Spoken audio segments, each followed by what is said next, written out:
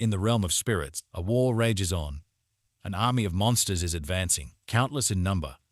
Their leader is a massive red-skinned demon with wings, fangs, enormous sharp horns, and silver hair.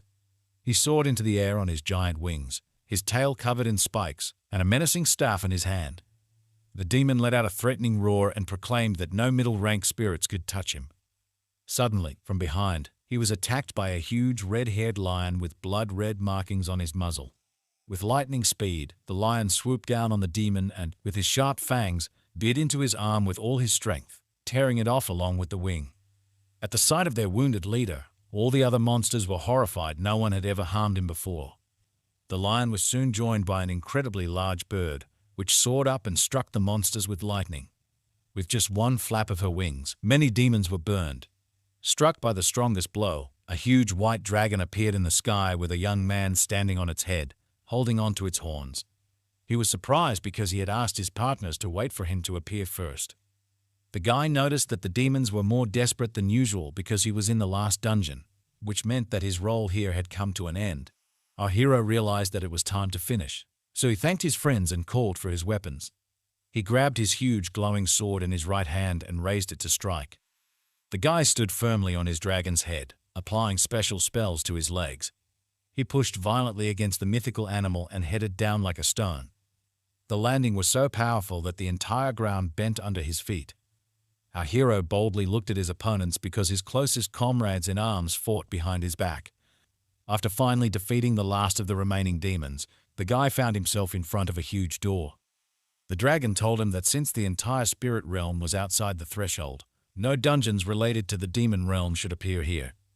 The guy suggested that it would be easier for him to go straight to the demon world and seal the entrance from there to ensure that no one would come abroad again.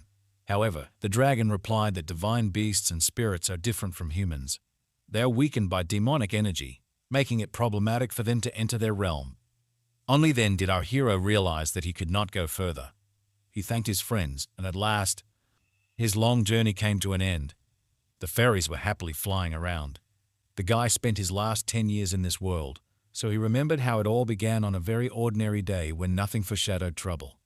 He suddenly disappeared from his world.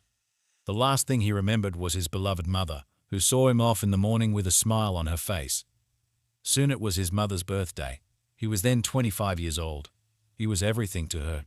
Due to the invasion of the demon realm, this world was polluted, so they needed a person who would not be affected by magical energy. The guy was summoned, which made him very angry.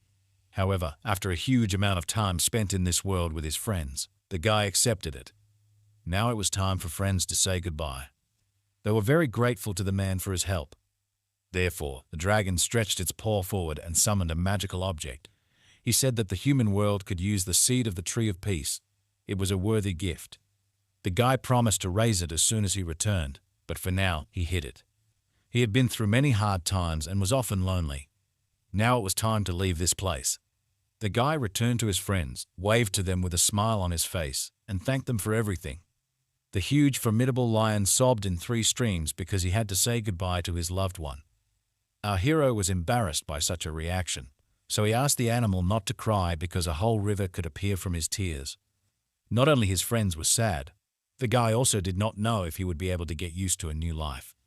Would a small restaurant be enough for him, where he would be a hero hiding his power? A green light appeared in the sky above our hero's head, which began to slowly descend towards him. Up to this point, he had been holding on well, but he still couldn't hold back his tears and hoped that all his friends would be happy. The green light descended lower and lower, slowly absorbing the guy until it disappeared completely. The great dragon raised its muzzle and touched the place where its friend had just stood for the last time. In the modern world, the warning of the rift sounded throughout the area so loudly that everyone could hear it. People were notified that a rift had appeared in the vicinity from which a demonic dragon of black flames was about to emerge, causing people to scatter in different directions. While running away from danger alone, military armored trucks arrived in the thick of things. A young man in an elegant suit with long hair tied in a ponytail raised his head and looked up at the sky. He ordered the nearest military personnel to contain the demon as much as possible until the rest of the military arrived because the rift was very large. The man raised his hand to the radio and commanded someone that his team was in position. All the military realized that this was one of the largest rifts they had ever seen. They were all in their places when it began to burst. Our hero appeared in the middle of the sky of Seoul with the words that the spatial teleporter was worse than the realm of consciousness. Only then did the guy look around and was surprised that the entire city below him was in ruins. Right in front of our hero was a huge rift that was about to burst, which happened literally a moment later. A huge green bloodthirsty monster appeared from it. But our hero was an unusual guy, so he gathered his power into a fist, intending to hit the monster. The guy was very surprised that he hadn't been able to collect even half of his usual mana amount. But even this strength was enough for him, so the hero fell on the head of the monster. A huge explosion rang out in the sky, which immediately attracted the attention of all people. The long-haired commander-in-chief turned in shock at the sound, trying to understand what had just happened. The hero was still in the sky and was amazed that his strength was enough to deal with the black flame dragon. Suddenly, some kind of notification appeared in front of the guy that there was a system error. The guardian god was trying to summon him to find out who he was. The hero was clearly surprised by this turn of events because this had not happened to him before. Our hero thought it was like someone trying to take him away again. He may have been weak before, but now he was a completely different person. The guy simply stretched his hand up and tore the mark off the celestial canvas. He clenched the magic writing in his palm with all his strength. This was enough to completely destroy it, and the hero himself could hurry home. The gathered people looked at the sky and couldn't understand why the black flame dragon and the rift had suddenly disappeared. Neither the military nor the commander-in-chief had ever heard of a rift simply disappearing before.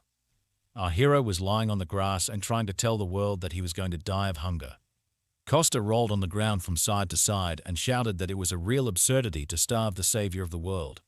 He replied that spirits do not need food or other life-sustaining substances. The guy tried to argue for a while, but realized that it was useless, so he jumped to his feet abruptly. He shouted that this was why he needed to stop doing it for the sake of his own survival. He couldn't survive on fruits and vegetables alone. The guy demanded meat, so he ran off to find it, leaving the great dragon alone. Casta's mother stood and listened to the fact that in a couple of months, the building would be demolished, so she needed to find a new place and prepare for eviction. The man tried to explain this to the woman, but she did not want to listen to him and turned away. He was very tired of these constant persuasions because this area is a zone of faults. It is very dangerous here. The compensation is very decent, so he was not interested in how anyone could refuse such a thing. The woman did not pay attention to his words and offered to eat something before leaving. She packed the container and said that she didn't care about money. Her son disappeared 10 years ago, so she must wait for him here. The man was amazed at what he heard and did not know what to answer, so he stood silently. He sat at the table and watched as the woman cooked food for him. The man said that the police should find her son, and the woman would not be able to do it on her own. These words made our hero's mother very angry. She turned to the visitor in anger. The sudden woman froze, opened her eyes in surprise, and could not say anything. It was at this very moment that the doors to her restaurant opened, and someone she had not seen for a very long time appeared in the open. Our hero returned home after a long journey and stood on the threshold with tears in his eyes. The woman was still shocked by what she saw. She couldn't say a word, only slowly backed away. Suddenly, her strength left her legs, and her mother slowly began to sink to the floor. After some time, evening came in the city. It got dark outside. The hostess went to the door of the restaurant and hung a sign that it was closed for today. At this time, our hero was sitting at the table and felt embarrassed and joyful. He was staring straight ahead and couldn't believe that his mum was here. The woman was very happy to return, but she could not hold back tears. She slowly stretched out her wrinkled hands to the young man and wrapped them around his palm. The guy was very happy with such a manifestation of feelings because he had not held his mother's hand for a very long time. As soon as he grew up, he tried not to do this because he was embarrassed. The hostess wrapped her hands around her son's face and could not understand whether she was dreaming or whether all this was happening in reality. Costa tried to explain to his mother that he himself did not fully understand where he had disappeared. Apparently, he was sucked into the rift when he woke up in this world. It took him a while to realize what he wanted. From behind the ruins, the guy lied to his mother because he was afraid that she would not believe that her adult son had gone to save the world in the realm of spirits. The woman could not stop crying, but these were tears of happiness. At that moment, she recalled the time when she walked the streets and handed out leaflets with photos of her missing child. They depicted a fairly adult guy who smiled sincerely. Every evening, the woman returned home and went into her son's empty room. At some point, she thought that he had run away from home on his own. Costa hugged his mother and calmed her down, saying that all the worst was over.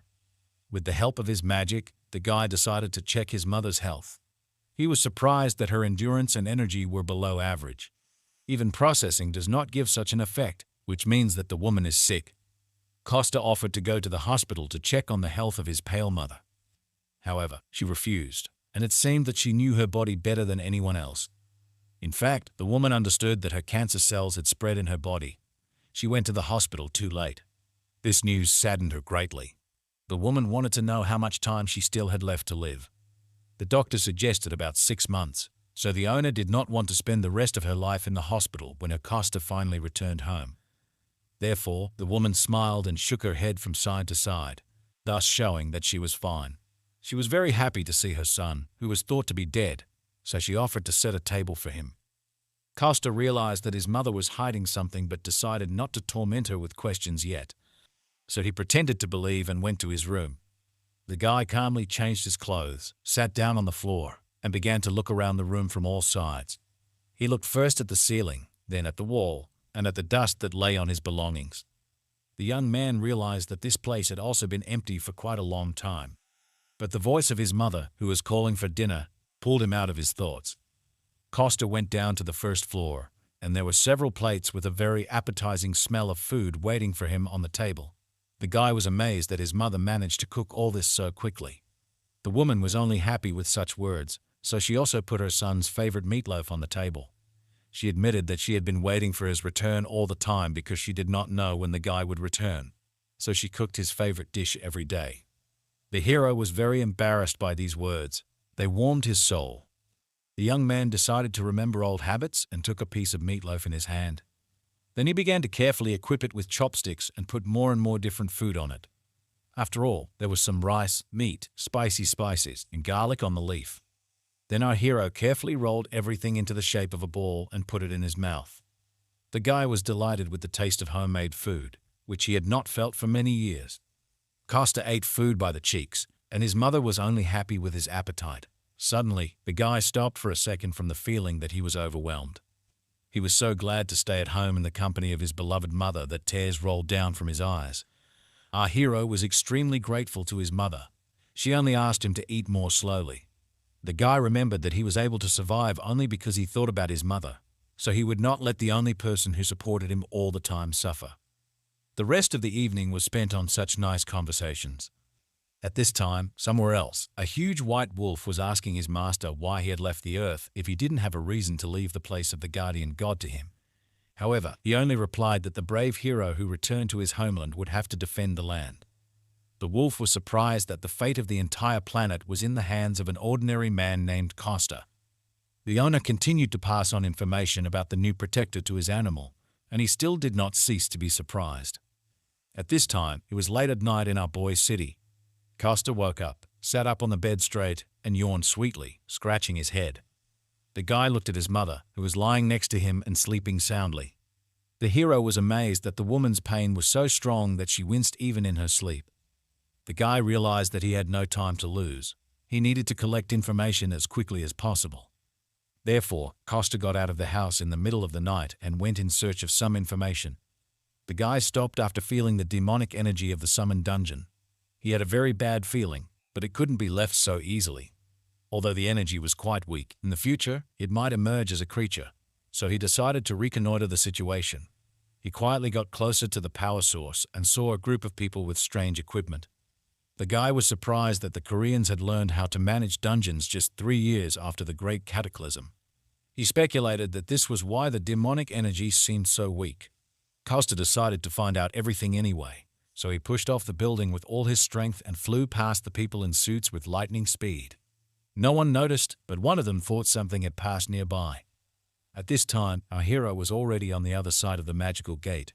He found himself in an unknown place, and in the sky shone a huge magic circle, in the center of which there was something.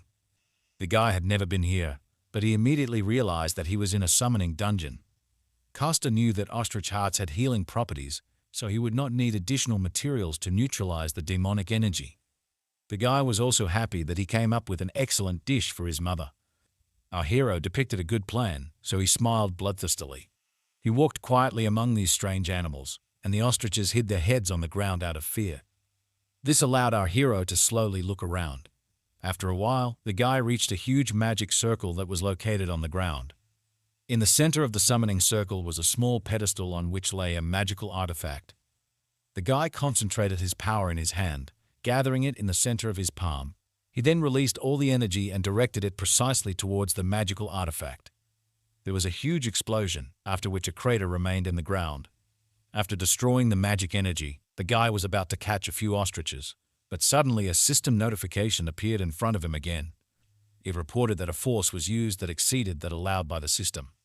The guardian god tried to summon our hero to find out who he was, so a huge magic circle formed under the guy's feet.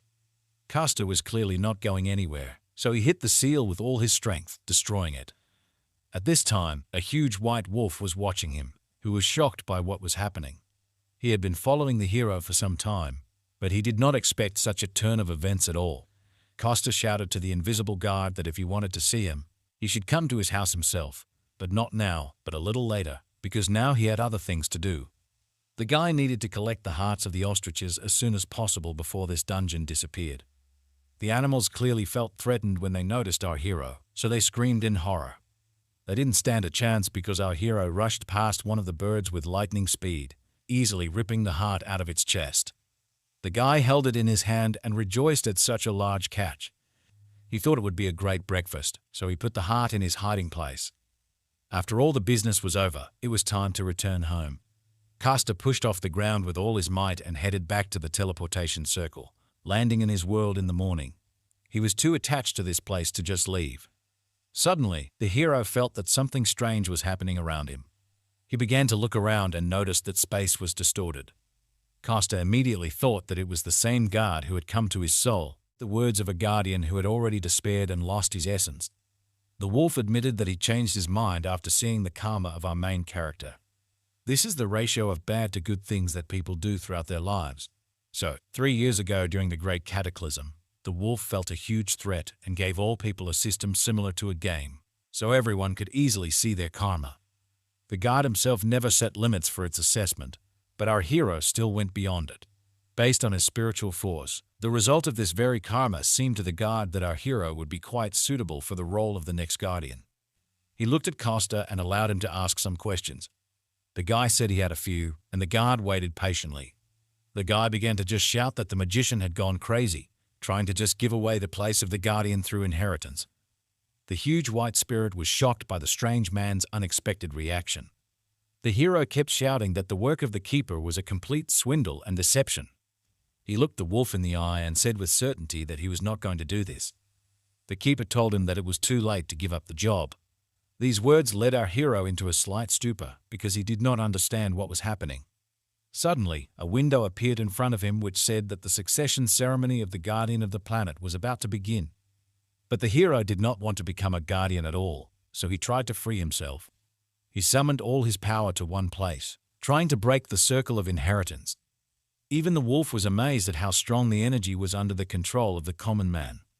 Castor did not understand why he was forced to go through the ceremony of succession without even explaining anything. He noticed something strange and realized that his wrist was in chains. Not only the wrist, but also all the other limbs were shrouded in magic chains. It was a complex chain magic circle, so the guy couldn't just break it with his magic power. The wolf did not understand the point of being so angry and wasting other people's time. However, the guy said that it was obvious to him that the guardian wolf would die soon. Therefore, he tried to make him a guardian himself without even asking for his opinion. The guy didn't believe that this was really what parents do when they protect people and watch over them. He asked the wolf to let him go and just send him back home. However, the keeper replied that he was obliged to find a receiver precisely because he protected people and watched them. After that, he would need a new guardian, and Castor could become one. The guy noticed that the status of a guardian made him immortal, so it was easier for him to stop and continue being a guardian himself. The wolf replied that he had been granted eternal life in exchange for the protection of the world. It was difficult for him to recover on Earth, where there were no more spirits or divine beasts because the planet and the guardian were one. Even if it was destined to cease to exist, the Guardian could not just stand by and do nothing. After this explanation, Costa admitted that he was not going to be the successor of the Keeper. He tried to summon his magical power again and free himself from his shackles. The guy said he didn't want someone like a wolf to rule his life again. This time he made even more effort. Costa decided to open the circle of movement. After that, his favorite huge sword flew into his hand from storage. The wolf was amazed that the guy had enough strength to use his magical abilities. At this time, our hero had already freed his limbs with the help of a magic sword. After that, he gathered his strength and delivered a lightning-fast series of powerful blows. In just a moment, all the seals and chains were broken. The hero was free from them. After that, the guy decided to defend himself, so he took the sword in both hands and put it in front of him. The wolf was furious that it was completely impossible to talk to this guy normally, to which Costa replied that it was impossible to talk normally with the wolf himself. The Keeper said that the guy turned out to be exactly like all the other people he was so tired of. He only cared about himself, and if he did not see his own benefit in something, he turned a blind eye to it. To which the guy noted that for such a person who wants a normal life, this is a good compliment. Costa realized that he needed to calm down and think, because even though the Keeper had become weaker, he was still strong. After that, the guy remembered that his friend had a dog, and when dealing with dogs, you can't fight them directly. Costa heard that dogs do not like to brush their teeth, so he climbed into the mouth of a huge wolf. Then he squeezed out a tube of mint paste for the animal and ordered him not to call on the powers of other people anymore. The wolf didn't want to give up quickly, so the guy had to get another tube of peppermint paste. Even so, the old Keeper still didn't want to give up his position. Therefore, the guy remembered a conversation with his dragon, who did not want to become a guardian for anything in the world. Such confidence of an old acquaintance convinced the guy that he also never needed to become a keeper. Costa was distracted by these memories, so he did not notice the most important thing. At this time, the huge guardian wolf calmly freed himself and spat out the toothpaste from his mouth. He decided to use a different tactic in relation to this guy, so he asked Costa to become a guardian for the sake of his mother. He would be able to cure her illness with the help of divine power if he became a guardian. Since the guardian is responsible for the life of all creatures in his world, he is able to heal any diseases. These words made our hero stop and think carefully. He then looked at the guardian and asked him to save his mother. In return, he promised to do anything for him except become the new guardian. The wolf was surprised by this answer. It seemed to him that it was more logical to become a guardian himself and save his mother on his own. However, Costa replied that he did not know when he got used to his new abilities, so he asked for help from the current guardian. Therefore, with a glint in his eyes, he asked the wolf to take care of his mother first. The young man summoned the circle of movement again and pulled out his huge sword. With a single blow, he sliced through space and opened a passage to his world.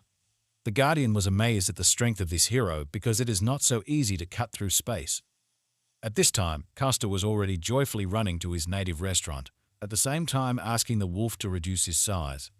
The keeper did not fully understand why he listened to this guy, but he began to rapidly decrease in size. In the end, he turned into a rather cute little white dog. Costa was satisfied with the size of the dog, so he asked first of all to see the condition of his mother. The keeper already knew that the sleeping woman did not have much time to live. From one glance at her, the wolf immediately said that she had no more than 6 months left. The guy still refused to become the next guardian, so he thought about a plan of action. The cute dog sat next to him all this time and looked at him with a sad face. He then said that he no longer had divine powers, so he used his life energy to compensate for it.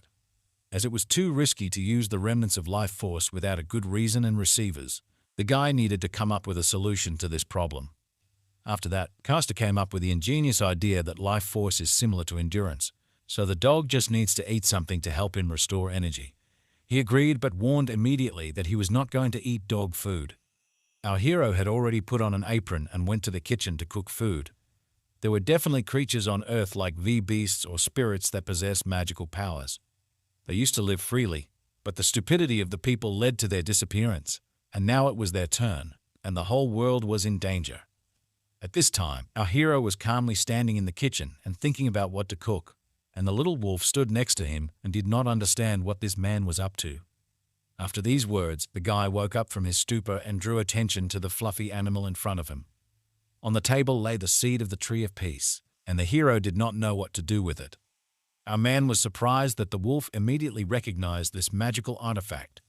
In fact, he hadn't thought that the guardian would only help restore such a magical object. It turned out that the guy did not understand the full value of this magic tree. Thanks to the wolf's words, he found out that the seed of the tree of peace cannot be obtained anywhere on earth.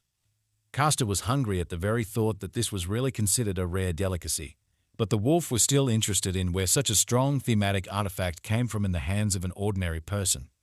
After that, all the memories of the last 10 years immediately came to the guy's mind. But the first thing he decided to do was to get into his magical vault. Before, he had sometimes prepared a magic tree, but if we compare the preparation of it for consumption, it would be more effective to grow it first for restoration. Cultivating a tree of peace and saving lives with the help of a large world tree are the duties of a guardian. The wolf said that he had 6 months left, and that was not enough time to fully grow the tree of peace. After these words, the guy came up with a great idea, so he asked the wolf to leave the kitchen. The keepers were not used to being treated like this, so he was surprised by such an order. He didn't have the patience to wait, so the guy just threw the little dog out the kitchen door. The great wolf was dizzy after such a flight. He sat and slowly came to his senses. He just had time to think about everything that had happened, which was what the keeper was doing now. He pondered whether his master had made the right decision when he chose the hero who came from Earth. The wolf believed that he would never be able to believe in people after they had destroyed such a beautiful place through their own stupidity. At this time, in the kitchen, our hero turned on the gas and lit one of the burners on the stove. Then he began to fry something in a pan, even sticking out his tongue with zeal. The guy was glad that he still had not lost his cooking skills. He was done with the main part of the work. Now it was time to take on a special ingredient. These special ingredients were the heart of a magical ostrich from another world. The guy was having fun because if you ate this heart just like that, you could die. It took him a lot of effort to cut it in half with his sharp axe. The guy skillfully wielded a knife, and blood flew in all directions. After a while, he came out of the kitchen all stained with blood and called for the keeper. The wolf was clearly not happy with this appearance of our hero. However, this still did not prevent him from following him to the kitchen, where a beautiful portion of food was waiting for him, which was put in a dog's bowl and decorated with green peas on top. The great wolf was furious that he was dared to be offered dog food despite his appearance. The keeper immediately said that although the dish looked relatively normal, it was still the heart of an ostrich. He knew that it was all imbued with demonic energy and poison. However, the guy was not angry or upset because of these words. He assumed that the wolf would say this, so he called the keeper Belash, which again infuriated him. The guy bowed to the white dog and asked him to taste a freshly cooked dish. The guardian wolf looked at this man and did not understand what he was up to. He was sure that the guy would try to deceive him in some way, to save his mother. In any case, he needed the help of a person, so the wolf bent down and began to eat. After the first couple of bites, some strange feeling pierced through him. The great keeper realized that this food was insanely delicious. He didn't understand since when the heart of a magical beast became so delicious because he was sure that due to the poison and energy, it was inedible. Castor was happy and understood that it was all about how he spent the last 10 years.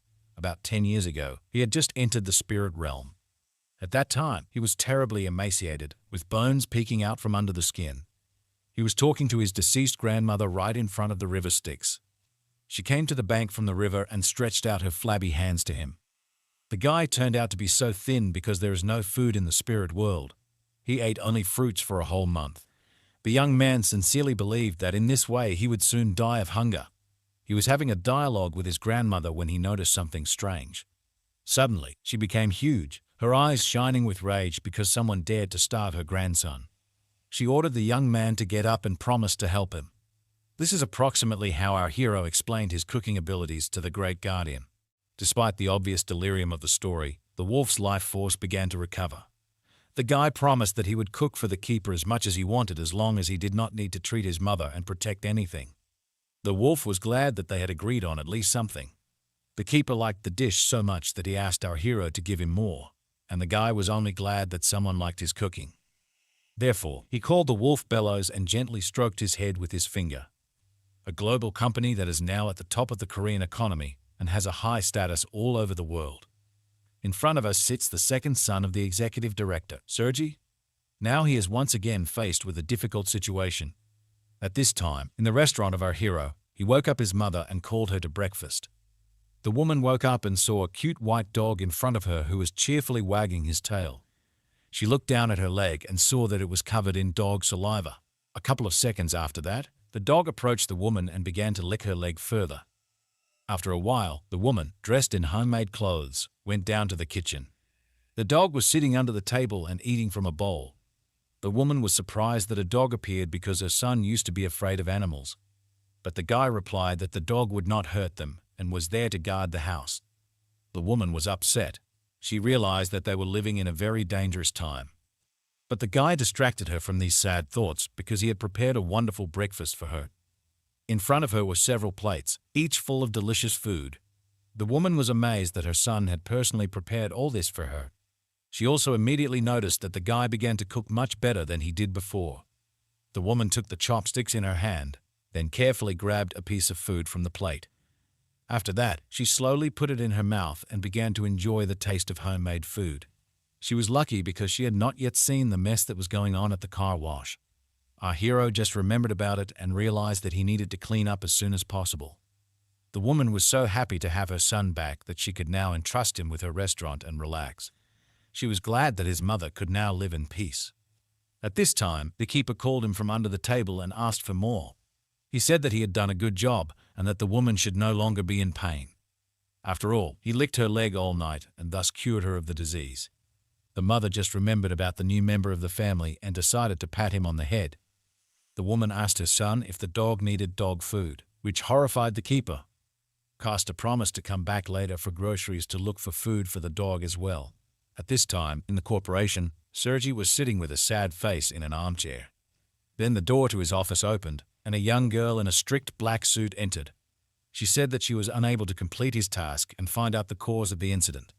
The whole team was still investigating, but it was already clear that the CCTV system had not stopped working. Even the workers who were then at the scene said that everything happened just like that for no reason. The girl listened very carefully to the testimony of each of them. Such a report to his subordinate clearly did not suit the young boss Sergi.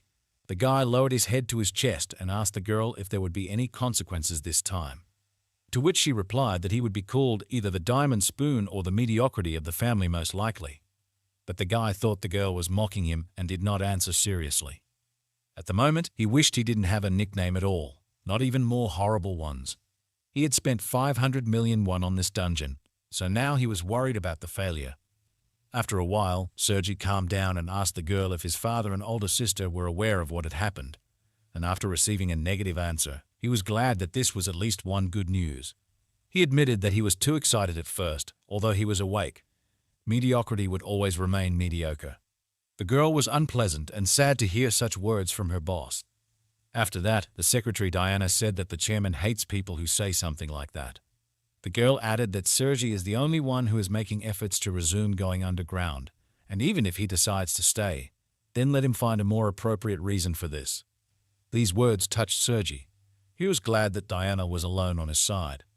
The guy was looking through the list of the composition of the dungeon hike and asked what happened to the first group, which was mobilized 6 hours after the incident. To which the girl replied that this group was still nearby. They are resting after studying the scheme of the dungeon hike. Nothing has leaked to the press yet, and she has already sent the recordings from the CCTV cameras to Sergi's tablet. The guy just found this data and decided to look through it carefully. He chose one video that was supposed to be the first, judging by the time. The young man hesitated a little at first, but then gathered his thoughts and pressed the start of playback. Sergi and Diana watched the recordings together. At first, nothing special happened. However, after a while, something on the recording. 1 in tens of billions, absolutely none of those present were delighted with the outcome of events. After that, Sergi noticed it was already late in the evening, so he thanked everyone who participated in such a long meeting. The next time they were supposed to gather was when the preparation for the trial and the materials for it were ready. For today, everyone was free to go home. Sergi had spent several days at work, so when he went out into the bright sun, his eyes watered. Diana and her boss walked slowly down the street, discussing the weather. The young man was upset that everyone was suffering because of him. He was very ashamed that he had kept his secretary waiting for more than 18 hours.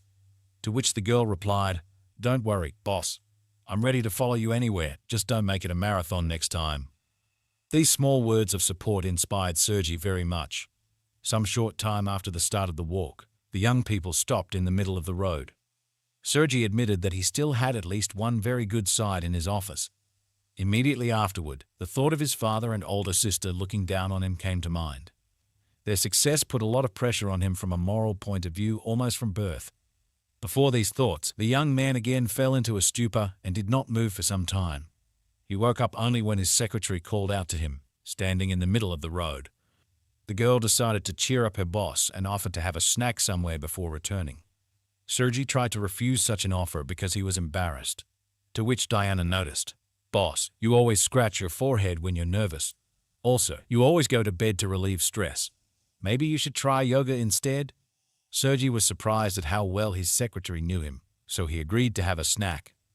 The girl knew a good place nearby, so the young people got into the car. The secretary was driving and took her boss to a small restaurant with very tasty food. She looked around and wondered if all the buildings were destroyed because of what they found in the area. After some time of the trip, when Sergi had already begun to fall asleep, Diana said they had arrived.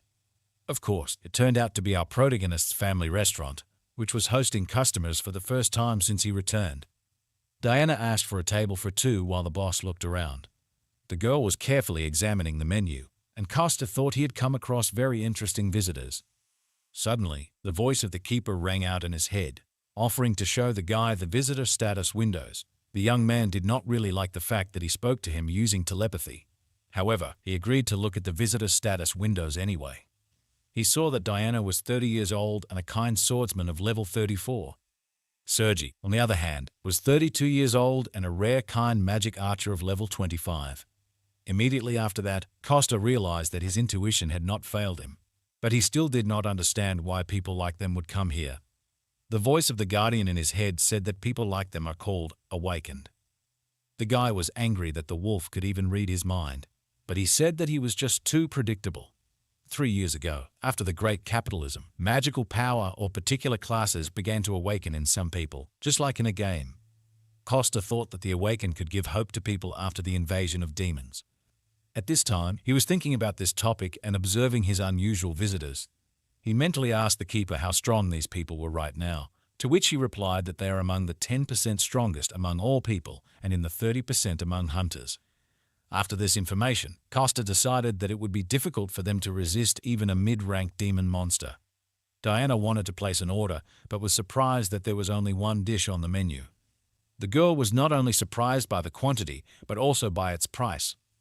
Costa also saw the price on the menu for the first time, which had doubled over the past 10 years. The guy thought it was too expensive, but the girl said it was too cheap for the modern world. Sergi noted that the restaurant would go bankrupt if it sold food at such a low price. Hearing such words, the mother of our hero came out of the kitchen into the restaurant hall.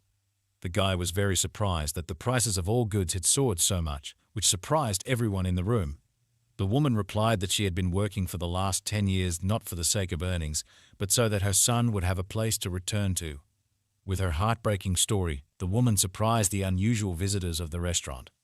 Despite everything that had happened, Diana noticed that the kitchen smelled very delicious. Sergi also liked the smell, so he asked to cook a very spicy dish and bring booze. The girl refused to drink with him because there was no spare driver. At this time, Costa was in a stupor because of how quickly events were unfolding. But his mother called him from the kitchen and asked him to help, so the guy had to force himself to move. Costa approached his mother and asked if they were selling their food too cheaply, but the woman did not listen to him at all. She was only glad that there were visitors for the first time in a long time. She came up with a brilliant idea, which she immediately voiced to her son. Since these were the first visitors since the guy returned, the woman offered him to cook his own food. The guy was a little shocked by what was happening, but his grandmother wished him good luck in his thoughts. At this time, at the other end of the city, something strange was happening at an abandoned construction site. A man smiled bloodthirstily as his victims begged him to spare them. He said they didn't have to make some kind of crazy out of him, just answer one question. He wondered which of these two connected people loved the other more. None of them could say a word, they just bowed in silence. The guy was very amused by this reaction of the couple. He looked down at them, then straightened his jacket and grinned. The guy admitted that there is nothing to hide in the absence of love. Therefore, he decided to choose his first victim at random. It turned out to be a guy. At this time, strange customers were still dining in our hero's restaurant. Costa put his hands out in front of him and very persistently refused something. At this time, Sergi argued with him and, on the contrary, very persistently offered to take something. It turned out to be a check for 5 million won signed by him, which was just a huge amount. Costa was shocked that he had never seen so much money before. Sergi continued to persuade the guy to take the money, but he refused, referring to his conscience. However, the unusual guest continued to insist that it was not only a payment for food, but also for the time spent. For a person like him who can't even eat normally because of work, the guy had tears in his eyes, and he said that perhaps today was the last meal. It may have been the last cooked meal that even his father couldn't give him before he died. In addition, the combined dish that the chef prepared was very tasty. These words spoken to the visitors pierced our hero to the very heart. Costa even took Sergi by the hand because of how pleasant it was for him to hear such praise. After these words, he gladly accepted the money, although it was still too large an amount. After that, the young man escorted the dear guests outside the threshold of the institution and said goodbye to them. He was immensely happy that his food was praised and also that he earned money. At this time, the curtain was pulled back and the mother of our hero came out of the kitchen. The guy immediately ran closer to her and showed her the check that the visitors had left him. The woman wanted to praise her son for making some money, but something caught her attention. At the sight of the sum of 5 million won, her eyes literally fell out of their sockets. The woman was amazed that her son was able to bring such a large amount. The guy said that they bought a food subscription. They really liked it, so they are going to come here all the time. So they paid the whole amount at once, and they will have to serve them in the future when they come. The woman was so shocked that she believed in this fake story. She returned her eyes to their place, and Costa regretted that he continued to lie to his mother. The woman was still happy with this money because they just had to pay for the institute. Our hero did not even immediately understand what institute she was talking about, so he asked his mother again. The woman explained that she would need to inform about his return, buy basic necessities, and change clothes to new ones. The guy decided not to add problems to his mother, so he went to the law enforcement center himself. Since people now disappear quite often, the procedure for restoring the status is not so long. While Costa was thinking about this, he came across an employee of the center who offered his help. The man looked through the documents and said that he had already collected everything he needed. He just needed to scan them. While he was telling this, the guy listened attentively, but something attracted his attention. The worker had a bracelet with a magic stone on his left wrist. The man said that everything was in order with the documents, and Costa looked quite young for his 35 years. After that, he asked the young man if he had ever used magical engineering procedures, to which he received a negative answer. Costa justified himself by saying that he had lived in the mountains for a long time, so he had not heard anything about them. The worker explained that magical engineering fully lives up to its name. It is a new science that combines magic and the powers of magic stones. As an example, he showed off his bracelet, which was made with it. However, this bracelet is not an artifact, although it is very similar. Only the awakened who are able to control magical powers can use artifacts. But things made with the help of magical engineering can be used by those who are not able to control it. Therefore, these bracelets can be called a simple imitation of artifacts. After that, the employee said that such items could be bought at the hunter's market. However, he did not have time to warn Costa. He could be deceived there, and he had already rushed away. After a while, the guy walked happily after purchasing a mobile phone, but it turned out to be a deception. The guy hoped it was a bargain. He was completely unaware of the current prices. Although he still had a whole 1 million won left, he could go and buy his mother an artifact for protection. The guy walked around the city and tried to remember what the clerk had told him about the magical objects. After some time, Koshia reached the hunter's market where you could buy them. He held small stones in his hand and was amazed that such a crumb was worth as much as 3 million won, even though they were lying everywhere in the dungeons of the spirit realm. He asked the seller if there was anything cheaper, to which he replied that they had the lowest prices in the area. After that, Koshia said that he needed protection from a human or from a mid-rank demon monster. The seller noticed that a few million won would not be enough to protect against a mid-rank demon monster. It would require at least a few 100 million won. The guy was amazed that there was so much trash that could be found just by walking around the spirit realm. Suddenly, the voice of the guardian rang out in his head. calling out to him very insistently. The wolf was still angry with his new nickname, Balash, which our hero had awarded him. Despite this, the keeper still warned Koshia that a looter had broken into their restaurant. The seller was surprised that such a young guy did not manage to share something with the looters.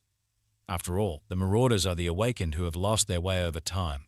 But before he could finish speaking, the young guy who had just stood in front of him disappeared. The man didn't even have time to notice when he evaporated because just a moment ago, he was still standing right in front of him. At this time, Costa was already rushing home as fast as he could to protect his mother from danger.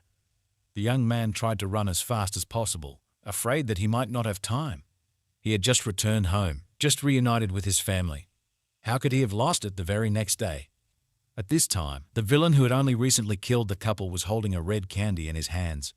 He opened his mouth wide, then placed the ball on his tongue and swallowed it without chewing. He then licked his fingers, which still held the taste of the candy. Then he arched, stretched slowly, and stretched his back and stiff joints. He smirked at some thought that had just crossed his mind. After that, he began to laugh under his breath and walked cheerfully away from the scene of the murder, closer to the city center. The guy was clearly in a good mood. He was singing and dancing, carrying something in a black bag. The mother of the main character was cleaning up the kitchen when someone entered the restaurant. The woman first thought it was her son who had come, so she was surprised when she saw another man on the doorstep. He was also surprised that he was called by a different name. In fact, his name was Misha. The guy calmly entered the restaurant and was amazed that only one dish was served there. But the woman's attention was more attracted by the fact that he came here with a suspicious package in his hands. The guy didn't care at all. He only asked if the restaurant specialized in this one dish. After that, he calmly approached the table, pushed back the chair, and sat down on it, throwing the black package right on the floor next to him. Something in this package haunted the woman, the smell or color of it. At one glance at this package, from which hair protruded, the woman fell into a stupor and could not move. Mike immediately realized that the woman had noticed what he had in the bag, so he said that if the food in this restaurant was delicious, then he would kill her painlessly. And if he didn't like the food, then the mother of the main character would end up the same way as these unfortunates. The woman immediately went to the kitchen to cook. The looter continued to smile and sat calmly at the table, throwing his legs over his legs. The keeper immediately sensed that this man was clearly a looter, so he was very angry. He looked at Mike and used his ability to see the window of his skills. The guy was 29 years old, belonged to the class of ordinary assassins, was evil, and had level 33. Judging by Misha's karma points, he didn't really try to hide. This was not the guy who should have climbed without using divine punishment. At this moment, the marauder also noticed the puppy, so he decided to play with him and called him to him. He didn't even have time to do anything when the door to the restaurant suddenly opened with force. At this time, Misha's attention was distracted by the keeper, who lay on his back and pretended to be cute. Therefore, when our hero appeared on the threshold of the restaurant, the looter perceived him only as a noisy snot. He continued to call the dog, but the dog turned his back on him. Moreover, he demonstratively and without turning around walked in the opposite direction, closer to Costa, who had entered. Only after that did the looter pay attention to the one who entered the restaurant. All his clothes were covered with the blood of the people he had killed before, and from the black bag next to the chair, evidence of his atrocities peeked out. The hero silently and with a menacing look approached the marauder, mentally clarifying with the keeper where his mother was. He also asked the wolf if he could erase people's memories, calling him by his real name for the first time. After that, the guardian realized that the guy was very serious about the invader. After that, Costa decided not to hold back anymore and released a huge stream of mana around him. It was so strong that many objects began to rise into the air. The young man said only one word, but he put into it a firm intention to kick the looter out of this restaurant and protect his mother. A moment after that, Mike was pulled out of the room with such incredible force that he slammed into the wall of the house standing in front of him. He was hit on the surface so hard that the guy instantly lost consciousness. With such a punch force, it wouldn't be surprising if most of his bones were broken, but Costa was clearly not going to stop there. Mike came to his senses and tried to find out from the guy who attacked him why he suddenly did this. However, our hero replied that such finished people as he should be silent. After that, Costa again used his power and squeezed the marauder from a distance. The young guy had already left the restaurant and even summoned his sword, intending to finish what he had started. At that moment, the voice of the guardian rang out in his head, warning that he would become a murderer. Still, the hero did not lower his weapon but froze in place and listened. The keeper continued to say that the looter was not the kind of person for whom you could throw away all your former efforts. This speech brought our hero to his senses. He began to calm down little by little.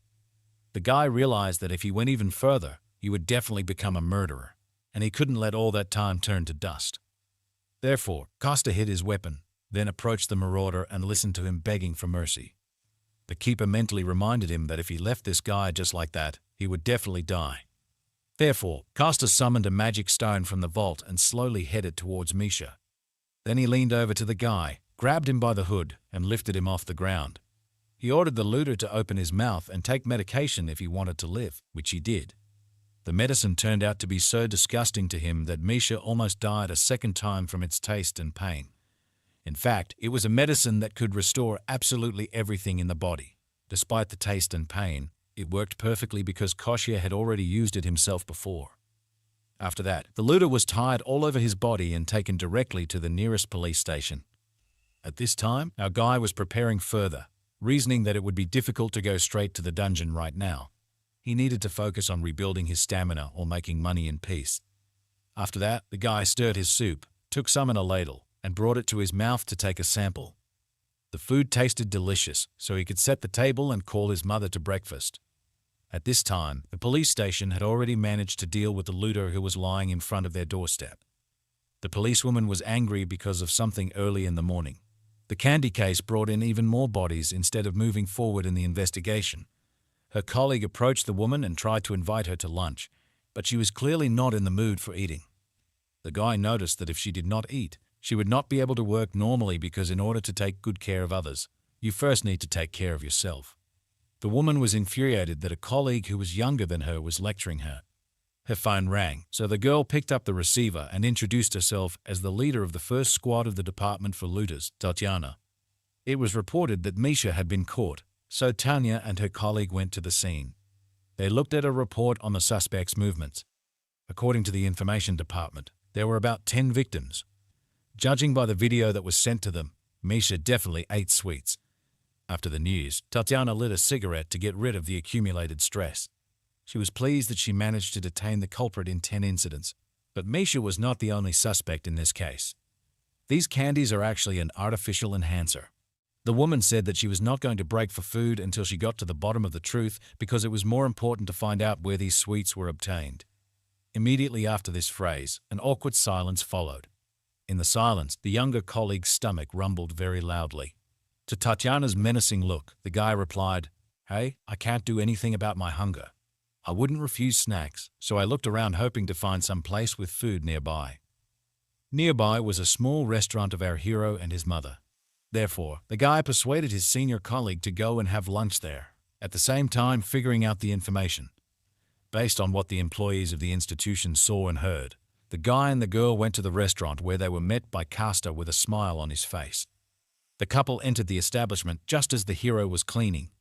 They, like all previous visitors, were surprised that there was only one dish on the menu, so they ordered 2 portions, sat down at the table, and continued to talk about their own matters.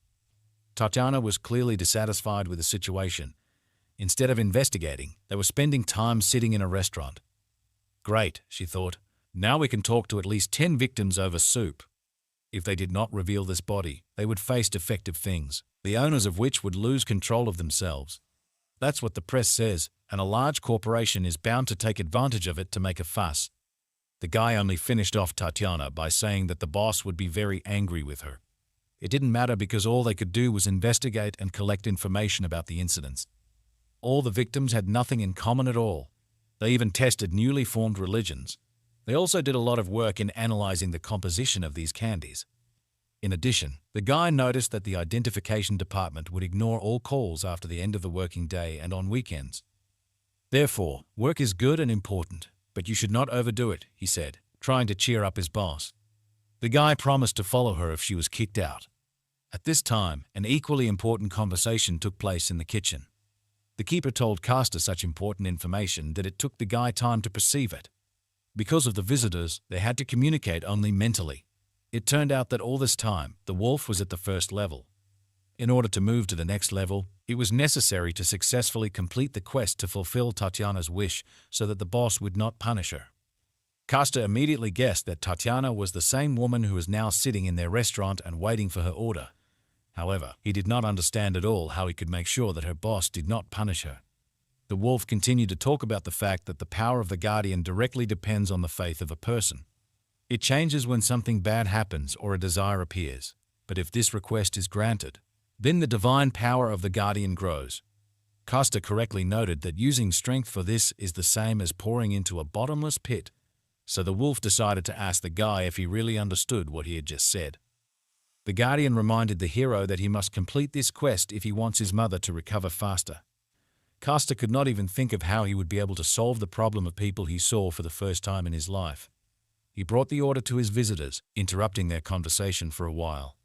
The guests really liked the appearance of their food, but the guy still did not stop worrying about the task hanging over him.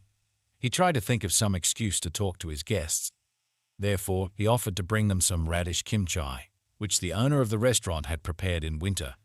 Tatiana wanted to refuse, but her colleague said that beef soup must be eaten with radish kimchi.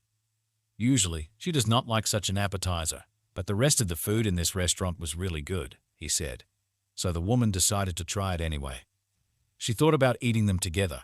It would be the right thing to do. This thought led her to believe that looters always use candy along with artifacts. This was something new in the investigation, so Tatiana could not wait a minute. The woman got up from the table, left her food, and ran away in an unknown direction, allowing her subordinate to eat her portion too. The guy was surprised by such strange behavior from his boss, but decided not to pay attention and asked for a third portion of soup. He told our hero that as soon as his boss came up with an idea, she rushed to check it no matter what. It means that the quest to fulfill the wish had been completed, he said with a grin. A few years ago, a young guy was sitting on the ground with his hands around his briefcase. Right in front of him, some girl threw another guy over her shoulder. She did this because they bullied weaker students. The beautiful girl told the hooligans not to even try to say anything bad about the shelter or about herself. After that, she straightened her clothes and was about to leave. At the last moment, the guy with the briefcase called her by the name Dasha. He offered the girl to eat rice cakes with him, which he was quite good at making. These were memories from the childhood of our hero, who was surprised that his mother was still communicating with Dasha after so many years. To this woman, she replied that she was just a lonely child in this dangerous world. Thanks to mutual support, it was a little easier for both of them. Therefore, today the woman wanted to meet her young friend together. The mother of our hero was heading to the exit and asked him to cook dinner for the last time. Then the woman left the restaurant and slammed the door behind her, leaving the guy alone with the wolf. He knew right away that she was going to the hospital, but he wanted to keep it a secret from him. The hero wanted to thank his childhood friend Dasha for her mother's help, so he called Balash for a walk for groceries. At this time in the city, a young girl with fiery hair greeted her old acquaintance, whom she called Mother. She apologized for being late due to being kept in the Hunters Association. After that, the woman and the girl took each other by the arm and went to the hospital. At the doctor's appointment, he looked a little discouraged. It turned out that the mother of our hero had become much better. Her condition had improved markedly. The tumor had greatly decreased. The doctor said it doesn't happen often, but it's definitely a good sign. The woman burst into tears from the feelings that overwhelmed her at that moment. She was very grateful that the illness was receding and that she was able to spend more time with her son after a long time. The owner of the restaurant admitted to herself that she wanted to live again. At this time, our hero went instead of a store to the nearest beach. There, he built a kind of fishing rod, tying some strange fish to an ordinary rope. So he decided to take revenge on this fish for trying to kill him and now made bait out of it. Costa took the rope in his hand and began to twist it around him with all his strength. At some point, he caught a good position, applied additional force, and threw the bait into the water. At the same time, it flew so far that it was impossible to see the place of the fall from the shore. Costa decided that this sea looked like this because of demonic monsters, which means that there must be someone like the kraken or more interesting. The guy complained that ordinary freshwater fish is now used for fish cakes, and it is important for him that the taste reminds of the sea. The wolf most likely did not know, but the kraken is very tasty, although its head and bones contain poison, so you can't eat a lot of them. While our hero was telling the keeper about the various ways to cook kraken meat, His improvised fishing rod began to twitch. At the other end of the rope was something huge, but it was imbued with magical power, so you couldn't just break it. At that moment, a fight began between the monster and the fisherman, who was stronger. Castor held the rope with all his might, rested his feet on the ground, trying not to let the monster fall off. Gradually, he began to pull the rope towards himself, and something gigantic appeared in the distance.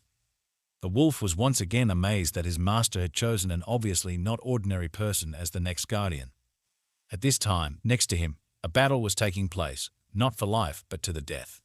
With one last strong jerk, Castor pulled the real monster ashore, which was several hundred times larger than himself, which once again confirmed the fears of his guardian. Soup broth began to boil on the stove, and meat frying sizzled in the pan. It was Castor who returned from fishing and began to cook fish cakes from the kraken, which he had caught recently.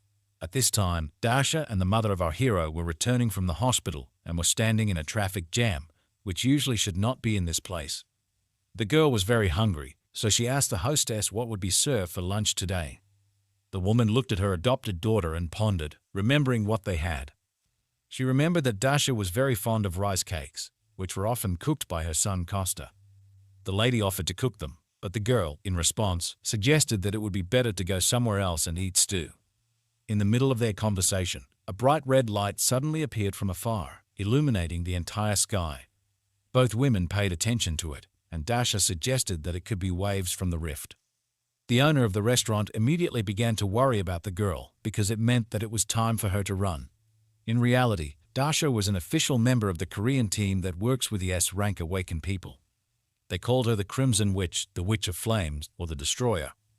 However, the girl herself thought for a moment and told her mother that she was not going anywhere. She noted that the rift had not yet appeared, but it should happen soon, and the government should have already sent competent people to a rift of this level. She herself had a day off today. Moreover, the girl was worried about the fact that her mother could not drive a car. She would have problems if she stayed here. But the hostess reminded her that she herself knows perfectly well how easily a person can simply disappear one day, hinting at her son Costa. Therefore, Dasha decided that she would stay in the car and stick with the woman. It was at this moment that the mother of our hero decided that it was necessary to inform the girl about the return of her son Costa. At first, Dasha did not even understand what she meant.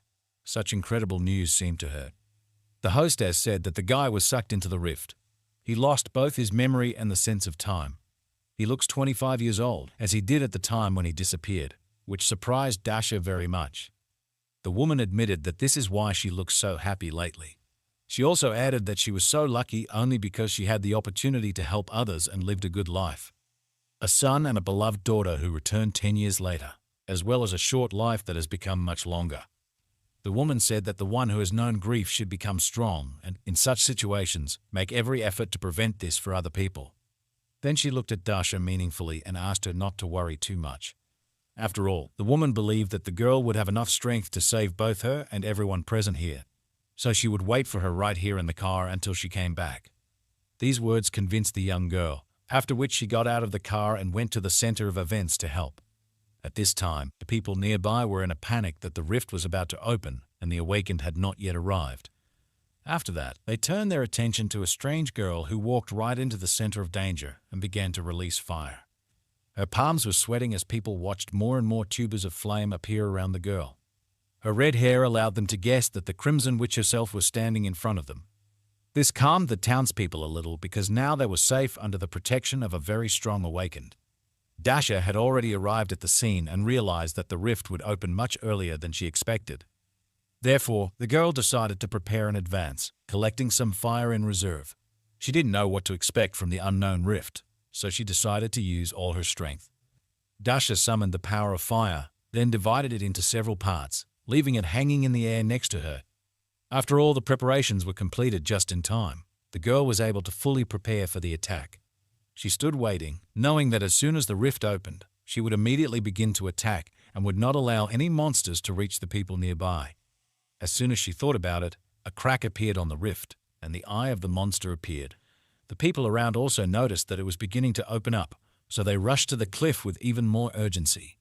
At this time, a herd of giant nightmarish animals broke free. The Crimson Witch immediately recognized them as steel-horned goats, which were a very dangerous enemy even for her. Although she was an S-class mage, she still shouldn't underestimate such opponents as they had high magic resistance and weak melee attacks. Dasha realized that in this situation, it would be better to use an awakened specializing in close combat. However, the girl immediately realized that there were no other awakened nearby, and even if they made it in time, she still needed high-level fighters. Therefore, in order to protect the people close to her and the townspeople, the girl must stay and hold back the advance of the monsters. She definitely could not stand idly by because her mother was here. After that, Daria immediately decided to attack. Gathering a huge amount of her magic power in her hand, the girl unleashed all her power on the first of the monsters with a single blow, causing an explosion of immense force. The witch was furious that even such a huge explosion could not cause damage to the monster due to its high resistance to various kinds of magic. It simply flooded against the animal's shell without causing any harm to it. Therefore, the Crimson Witch decided to resort to another spell that had a more powerful physical effect. A huge spear of azure flame magic fire slammed down on the monster's back, piercing through its body. The goat immediately fell to the ground, a huge hole gaping in its body, which was left after the blow. Dasha spent a few moments catching her breath and coming to her senses. At this time, the rest of the monsters were already rushing towards her, having managed to break through the rift. The girl counted 10 goats while she herself could only use the azure flame 8 times. A moment later, she pushed herself off the ground with force and soared up. The girl then slammed down on the second goat with force, thrusting her flames directly into its head. Dasha was angry that the reinforcements hadn't arrived yet, and those idiots from headquarters didn't know at all what it meant to show up on time. The girl understood that the azure flame would not be enough for all the monsters, so she would have to resort to an even more powerful and dangerous means. It was magic that covered her entire body with fire. She had chosen it because close combat was a weakness of these monsters, but technology wouldn't help her much. The girl waited a couple of moments before the animals began to slow down. After that, she used her new magic and went on the attack with lightning speed. A moment before the blow, Dasha gathered all her strength in one hand, concentrating it there. Then she lightly touched the animal's head with it, directing all her energy to that place. Huge streams of blue flames burst out of her hand, which were supposed to take the life of the monster. It lasted only a moment. Then the girl's skin was covered with spots, and the goat's body began to exude steam. Immediately after that, Dasha jumped over the monster, leaning on it with her hand. The girl did the same thing again, concentrating all her strength in her leg. She delivered a crushing blow, throwing the huge monster into the air. After that, Dasha fell to the ground. She had 8 more monsters to defeat, and they were already rushing towards her at full speed, which did not bode well for the girl. She struggled to her feet. After a short fight, her muscles were already starting to feel tired. The girl knew that she was unlikely to be able to cope with all of them, but she had to do everything in her power until reinforcements arrived. Suddenly, something caught her attention. It was the rift that began to suck in nearby objects. At this moment, the girl could only think about the fact that her mother was still behind her. Several small stones rose into the air, shining as if they were surrounded by magic. After that, they fell exactly onto the heads of each of the remaining goats, instantly killing them. Immediately afterward, our hero appeared in the air, thinking that his old friend was still as flaming as she had been before. He slowly knelt down next to Dasha, who was lying unconscious on the ground. Castor thought that the girl was in great pain due to the depletion of her magical power, so he tried to help and put his hand on the Crimson Witch's back. Although he couldn't help her restore her life force, he could replenish her magic force so that the life force wouldn't burn up and affect her mana core. Now was not the time for reminiscences, but the guy was glad to see his girlfriend again after so many years of separation. After a while, the Crimson Witch came to her senses and sat down on the cold ground. The girl looked at her hands and was surprised that she did not feel any pain at all. It didn't matter at all now, though, so she got up and ran as fast as she could back to the car. The girl was extremely happy to see that her mother was completely fine and safe. At this time, the woman was already standing on the street and talking to one of the policemen. She was also very happy that she was able to see her ward safe and sound. The woman immediately reached out to the girl to find out if she was okay and if she was injured. The Crimson Witch decided to lie a little and said that everything was fine with her because the reinforcements arrived in time. The girl said that she was a little tired, but she did not have any serious wounds. After that, both women laughed happily because they got off so easily. After that, they decided to go out for dinner as they had planned before, so they needed to look into the store. However, Dasha had already changed her mind about eating the stew and suggested that her mother go to her restaurant so that Costa could cook them her favorite rice cakes. At this time, our hero was just in the restaurant and was thinking about when his mother and girlfriend were planning to return. Their first meeting after a long separation was very joyful. Dasha threw herself on the guy's neck, knocking him down. Costa sighed tiredly after such an emotional meeting with his old friend.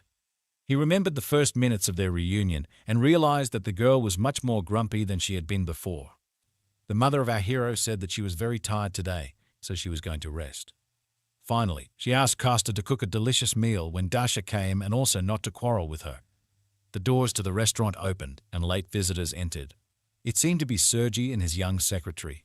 The guy was very happy to meet him. At this time, Costa was trying new snacks, not expecting to see anyone at such a time. At first, Sergei even thought that the guy had a break, but he persuaded him. Our hero said that he was just preparing night snacks because there were no visitors. After that, he led his dear guest to a table and told them about tonight's menu. The young director remarked that the ingredients for such food were too difficult to obtain in their time, to which the hero said that the young people paid enough last time, and he thought that they needed to change the subject. The guy noticed that today the couple looked even more tired than last time. After these words, they generally fell into despondency, which greatly surprised the young cook. The guys literally wrapped their heads in their hands and were very upset about something. It turned out that their company's negotiations went badly, so they had to pay a huge amount of money. Then the chairman's son announced the amount of return of 500 billion won, which greatly surprised our hero. Costa could not believe in the existence of such a huge amount. His whole body suddenly weakened and began to shake. Sergei said that they had a problem with the guild. They invested in the newly renewed dungeon they had bought, which had suddenly disappeared without a trace. The renewable dungeon slowly releases monsters when the owners draw a magic circle, so they had invested about 500 billion won in it. Costa immediately realized that they were talking about the dungeon that he had cleared, so he was really horrified by what he had done. He said that this is an unaffordable amount for most people, so he clarified whether they were talking about the place that until recently was filled with all kinds of equipment. Sergei confirmed that all this belonged to their guild. There were so many things piled up there that the guy most likely noticed it when he passed by. The main problem was that they missed a great opportunity for the guild to become stronger because the Awakened trained in that dungeon. It provided them with the financial stability they aspired to become a strong guild capable of clearing difficult dungeons and recruiting strong Awakened. After that, Costa immediately asked what exactly had happened during the negotiations. Because of such questions, Sergei suggested that Costa could hide his identity behind a restaurant and, in fact, be a journalist, but the guy convinced him otherwise. He admitted that his mother owns this place, and he himself just helps her because he loves to cook. After that, Sergei admitted that they were really lucky to meet here by chance, after which he asked the name of our hero. The guy introduced himself and said that he was 35 years old, which greatly surprised the guests because he seemed much younger than them. After that, Sergei introduced himself and clarified that he would turn 32 this year. If the guy looked on the internet, he would find out that he was the head of the guild of the Shinoa company. Then the young son of the chairman looked at his secretary meaningfully. The girl immediately introduced herself, gave her age, and clarified that she was now the secretary of the guild leader. Costa thought that he already knew this, but he only said aloud that, in fact, he was unemployed and was still very far from being a reporter. After that, he began to cut meat, and the young people decided to make friends with such a good cook and offered him a snack with them. Our guy gladly agreed. At that moment, the keeper called him in his mind, and the big white dog ran into the kitchen and stared at our hero. He told Costa that there was a new quest to fulfill a wish.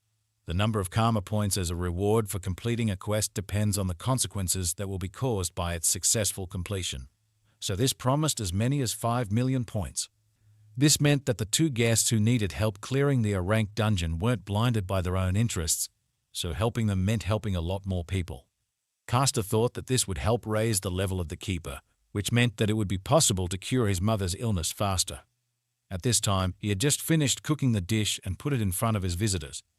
The guys were completely delighted with its appearance and clarified whether cooking was just a hobby for our hero. The guy admitted that the restaurant has been owned by his family for 3 generations, so he is interested in this area. After that, the guests tried the dish and were completely delighted with its taste too. The three of them were sitting nicely and having dinner when Costa decided to ask if the guild could get their money back. He suggested that although this deal was significant because it could lead to a large growth of the guild, they should return the money to it since the rift was gone. Sergi replied that as compensation, they were given the opportunity to clear the ranked dungeon. At first, Costa thought that this was a great option, but the thoughtful expression on the faces of his new comrades confused the guy. Diana clarified that although this was not a bad offer, it was different with the ranked dungeon. The girls said that there were almost no rank awakened in their guild, much less than 5 rank awakened to clear them. Therefore, for a guild like them, this is just an impossible dream. Sergi agreed with all of the above and added that if they had at least one's rank awakened, then it would be much easier for them to clear this dungeon. Costa thought that the matter was quite serious, after which one thought suddenly came to his mind. He called out to his new friends and invited them to introduce them to someone. The guys were so shocked by what they saw that Sergi even dropped the spoon from his mouth. Right in front of them, some red-haired girl tried to strangle Costa. During this whole squabble, she did not pay attention to those present. Then she noticed them and became embarrassed. The girl immediately let go of our hero's neck, smiled sweetly, and greeted the people once. As a child, Costa asked Dasha why she treated him differently from others, to which the girl simply smiled calmly and said that he was her friend. She continued by saying that someone like her is only friends with a certain type of person. She added that our hero was one of those who could be her friend, which confused the guy. It was hard to believe because, at the moment, it was difficult to say. Dasha simply tied up her old friend and left him hanging upside down at the entrance to the restaurant. At that time, she was talking with Serge and Diana, who offered her to help them clear the dungeon. The guys added that she could help them only if she had time for it. In return, they would definitely not remain in debt. In fact, they could really use the help of such a powerful, awakened one as the Crimson Witch. In response to this, the girl thought for a while and then asked the guys if they knew how to drink alcohol. This unexpected continuation of the conversation caused surprise on the faces of the restaurant guests, but they agreed. After some time, Costa was able to free himself from his bonds and return to the establishment. He was angry that the boys had messed up so much, but he was glad that he had convinced them to go somewhere else for the second round. The guy noticed that the quest was still not completed because the corresponding notification window had not appeared, but he thought that the girl would somehow sort out this matter. The Guardian replied that the level did not rise so quickly. Perhaps this was due to the fact that the guys were quite famous. After which, Costa offered to go to the mountains with him as a reward for the quest. He said he was going to get ingredients to cook a nutritious meal for himself and his mother. He was going to dig up and prepare a plant that could only be found on the mountain. It was useful for those suffering from lung cancer. In addition, this mountain is considered a gray area, and Galgoro black bears have often been seen there. These are demonic monsters, the danger level of which reaches the first level. They have a rather nasty character and capture a large territory. As soon as an intruder appears on it, they begin a battle with him to the death, even if the intruder is the same bear. Therefore, the only race that can get along with them is the golden bees, which can hardly be called demonic monsters. The keeper clearly didn't like being put on a leash, but Costa noticed that it would be difficult to move around the city without it. So, he asked the wolf to be patient a little. It was all for the sake of restoring stamina and finding ingredients for the food that the guy was going to cook, which pleased the keeper a little. The truth was, let it all be for the sake of finding the next guardian and trying to impose succession on another person. But the wolf still had little reason to justify going into someone else's house to save a dying man. This behavior only meant that the guardian actually loved people very much. After which Costa thought that he was really taking advantage of the kindness of his guardian god. However, the guy noticed that he was not going to become his successor. He was not going to become someone as great at all. After this, a complete image of a guardian wolf immediately appeared in our hero's head. The guy had already forgotten what he looked like in his usual size. After which, the hero decided that it would not be difficult for him to protect one single person. After some time, the strange company of a man and a white dog arrived on the mountain. The guys had been walking around looking for the plant they needed for a long time. Finally, they found the necessary ingredient and began to assemble it. Costa was just telling his friend that the taste of this plant is not the main thing, because it helps well in restoring stamina. Before he could finish speaking, he immediately felt the presence of a huge black bear. The wolf also immediately felt the energy that emanated from this monster. Our hero put the plants behind his back, straightened up, and asked the keeper to hold the bear for a while. He would have done it himself, but he had something more important to accomplish than that.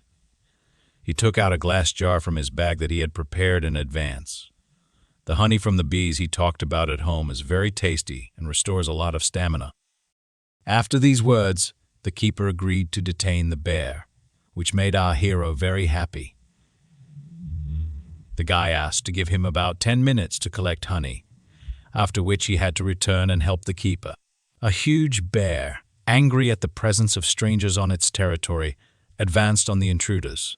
Costa saw the monster approaching, so he once again asked his guardian friend to detain him for 10 minutes, after which he promised to return soon and set off at lightning speed in search of honey, so as not to waste a second of time. The smaller wolf took a deep breath from the fact that such a difficult task was assigned to him. At this time, the bear wasted no time. With its huge paws, it broke the thick trunks of perennial trees with one blow. The guardian looked at his opponent. He could not believe that he had actually agreed to this adventure. At about the same moment, Costa had already reached the place he needed. So he was now sitting on a tree and thinking about a plan of action. The guy was still a little worried, but he was sure that the keeper would be able to take care of himself, and he had more important tasks now. From his mana, the guy formed small golden balls that were supposed to help him in his business.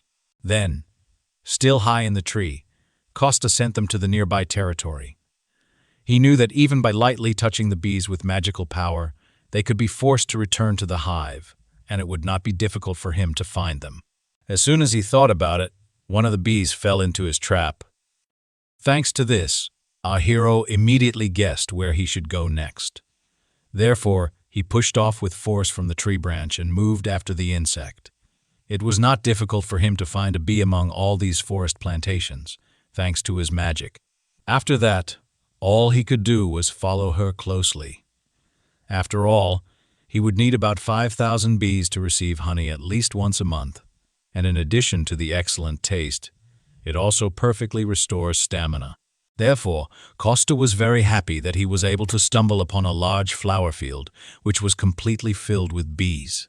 The guy froze briefly in admiration for such a beautiful view that revealed itself to him in this forest clearing. One of the giant bees landed on his hand, and the guy realized that everything was fine with their size. He began to look around in the hope of finding the place from where they were all flying out. Having walked a little to the side and moved the branch to the side, our hero found what he was looking for. Not far from the clearing, among the small trees, there was a huge beehive. Costa was very surprised by such a huge size, although he was counting on it. He was especially pleased that, thanks to such a large size, there would be enough honey to come here not once a month but once a week. Our hero began to knock on the walls of the bee house, hoping to snatch a piece of it for himself, and the insects stung him. Defending their shelter, our hero still managed to collect a sufficient amount of pure, beautiful honey. Costa knew that this would be enough for him for the first time, so he was excited about his first test. The guy really thought that he should come here every week. Suddenly, something surprised him very much, and he even exclaimed a curse. In fact, Costa remembered that he had completely forgotten about his friend, the Guardian. At this time, the Guardian was fighting an unequal battle with a huge magical bear. In the heat of the slaughter, the animals even got to the hero himself, which allowed Costa to find himself on the battlefield. The guy immediately rushed to his white wolf, coming to his aid. The Guardian was clearly very exhausted, so Costa immediately apologized for losing track of time. The guy put his hand on his friend's now soiled white fur. He realized that he had too high expectations for him because he was far from in the best shape. The hero realized that the keeper came to his house out of his kindness. He did everything he could to help him, but the hero took it for granted. He even sent his wolf, in his weak state, to fight a real magical bear. The guy realized that everything happened through his fault, so he promised himself not to kill the monster with lightning speed. He went to attack the monster and put all his strength into one single blow to the head. His intention was simply to euthanize the animal. About a week later, we then see the restaurant owner come out onto the porch to meet someone. She saw her son returning, all rumpled and dirty from a run on the mountain. The guy said that today they were very lucky. He was able to get fairly cheap honey and dug up some medicinal plants. But their conversation was interrupted by a company consisting of Sergei, Diana, and Dasha, who fell out of the restaurant with a hangover. They tearfully asked our hero to prepare hangover soup for them, and he was angry that they had the audacity to drink all night, and then come here again. At first, his mother did not understand how to react to such a strange gathering, but then she cheered up, following the rest of the company. She had no idea that this was a completely unusual honey. So she suggested making them some refreshing honey water to help them relax. Our hero asked his mother not to stress too much. The woman said that everything was fine with her, but let him not neglect the connections he had already created. She took the jar of honey from her son's hands and sent him to prepare breakfast. Meanwhile, the guardian again turned into a small white dog and rested in our hero's bag. Several years ago, young Dasha told our hero that once when she was adopted, she was immediately sent back, which surprised the guy. He asked if it was normal for her to tell him this. However, she added that at that age, she could not do anything about her anger. So 2 months later, those people sent her back to the orphanage. At the time, she didn't understand why she was returned, but as she grew older, she began to understand the reason. The girl was clearly upset about something, so she said that she needed to hide who she really was. After that, in all foster homes, families, she began to behave as calmly and sweetly as possible. Dasha said that she tried to adhere to this pattern of behavior for the rest of her life. These memories came flooding back to our hero as he looked at his now eccentric, drunken girlfriend. Dasha jokingly said that honey water is so good that it seems to her that he added something else to it. After that, the whole company began to discuss what a wonderful cook Costa had become. They also complimented our hero for looking very young for his age. They endlessly demanded hangover soup, breakfast, or honey water, which greatly irritated our hero. The guy warned that he wanted to fry some of the plants that he had dug up in the mountains, but he immediately warned that he wouldn't give much to the guests because, in fact, he was doing it for his mother. Sergei was immediately surprised that, even though the guy had honey and plants in stock, it was extremely difficult to get this food. At this time, the guy asked his secretary whether Costa would be uncomfortable if he also paid, although he had even prepared a gift. He had prepared them as a thank you to his friends. One of his employees gave them to him this morning. Dasha was very inspired by such a surprise, so she asked to give her gift first. She joyfully extended both hands forward, expecting Sergei to put something in them. The guy turned around, reached into his bag, took out a box, and put it right in the girl's hands. Dasha immediately noticed that even the box looked very cool and asked if it could be opened. After permission, the girl carefully opened the lid. Inside, on a red velvet pillow, lay a watch, and she immediately put the gift on the table and said that it looked very expensive. She could not accept it. Sergei noticed that this was a gift, including for her future help. The watch was fireproof and should withstand even the strong flame of the Crimson Witch. Dasha listened carefully to every word the guy said. The girl was absolutely delighted with this gift. She really liked it. She even jokingly asked Sergei if she could marry him. At this time, footsteps were heard from the inside of the house, and someone entered the kitchen. It turned out to be the owner of the house, who came downstairs because of the noise. She saw that her son needed help, so she decided to go to him. In fact, the guy had everything under control. He brought out an absolutely amazing platter of appetizers. Every person present here spoke positively about the smell, color, and appearance of the food. Costa said that this was done thanks to the amazing culinary skills of his school friend Dasha, meaning himself. After that, he put away the extra dishes in the sink, then joined his friends at the table and asked if it seemed to him that Dasha was going to marry Sergei. The guy was in such shock, but the girl happily began nodding her head in agreement. There was probably still alcohol in their heads. That's why the guys reacted like that. Sergei looked at Costa and his mother and tried to convince them that this was just a joke. He explained that he just gave the girl a gift. He had prepared it for the owner of the restaurant, but now a strange atmosphere arose. The hero's mother was amazed that someone had prepared a surprise before her, but she was pleased. At this time, Sergei pulled out from his bag another similar box with a watch on a pillow. The woman also admitted that the watch was very beautiful, but she doubted whether she should accept such a gift. However, the guy said that everything was fine because her son saved their lives. Now they would go to the restaurant quite often. He suggested thinking of it as a bribe, as a joke. After which, he began to talk about one special place, a dwarven workshop. The guy continued to talk about how the dwarves are one of the races that came to Earth after the Great Cataclysm. Sergei added that the Great Cataclysm was both a disaster and an opportunity for them too. Since they could not find ways to return, they decided to adapt to life on Earth because they had no other choice. So the government gave them a region to settle. The company recruited them to sell little things that they could make with their techniques. He didn't have time to finish when Dasha immediately understood what was going on.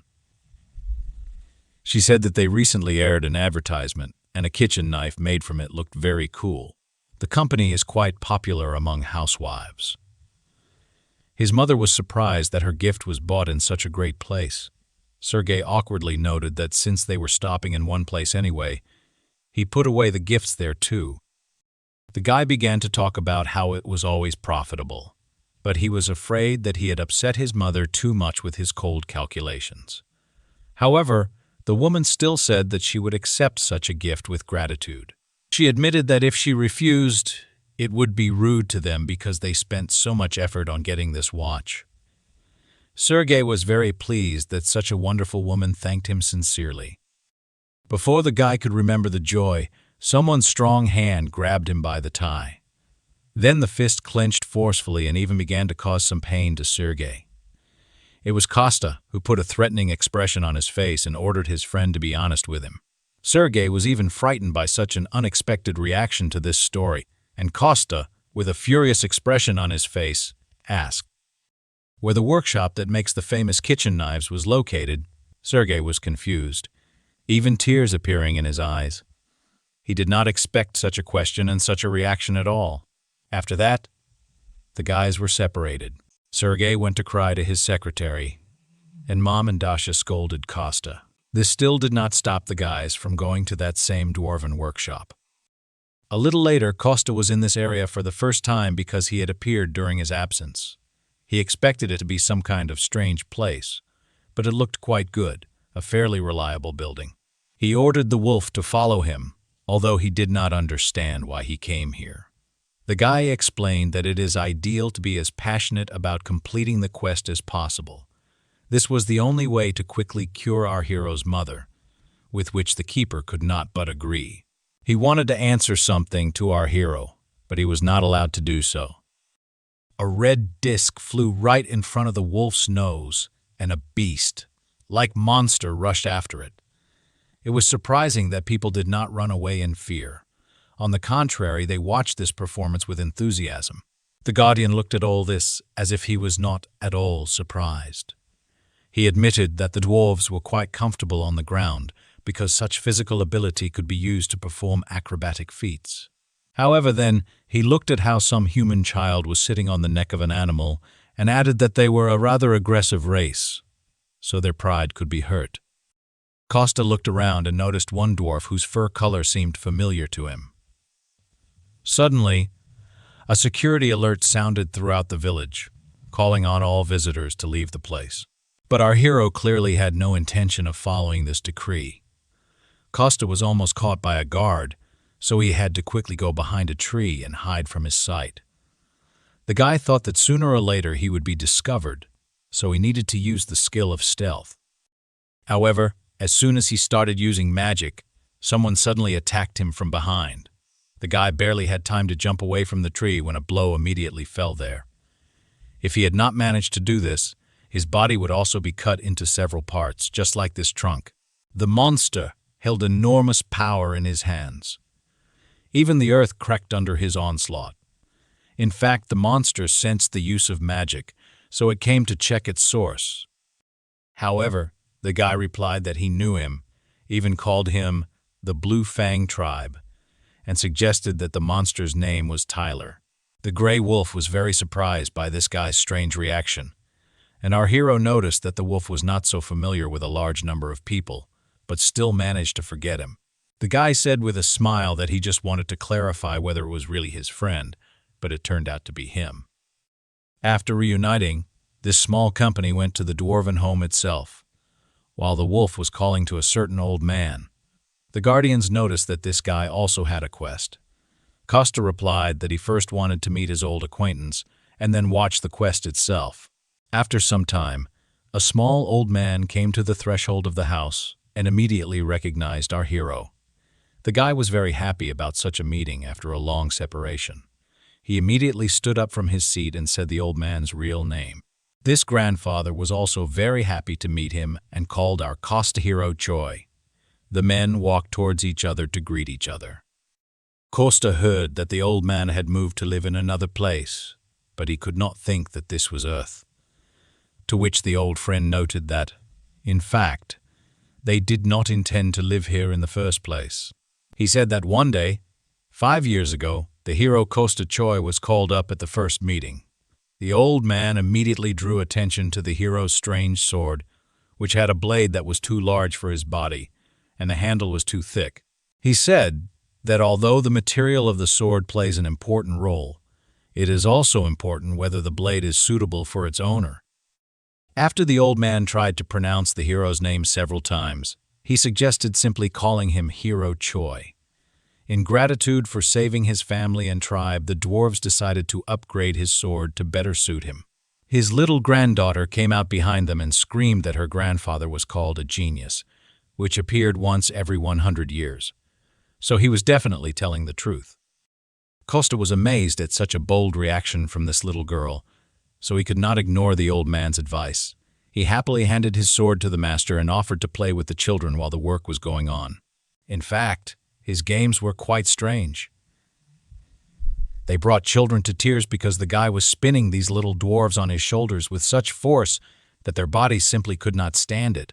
He was asked to moderate his actions a little, after which the guy calmed down a little and decided to talk with the older dwarves. The little girl replied that the dwarves did not stay in one place until the ore was depleted, but they themselves were on the move and were almost at their destination. The world in which they lived, due to the invasion of demons, began to resemble ruins more. The magic of teleportation, which allows them to move between worlds, spends a large amount of bodily and magical power and could have trapped them in the eternal universe if they had miscalculated. Therefore, they thought that they were very lucky to get into the kingdom of spirits until they were attacked by ostriches. The whole family was preparing for the inevitability of death until, at the last moment, a hero suddenly appeared and saved them. The granddaughter said that they all survived only thanks to him, but still, she didn't think they would stay here for long. After this, the guy admitted that he himself also did not belong to the kingdom of spirits. He is here only until they get rid of all the demons. In any case, the guardians of this place will not send him back until he wins and achieves his goal. The girl listened carefully to his story and offered her help. She said that she could return the hero back to the world from which he came, which greatly surprised him. He even thought that the guy didn't hear her, so she repeated her offer again. She said that she would need to ask the elders first, but since the hero helped them, she did not think that they would be against it. The hero didn't expect everything to happen so quickly, so he didn't know how to respond to this.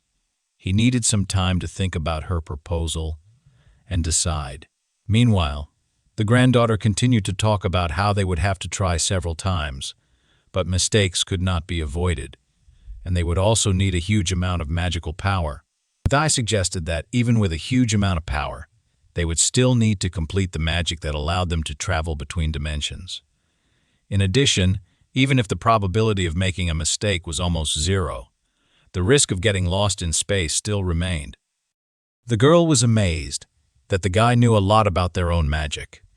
Therefore, Costa looked at her with gratitude and decided to refuse their offer because he believed that he would still be able to return to his home world. At that moment, images of his mother and Dasha came into our hero's head. However, the last time he saw them was so long ago that they were blurry, and the guy could not remember anything clearly. At this moment, one of the adults from the tribe approached them and warned them that the sword was almost ready. This made our hero very happy, so he suggested coming closer and waiting there. He once again expressed his gratitude to this little girl and asked her not to be upset. After some more time, Costa was surprised that the dwarf family still decided to come to another dimension. The news was told to him by the huge lion, who had heard it from someone else. Our hero was very happy for his friends, but at the same time he was surprised why they decided to leave so suddenly. Perhaps, in that world, there were many magical stones that the courtyards really needed. Most of the stones in this world are found inside monsters, and dwarves are not very good at fighting, so digging would be ideal for them. But in the spirit realm, this type of stone is difficult to find. After this conversation, our hero climbed onto the back of his friend, the lion. He decided that he definitely needed to say goodbye to his old acquaintances. Lev warned that Maxime was there, helping the tribe to travel their magic through the dimension. Our hero was not very friendly with this Maxim, but promised not to do anything, after which this strange couple immediately went to the village. The huge lion covered long distances in just one jump, so the hero had to hold tightly to his mane. At this time, in the village, the elder was already running towards Costa. Both of them were very glad to see each other after quite a long separation. Costa said that he hoped the tribe would get used to this place and settle here, but it seems too difficult for them. He can help them with many things, but he was powerless against the ecosystem. The guy noticed that the old man had tears in the corner of his eyes, ready to flow. He admitted that the hero already helped them a lot. He saved them from death many times. If not for him, they themselves would have become spirits and would not have tried to travel through dimensions. After these words, another dwarf came out of the crowd and brought out something in his hands. The old man asked to accept this as a small parting gift. This bow was made by one of the best blacksmiths in the history of their tribe. At one time, he was the 7th leader who became famous for his artificial skill. This bow does not need arrows. You can simply pour in magical power and the arrow will appear on its own. Costa was amazed and asked if they were sure that they wanted to give him something valuable. However, in response, the elder bowed to him and said that thanks to his courage, they themselves wanted to become better. This is their way of repaying him. He offered it himself because the bow is the treasure of their tribe. However, before this, they all consulted together, so this is a gift from the entire tribe. Only after this, Costa noticed that now not only the old man, but also absolutely all the inhabitants of this settlement were bowing to him. The magic portal had already been opened, so the old man finally added that he prayed that in the future there would be no difficulties on the hero's path. Remembering all this, our hero could barely hold back his tears from the surging emotions. But at this time, the whole company sat in the human world and enjoyed their reunion at the game. The old man admitted that he did not hope he would be able to see the hero again, so he was really happy. Then he added that he heard Costa wanted to ask him for a favor. After that, our hero remembered why he came here in the first place. He handed the elder a note with a drawing and said that he was going to give it to a hunter he knew, so he just needed the device to work without having to put in a lot of effort. The old man thought for a long time, and the hero even thought that this was too difficult a task.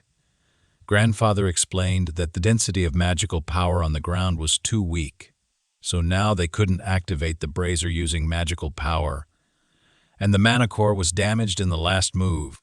They were prepared for the fact that something would go wrong during the spatial transition, so they landed on the ground without any problems. He apologized for the fact that the hero had put so much effort into finding them, but the tribe was defeated.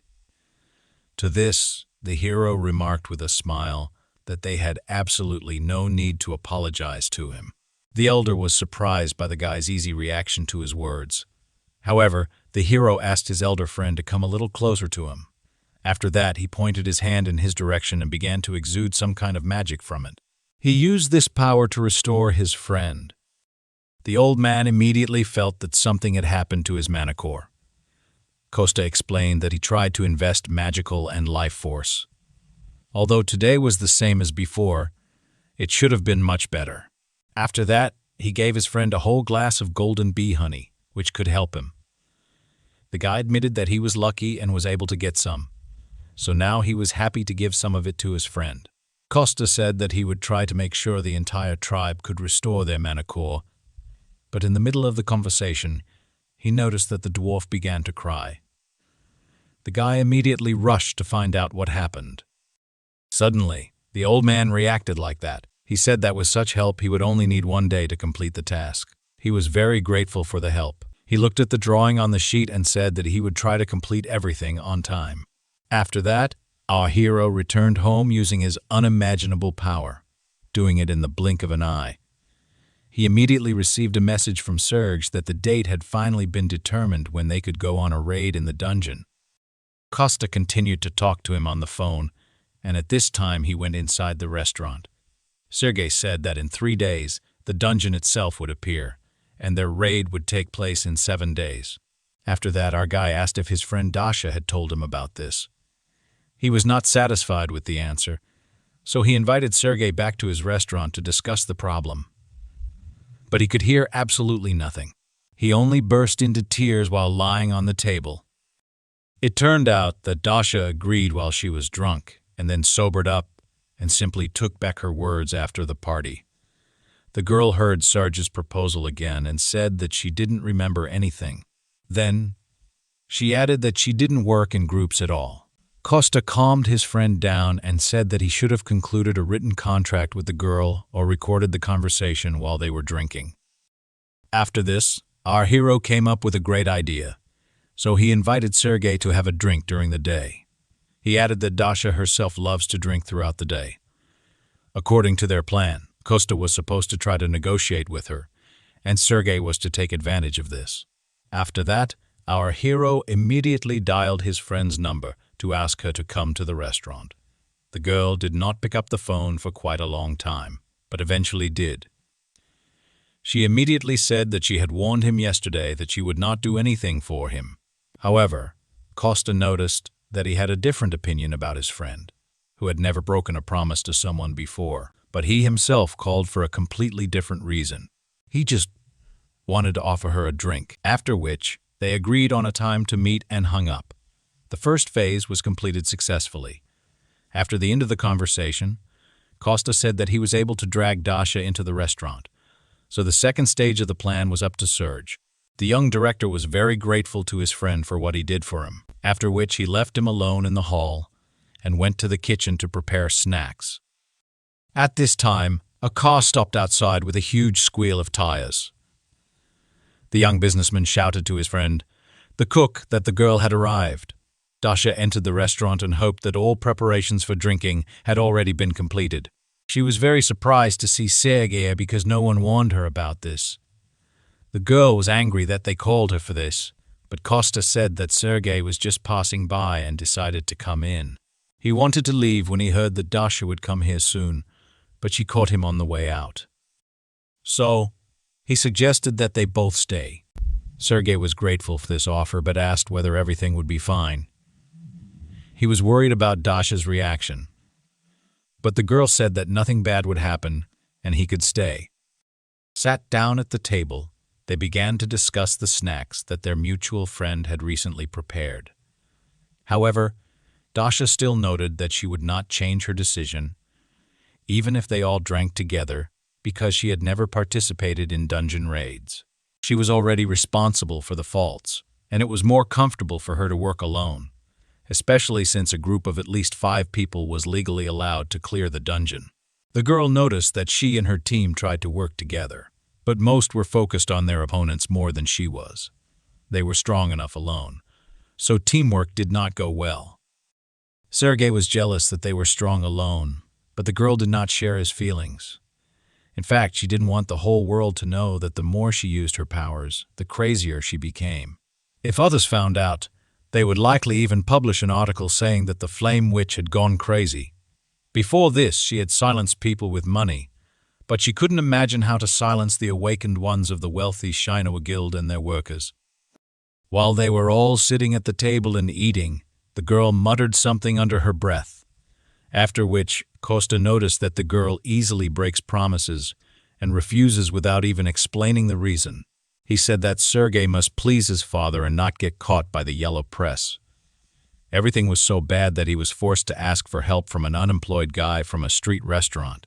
So, he asked to take all this into account. He added that, even though what Costa said was true, Dasha should not feel obligated. The girl tried to appear again, but the guy didn't let her do it. Sergei repeated his phrase, this time emphasizing the word obliged. Dasha immediately realized that she was simply being manipulated, so she was embarrassed. She noted that it was useless to try to put such pressure on someone who had no parents or other family members to impress, to which Costa noted that, in fact, Dasha has him and his mother, so she has no right to say that. The girl replied that, for a guy who had been missing for 10 years, he had no conscience at all, but she still thought about something. After some time, Dasha said that she would still help Sergei with the dungeon if he stopped behaving like that, to which Costa knew that the girl had been constantly changing her mood lately. However, she didn't answer anything. She just continued drinking and praised the taste of the alcohol. Our hero thought that sometimes he doesn't understand his girlfriend at all. However, he noticed a system notification that the quest to conclude a contract for a raid in a dungeon with Dasha was completed. He received 5 million karma for this. Literally, a moment later, Dasha and Sergei were already drunk and went on a spree. While the guys were resting and preparing for future work, Costa went to the kitchen and decided to clean up a little. The guy was focused on this matter when he noticed that someone was about to enter his restaurant. Literally, a moment later, the door opened, and an elder and a huge gray wolf walked inside. After that, the trio went to a park nearby to see something. Both dwarves were very surprised that, in the middle of the city, there was a tree of peace growing on the ground. Meanwhile, it had already grown quite tall, even sprouting several branches and illuminating everything around with its magnificent appearance. Costa said that this is the same tree the world gave him his seed before he returned. It grows quite well. The elder even noted that the spirit responsible for it must live here. Costa admitted that he couldn't even grow a cactus himself, so he simply made a contract with a spirit nearby, then clapped his hands, urging it to come out immediately. After this, a small spirit flew out of the crown of a small tree towards the friends. He was very cute. Costa admitted that he called him Christ because he was very similar to him, to which the elder noticed that this little spirit did not at all look like a cricket. These words struck our hero to the very heart. However, the grandfather admitted that the spirit had done an excellent job looking after the place. After which, Christ flew up to the wolf and handed him a golden leaf. It was real moongrass, which he never ate because it is very difficult to find. Costa told him to try it, although the wolf would not be able to regain its true magical power, but it should restore a decent part of it. The huge monster looked at this small leaf, completely not believing in its miraculous powers. However, he still decided to trust his old friend and hastily tossed it into his mouth. As soon as he swallowed it, his mana core immediately felt a surge of power. The wolf noticed that this method worked. His energy immediately increased. Costa noted that this is a temporary effect, but moongrass grows here, so the wolf can sometimes come here and take it. He also asked his old friend, the elder, if he could enter into a contract with spirits on earth. But without waiting for an answer, Costa stepped a little to the side, bent down, and began digging in the ground, after which he pulled the small mole spirit to the surface, offering to try it on him first. He said that if something happened, he would help. His magical power. After that, both the elder and our hero extended their hands to the spirit. They laid down their magical powers in an attempt to form a contract. This method worked because the little mole immediately greeted his owner and asked for a name. Costa noticed that, as soon as the old man gave him a name, the mole would become his spirit. The grandfather was very embarrassed and decided to name his new mole Gray. Immediately after this, a contract between the old man and the spirit was concluded. The little mole turned into a shiny little ball and disappeared into thin air until he was called. The old man noticed that the hero constantly helps him, even in this world. He said that the thing behind the wolf's back was what the guy asked for. Costa took the burden off his old friend's shoulders and opened the box.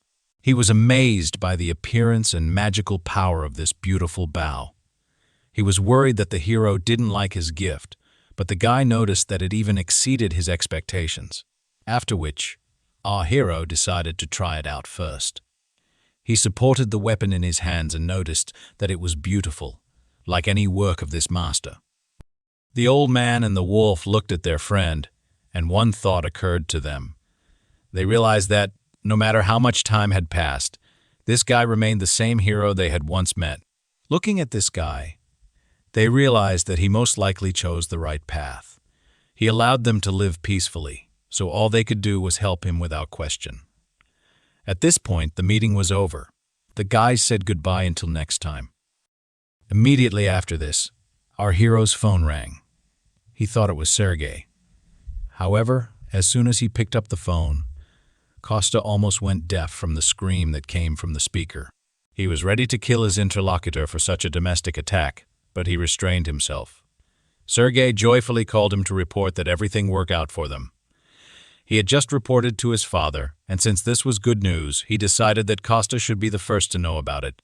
He also added that tomorrow he would have to meet his father. The hero was very glad that he could help his friend. His sense of guilt only grew with each new word from Sarge, who kept saying this was entirely his fault. However, this was not all the news, because the young man once mentioned the hero in a conversation with his father. Therefore, he said that he wanted to meet with him. So, on the day of the dungeon raid, the whole team would have a snack at their restaurant. This news was so big that Costa was delighted and, at the same time, terrified of the upcoming cooking. A few days later, there was a raid. Costa carried boxes of food on the road. He looked around and thought that too many people had gathered here. Even his mother was tired under the influx of such a huge number of people. So, the hero sent her to rest until lunch. He told the woman he could do it alone, but in reality the guy was terrified of how much work he had to do. Suddenly, a man approached him wearing a very expensive shining watch on his wrist. He looked very good for his age. His appearance was clearly well looked after. The man introduced himself as Serge's father and extended his hand to our hero for acquaintance. Costa was surprised that, usually, people of higher status do not look at people of lower class. Serge's father clearly noticed the confusion on our hero's face when he turned to Costa. He immediately thought that something terrible would happen. For example, he could order to stop hanging around his son because they live in different rooms. The guy had a low status in the crowd, so he had to humiliate him in his refined aristocratic manner, after which he and his mother would be forced to flee into exile. This happened only in his imagination, but Costa had already begun to mentally apologize to his mother. He decided that if he apologized first, the man would be more lenient because he would take him by surprise. Therefore, the young guy immediately bowed to the man, hitting his head hard on the table. Instead of all this nonsense, he offered him to work for the company. Serge's father was amazed at such a strange reaction from our hero. The guy, who was bleeding from his head, did not expect such a generous offer at all. After some time, when the blood was stopped and ice was applied to the head, both men sat down on a bench nearby and began to talk. First of all, Costa thanked his friend's father for his experiences and once again apologized for what happened. The man repeated that he would like to work with the young man, but noticed that he was going to refuse. Costa really noticed that now he wanted to devote himself entirely to his family, so he wasn't sure whether he could cope with his work. To which the man noted that they themselves like to read people by their facial expressions, or rather, it comes to many people with age and life experience.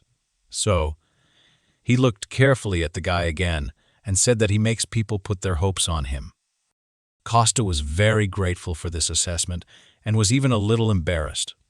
They would have continued talking about their business if a whole crowd of people had not suddenly run up to the president. They informed him that a raid on the dungeon would begin soon, and reporters were already waiting for him. He turned to Costa and said that he had already understood from the conversation that he had rejected his proposal.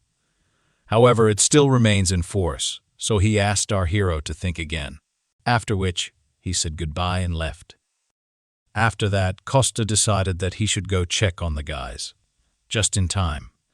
Dasha looked so bad that Costa even clarified what was happening to her. The girl replied that she was so nervous that she might even vomit. The hero was surprised that his girlfriend could be nervous, for which he received punishment. The girl noticed that this was indeed her first experience of working in a team. Costa pointed out that if she refused again, Sergei would burst into tears. Dasha admitted to her friend that the more she used fire, the more she lost her sanity. So she was worried that this would cause bad rumors about the Crimson Witch's reputation. Costa tried to cheer her up and said that she had no reputation anyway. Hearing the words that no one cared about her, the girl flew into a real rage. Meanwhile, Sergei, who led the raid, gave interviews to reporters. He turned his attention to his friend Costa, who came up to him to say goodbye before leaving. The young entrepreneur immediately noticed that something had happened to his friend's head. In order not to embarrass anyone present, our hero walked away and stood nearby behind a tree.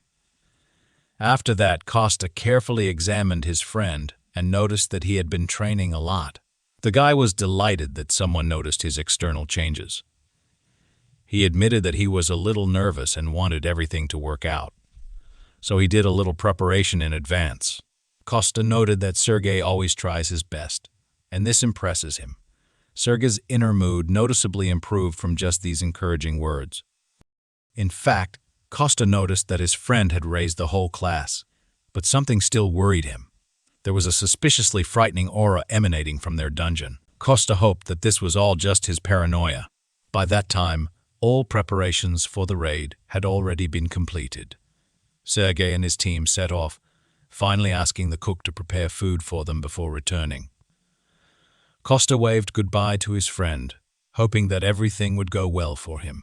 However, after some time, in a huge mountain of prepared food, the guy only thought that if his friend returned alive and unharmed, he would kill him himself. Just then, his mother finished counting and packing the boxes. The awakened should have already returned, so the guy had to hurry up and clean everything up. Suddenly, a strange feeling of anxiety and danger pierced the entire body of our hero. He was not the only one who felt this, because even the birds decided to leave these places.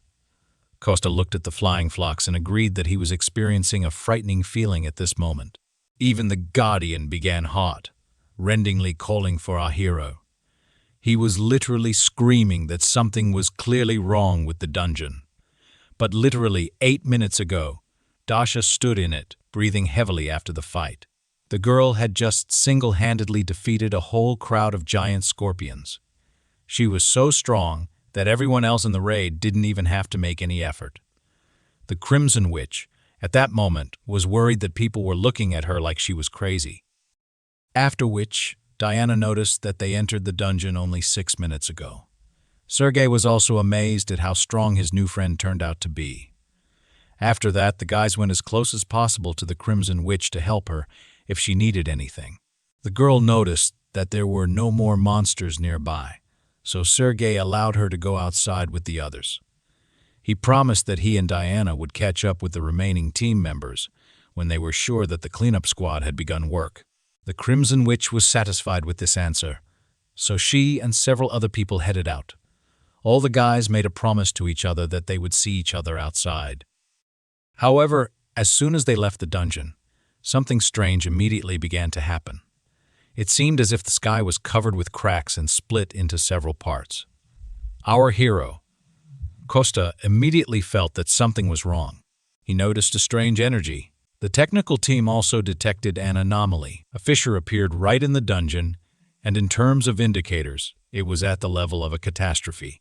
Costa ran to the specialist and tried to find out whether his friends had time to leave the danger zone. The man immediately replied that most of the hunters had left the dungeon, but Sergei, Diana, and the cleanup group were still inside. After that, Costa immediately threw off his extra apron and gloves and rushed to his friend's aid. At this time, a young businessman, his secretary, and a cleanup team found themselves inside the rift. They all also felt that something was wrong. Not far from them, in front of the cave, they noticed a fissure of frightening force.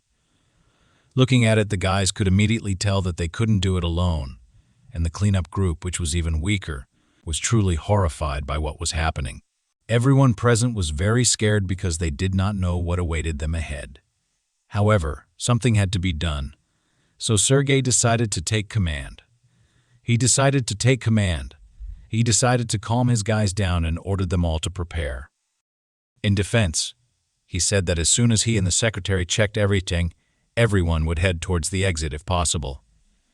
He also convinced people that everyone outside should already know about the rift, so once things calmed down, they could assess the situation. He asked everyone present to remain calm, and on behalf of the entire company, declared that he would not let anyone die there. Immediately after this, Sergei and Diana went to reconnoiter the situation. Sergei admitted that, no matter how much he ignored the strength of this fault, there definitely should have been a bladed panther there. The guy seemed absolutely right, because a huge, white, predatory cat came out to meet them. The young head immediately realized that this was a catastrophe on the level of the first great cataclysm. The last time this happened, there were more than 6,000 victims, and 2 entire islands were completely turned into ruins. The chance that the 2 of them could defeat her was close to 0, but the guy didn't expect to win anyway. He only believed and hoped that all his painful training had not gone in vain. They only needed to hold out until reinforcements arrived and the rest of the people were evacuated. At this time, our hero Costa had just made his way into the rift unnoticed. Finding himself in the dungeon, he immediately found himself on the battlefield. At that moment, Diana stepped forward to hold back the beast's attack, asking the head to cover her from the back. Costa thought that if Dasha had been here, they would not have been able to take control of the situation. However, if he intervened, he would then deal with the consequences. There, before him, urgently needed to figure out how to help his friends. At this time, literally with one blow, Diana went flying and crashed into a rock. The blow was so strong that the girl clearly suffered serious injuries. Sergei was horrified that even his strong friend was so easily injured. Now, he was the only one who needed to protect them both. Seeing such reckless actions of his new friend, Costa could no longer sit on the sidelines. He took the gift from the elder and threw it with all his strength right in the middle between the monster and Sergei. This caused the young director to jump to the side and lose his balance for a while. But then, a voice rang out in his head, ordering him to take the bow in his hands. The guy absolutely did not understand where it was coming from or what kind of bow he was talking about until he saw a weapon stuck in the ground in front of him. Only after this did the young man notice that the voice was coming from this very bow. He did not know that his friend Costa was speaking to him through it, ordering him to take up arms. Sergei had no choice but to obey this mysterious decree. Then, the voice ordered the guy to collect all his mana in one place, concentrate it in his hand, and turn it into the image of an arrow. Sergei himself did not understand how this happened, but as soon as he thought about the arrow, his energy also turned into it. The guy didn't hesitate for long, launching his arrow straight at the beast. The arrow flew quickly, hitting the huge panther right in the throat. It had such a strong impact that Sergei immediately lost his balance and fell to the ground. At this time, outside, the father of the young director was shouting that he did not care about the condition of the dungeon or any expenses. He only asked that his son be saved. Things weren't so bad at the rift. The panther was hit with just one blow. Sergei himself was shocked that he managed to defeat such a strong monster so easily. The guy lay on the ground and looked at the defeated enemy. At this time, the monster emitted its last death rattles, after which it completely stopped moving. The young master thought with joy that it was all over now. After that, he immediately remembered that he was not here alone. He rushed to his secretary, Diana, to check her condition. The head asked the girl if everything was okay with her, if her bones were intact, to which she replied that she was hurt, but overall feeling well. She actually looked much better than before. The girl, like Sergei himself, was amazed at how easily they dealt with this powerful monster, after which they could rejoice in their victory without any sense of danger. The young leader was glad that they had defeated the panther, although not without the help of some external circumstances. Although he spoke joyfully, Diana still realized that something was wrong. She turned out to be right, because literally, a moment later, without even having time to finish speaking, the guy began to fall back. He had lost too much of the strength he had put into that last blow. Fortunately, the secretary managed to catch her boss before he fell, after which the guy came to his senses a little. He was even able to sit up on his own. Diana noticed that the head of the company would definitely be pleased. She would tell him about what happened a couple of moments after this. A portal began to appear next to our heroes. A gate opened, allowing everyone locked inside the dungeon to leave. A whole crowd of doctors was already standing outside, and Sergei's father was worried about the condition of his son.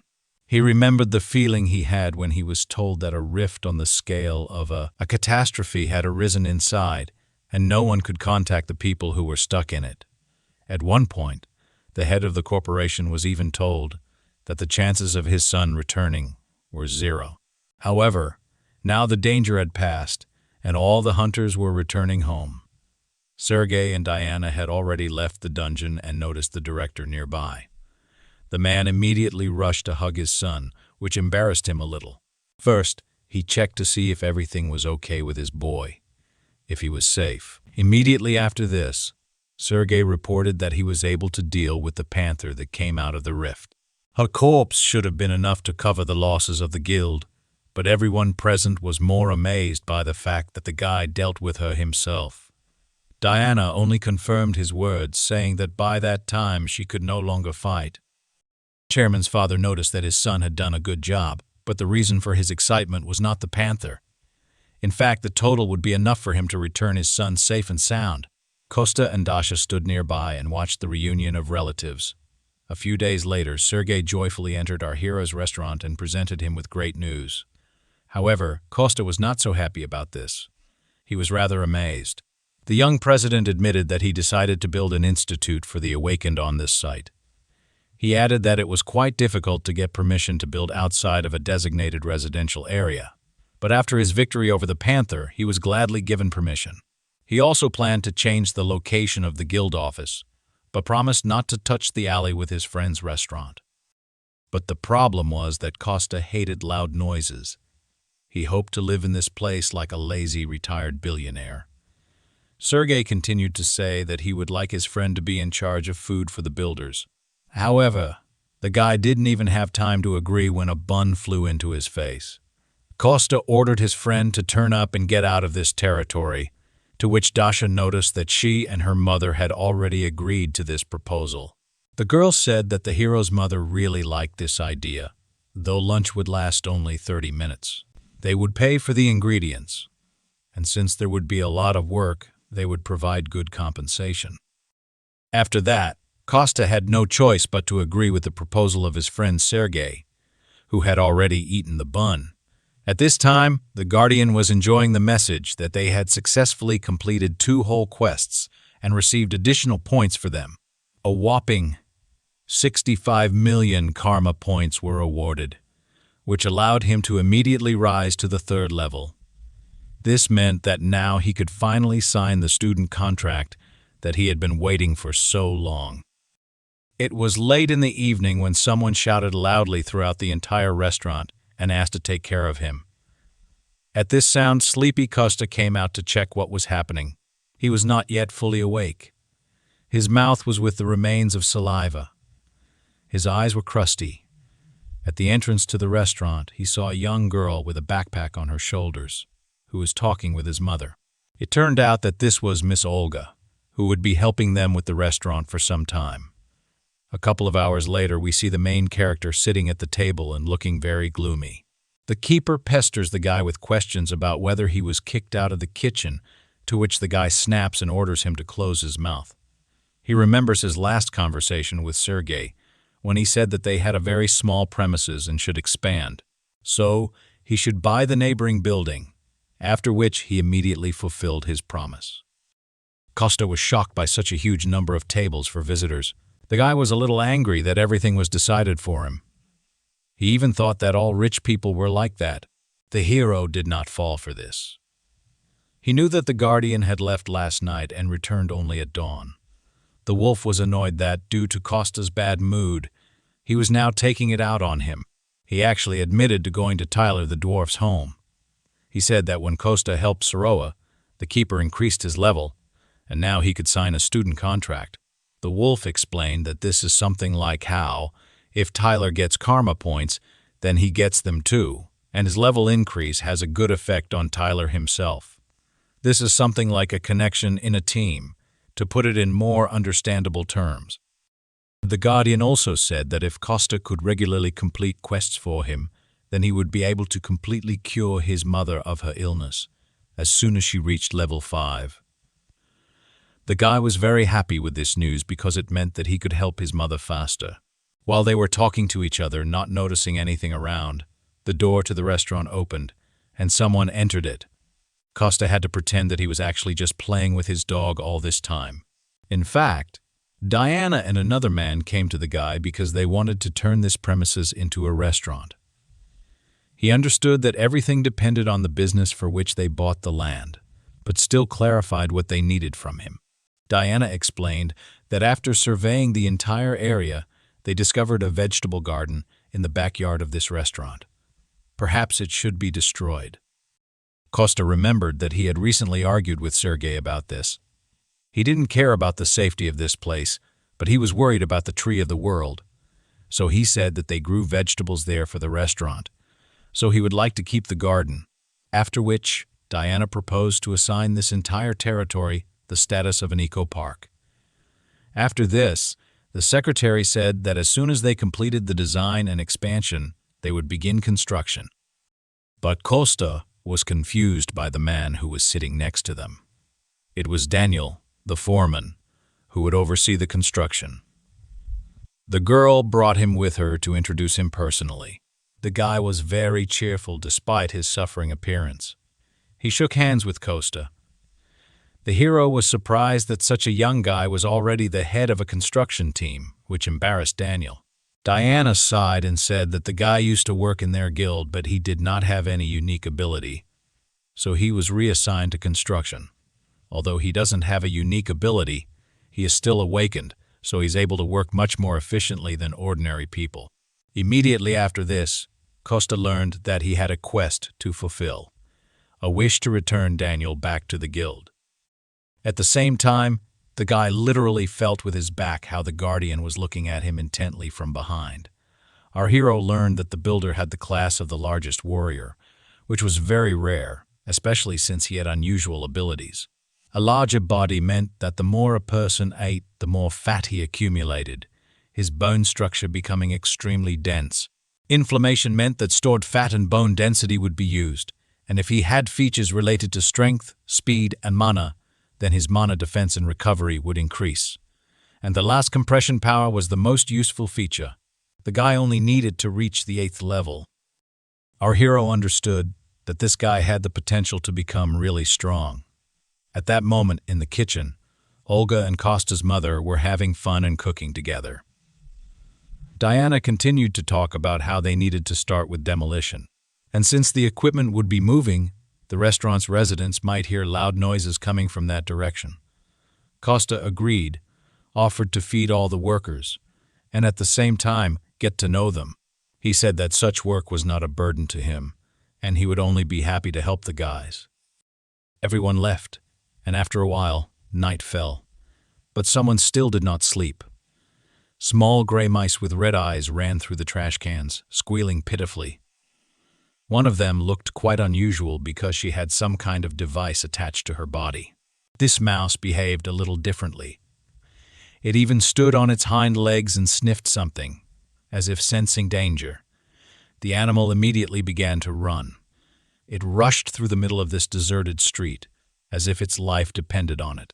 But in fact, the mouse had well-developed intuition, because all this time, a strange green cat was watching it. However, the animal did not manage to escape, because the predator overtook its prey in one jump.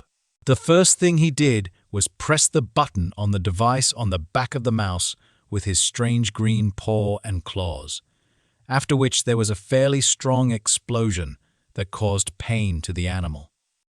Licking its wounds, the cat reasoned out loud in a human voice that it was a self-destruction device.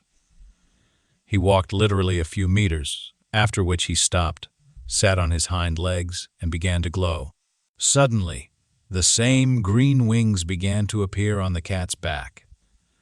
A few moments later, there was no trace of the animal left. Instead, a bird soared into the sky. After some time, construction was in full swing. Cranes and building materials were delivered. Workers scurried back and forth, laying out their plans and discussing construction. At this time, life in our hero's restaurant changed dramatically. Every day, it was visited by quite a lot of workers who really liked the food in this small establishment. The guy was only too happy to feed all these hard workers because he really liked to cook. But that didn't change the fact that he still needed to discover Daniel's secret ability and complete the quest. Therefore, between work, our hero ran and looked after his ward. This time, just as he wanted to come up and talk to the guy, something stopped him. In fact, it was one of the brigade leaders who ran up to Daniel and asked him about his well-being. It turned out that, just recently, Daniel was injured very seriously, which could even lead to a fracture, but there was not a scratch on him. Although the guy was not sure that Daniel was seriously injured, he dissuaded him and calmed him down. After that, Costa's short break ended, and he went back to the restaurant to cook. Olga was already serving the workers.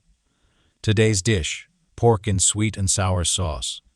While the girl was serving everyone at dinner, our hero did not stop watching Daniel. He lost sight of him for a while, but after just a couple of minutes, he found him again. Costa climbed onto the roof of a building under construction and looked down at his charge. It even seemed to him that sometimes he was going overboard with all this surveillance. The guy was worried about his traumatic plan, but he knew. Costa knew that he wouldn't die from this anyway. He was ready to use his strength and test his ward, but he was suddenly interrupted by the appearance of Olga, who came close to Daniel. Costa was surprised that these two were hanging out together. He even thought that they were close. Just at this time, Daniel blushed deeply and sweated with excitement. He looked at the girl and asked her if she had thought about the proposal that he had recently made to her. She clearly did not want to continue this conversation because she hesitated at such a question. The girl looked straight at her colleague and said that this would be a little problematic for her.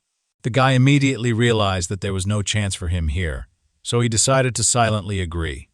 Olga continued to criticize him, saying that although he was a good and kind person, she was embarrassed by their large age difference. They also had differences in many other trivial matters, and if they couldn't even agree on this, then disputes would always arise over other issues. At that moment, the girl enthusiastically said that she hoped to quickly pay off her student loan. For some reason, Daniel began to apologize, which embarrassed the girl a little. Costa hid on the roof at this time, realizing that he had heard something unnecessary. He was embarrassed because he came only for the quest, but overheard someone else's personal life. The guy looked down again and saw that Daniel was a little upset, so he decided not to disturb him now. All he could think of was that it was better for him to leave these two alone for now. However, suddenly something changed in his surroundings. There was a strange sound. Costa realized that just a second ago, he had accidentally used force and moved the beams a little. He tried to warn the sweet couple below, even shouting to them to move aside. However, the girl was so interested in the conversation that she didn't even pay attention. But Daniel saw all the danger and reacted to it instantly. He immediately rushed towards the fragile girl, stretching his huge arms forward with all his strength. The guy pushed the girl in the opposite direction. Although her landing was not very soft, it still helped Olga avoid the falling beams. There was a deafening blow, after which the girl could not see anything for some time through the rising dust. After a couple of minutes, the clouds dissipated, presenting a terrible picture. At the loud, piercing, desperate cry of the girl, all the people in the area began to run toward the scene. Olga sat on her knees, and with tears in her eyes, tried to move the huge, heavy beams to the side. The girl kept calling Daniel, trying to understand whether he was still alive or no longer alive. Her hands were bruised. Her nails were broken. Although they were not serious wounds, she was still injured. After some time, the rest of the workers reached the scene of the incident, and Costa looked at the whole picture from top to bottom, realizing that it was his fault. At this time, builders used various methods and devices to free their colleague from under the rubble. Our hero was suspiciously calm and thought only that these sufferings and difficulties would become the basis for achieving his goal. A few minutes later, when the ruins were dismantled, a strange picture appeared before the eyes of the builders. Even Olga noticed that it had become suspiciously quiet around, so she decided to see what was happening. Everyone was amazed that instead of the plump Daniel, there was a very thin guy with his appearance lying on the ground. Just by this time, an ambulance arrived, quickly examined the guy, and took him to the hospital. A few days later, Sergei, Diana, and Costa came to visit him, worried about their foreman. On the hospital bed sat a rather thin and athletic guy with long hair. He turned to the window. Having heard his name, he turned his head toward the visitors and greeted the head of the company. From that moment on, everyone was in absolute shock because they expected to see their old, plump Daniel. A little later, the guy said that he thought it was his peculiarity. He squeezed hard and recalled that due to the fact that he constantly and continuously ate breakfast, lunch, and dinner, he could not get rid of weight. During rehabilitation therapy, his body only stopped getting thinner when he used a lot of force. He admitted that he even jumped off the roof once to make sure of this. Although it was reckless, it confirmed the guy's expectations. At that moment, the door to his room suddenly opened, and an excited Olga appeared at the rock. Daniel was very surprised by the presence of this girl here, and everyone present was also a little shocked by how exactly she appeared. At that moment, the girl herself stopped and threw all her things onto the floor. After that, with tears in her eyes, she rushed toward the hospital bed. She ran close to the patient, leaned on his bed, and asked if he was okay. Daniel was shocked that the girl even knew where he was. He wasn't worried about himself at all, so he decided to ask the redhead if everything was okay with her. The girl cried the whole time and only said that her hand was completely unimportant now. They continued to bicker cutely with each other, while our hero, in the background, made bunnies from red apples. After this, Sergei decided to intervene in their conversation. Costa, as the head of their company and employer, was amazed that the guy had mastered the hunter class only thanks to his powers. This was his real appearance. In fact, she was worried that the guy had lost so much weight due to severe operations. After this, Daniel asked his boss if he could show him one more feature. He then freed one hand from his long sleeve and extended it forward. The guy began to concentrate all his power in one place, and gradually his hand began to glow, acquiring a purple hue. Daniel said that he initially thought it was just a morphosis, but in fact it was a slightly different feeling, as if something ready to explode at any moment bit into his hand. It was like there was a magical force around him, even though he couldn't use it. Costa thought that its potential usefulness and opportunity were simply amazing. At that time, he made a butterfly from a red apple. Daniel continued to say that, with such a feature, he would be able to do a lot. Sergei stopped him, saying that he understood perfectly well what he was getting at. Therefore, he invited the guy to return to the guild as a full member. He also offered to help Daniel better study his new ability. The guy immediately agreed, saying that he would be very pleased to work in the guild again. Immediately after this, Olga became a little embarrassed and asked to talk to her about what they had recently discussed. Daniel immediately understood what she was talking about and became embarrassed in front of strangers. However, before he could finish speaking, the girl took a full lungful of air and screamed loudly.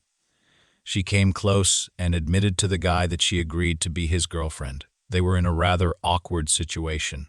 The girl continued to ask for only one date. Daniel was surprised because earlier she had told him that she was very busy, but all this was only because she was in the guild and had to work hard to see the guy. The girl told him her entire short life story. In fact, she admitted that she had never been in a relationship before, so she wanted to fall in love at first sight, as happened in many films and books. While the couple was explaining to each other, our hero in the background made a whole cake out of red apples. Olga ended her speech by saying that all this love at first sight stuff didn't really suit her, so she invited Daniel to learn everything from scratch with her and go on a first date. After some time, everyone began to leave the hospital for their homes. Just at this time, Costa thought that Diana looked quite distracted today, so he went up to talk to her. However, the girl was clearly not in the mood for conversation, so she politely said goodbye to him. Of course, Costa couldn't just take her word for it, but he decided to let her go for now. Instead of talking, our guy decided to simply follow Sergei's secretary. He was very surprised by the place the girl went to immediately after visiting the hospital. It turned out that she went straight to the guild's training center. Diana calmly walked up to the horizontal bar, attached her work pass, and walked on. Costa couldn't just get into this building, so he approached and asked if he could arrange a tour for the awakened ones. Immediately after this, he was registered and given a temporary pass. The guy just managed to go inside in time to notice how the girl changed clothes and went into some room. The sign on the door said that this was the guild's training room. Costa used his invisibility skill and quietly went inside until the doors closed completely. There, he saw Diana standing alone in the middle of an empty room, inside of which her power was growing. At this time, the girl was already fully prepared for battle, reaching for her sword that hung on her belt. Then, with a lightning movement, she pulled it out of its sheath and pointed it forward. She grabbed the handle with both hands and took a defensive position. To begin with, the girl practiced the most basic movements with a sword. Costa watched her and thought that her movements were good and that she was not deprived of talent. After that, he recalled the last case of the use of magical powers, be it Sergei with a bow, or even Daniel's recently discovered new excellent ability. It took him quite a long time to compare all these facts. Costa thought that the girl trains every day because she awakens so many people from her environment.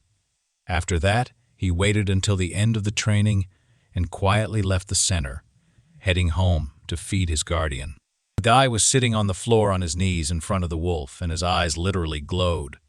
The keeper looked at the huge portion of food on his plate and immediately thought that this was definitely some kind of bribe.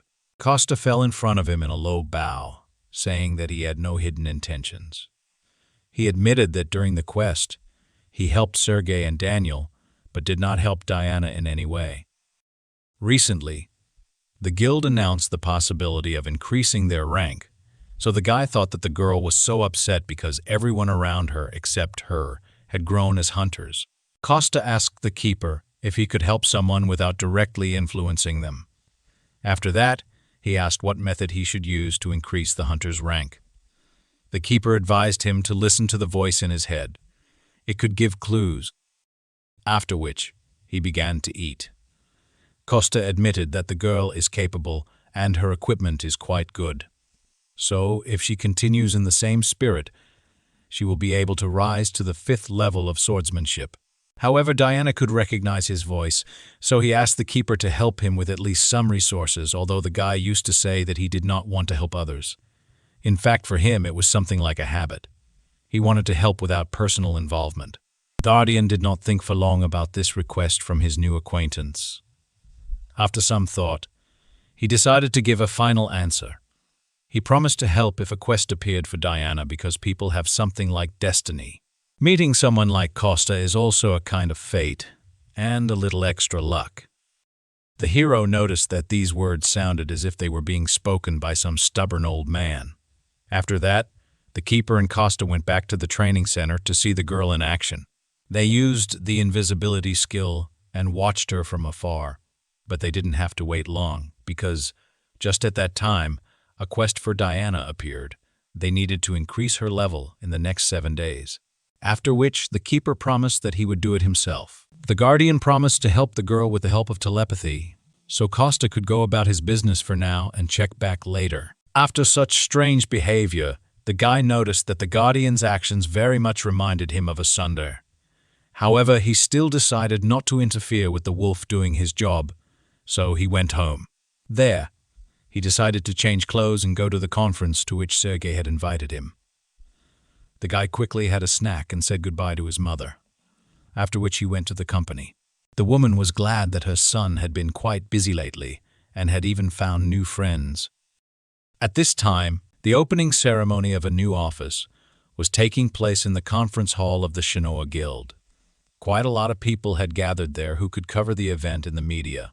Several individual journalists were invited, who had already set up their cameras and were ready to film. Costa came almost to the opening itself, so he was amazed by the large number of people. He decided not to go down, but to stay alone on the balcony and watch everything from above. And just in time, because at that very moment, the poems and the speaker came out on stage. It turned out to be Sergei, who immediately thanked everyone who came to the opening ceremony of the new office and decided to personally see the birth of a new project. Costa sat on the balcony and thought only that, from afar, his friend really looked like the son of a very rich family. Meanwhile, Sergei continued to say that along with the move of the guild office, they planned to continue recruiting new people into it, giving priority to the potential use of their own characteristics and honing their skills, rather than selecting candidates only by the current rank of their magical power. This greatly surprised the specialists gathered here. The chairman snapped his fingers, drawing attention back to himself. As a first step on this path, he announced that today, what was happening was not only the opening of a new office for the Shinoa Guild, but the creation of a private educational institution for hunters. Immediately after this, a forest of hands appeared among the people who wanted to ask questions. Sergei chose one of them and asked him to voice his question. One reporter rose from his seat, first congratulating the company on establishing a new office. He then said that it was previously mentioned that the company was opening an educational institute. He clarified whether the criteria for admission to the institute would differ from the worldwide standards for measuring the magic rank of an awakened person. Sergei confirmed this information, adding that the criteria for admission to the institute would be the same as the criteria of the guild itself. Then, the guy looked out from the whole crowd at one more person who wanted to ask something. He addressed a young lady in a formal suit and glasses who was sitting in the 3rd row. The girl had seen a report that said that during an unexpected awakening, Sergei had heard a strange voice. It was thanks to him that they were able to kill the snow panther. Because of this story, many low-ranking awakened people gained hope. More and more hunters, who were quite weak before, went to recheck their ranks. However, it is worth assuming that this could only happen to the head of the Shinoa Guild. Therefore, she was interested in whether the educational institutes would not be just a simple squeeze of money from the dreamy, awakened ones. Costa was amazed that all the reporters asked such tricky questions. On the other hand, he understood that such questions did not arise out of nowhere. He understood that everything initially became possible only because of his help. However, Sergei was clearly not at a loss from such complex questions. He thanked the reporter and said that such thoughts were quite understandable because he himself constantly asks himself this question. It is possible that a miracle happened to him, and maybe he was so lucky only once in his life. However, he saw this opportunity, so he decided to grab it with all his might. Such a strange wording of the chairman's answer surprised Costa. Little did the girl reporter expect such a detailed answer from the head of the company. At that moment, Sergei called an invited guest onto the stage, which surprised Costa. Everyone present was also amazed at what appeared before their eyes. In fact, this invited guest turned out to be Daniel. He stood next to Sergei and amazed everyone with his enormous size. Compared to him, the guests were clearly impressed by this huge man. Sergei continued to talk about how Daniel was one of the first members of the guild, and that they could only find all the information about him by reading a couple of articles from that time. He admitted that the awakened C rank was a label that constantly followed him, as well as Sergei himself. He then asked to bring to the stage the very bow that helped him in the last battle. Costa was surprised that these guys were filled with such determination. At this time, on stage, Sergei defiantly took a bow without arrows and seemed to pull the string. On the other side of the stage, Daniel prepared to repel the attack. He took in as much air as possible into his lungs. After that, the guy also stood up, ready for battle. It took literally a couple of moments for Sergei to begin gathering all his strength together.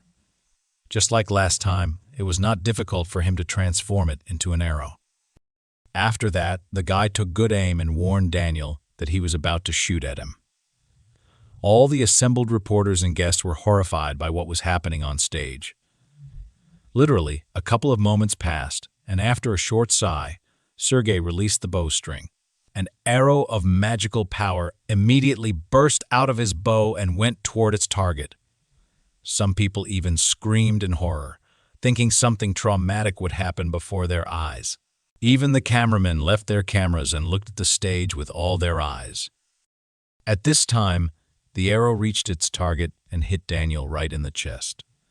Sergei calmly lowered his bow and exhaled, saying that everything went well. At this moment, a cloud of smoke rose on the opposite side of the stage, hiding everything that was happening behind it. Costa came to the dwarven village and looked for his old friend at his house. The old man was surprised by his arrival and asked him to warn him next time, although he had said before that he could come at any time. After that, the old man laughed and said that all this was said out of emotion. He was just heading to the workshop, so Costa asked to go with him. The old man agreed to go there together since the young guy wanted to look at it.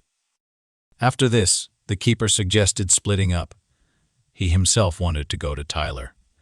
The hero was even glad about this course of events and smiled very much.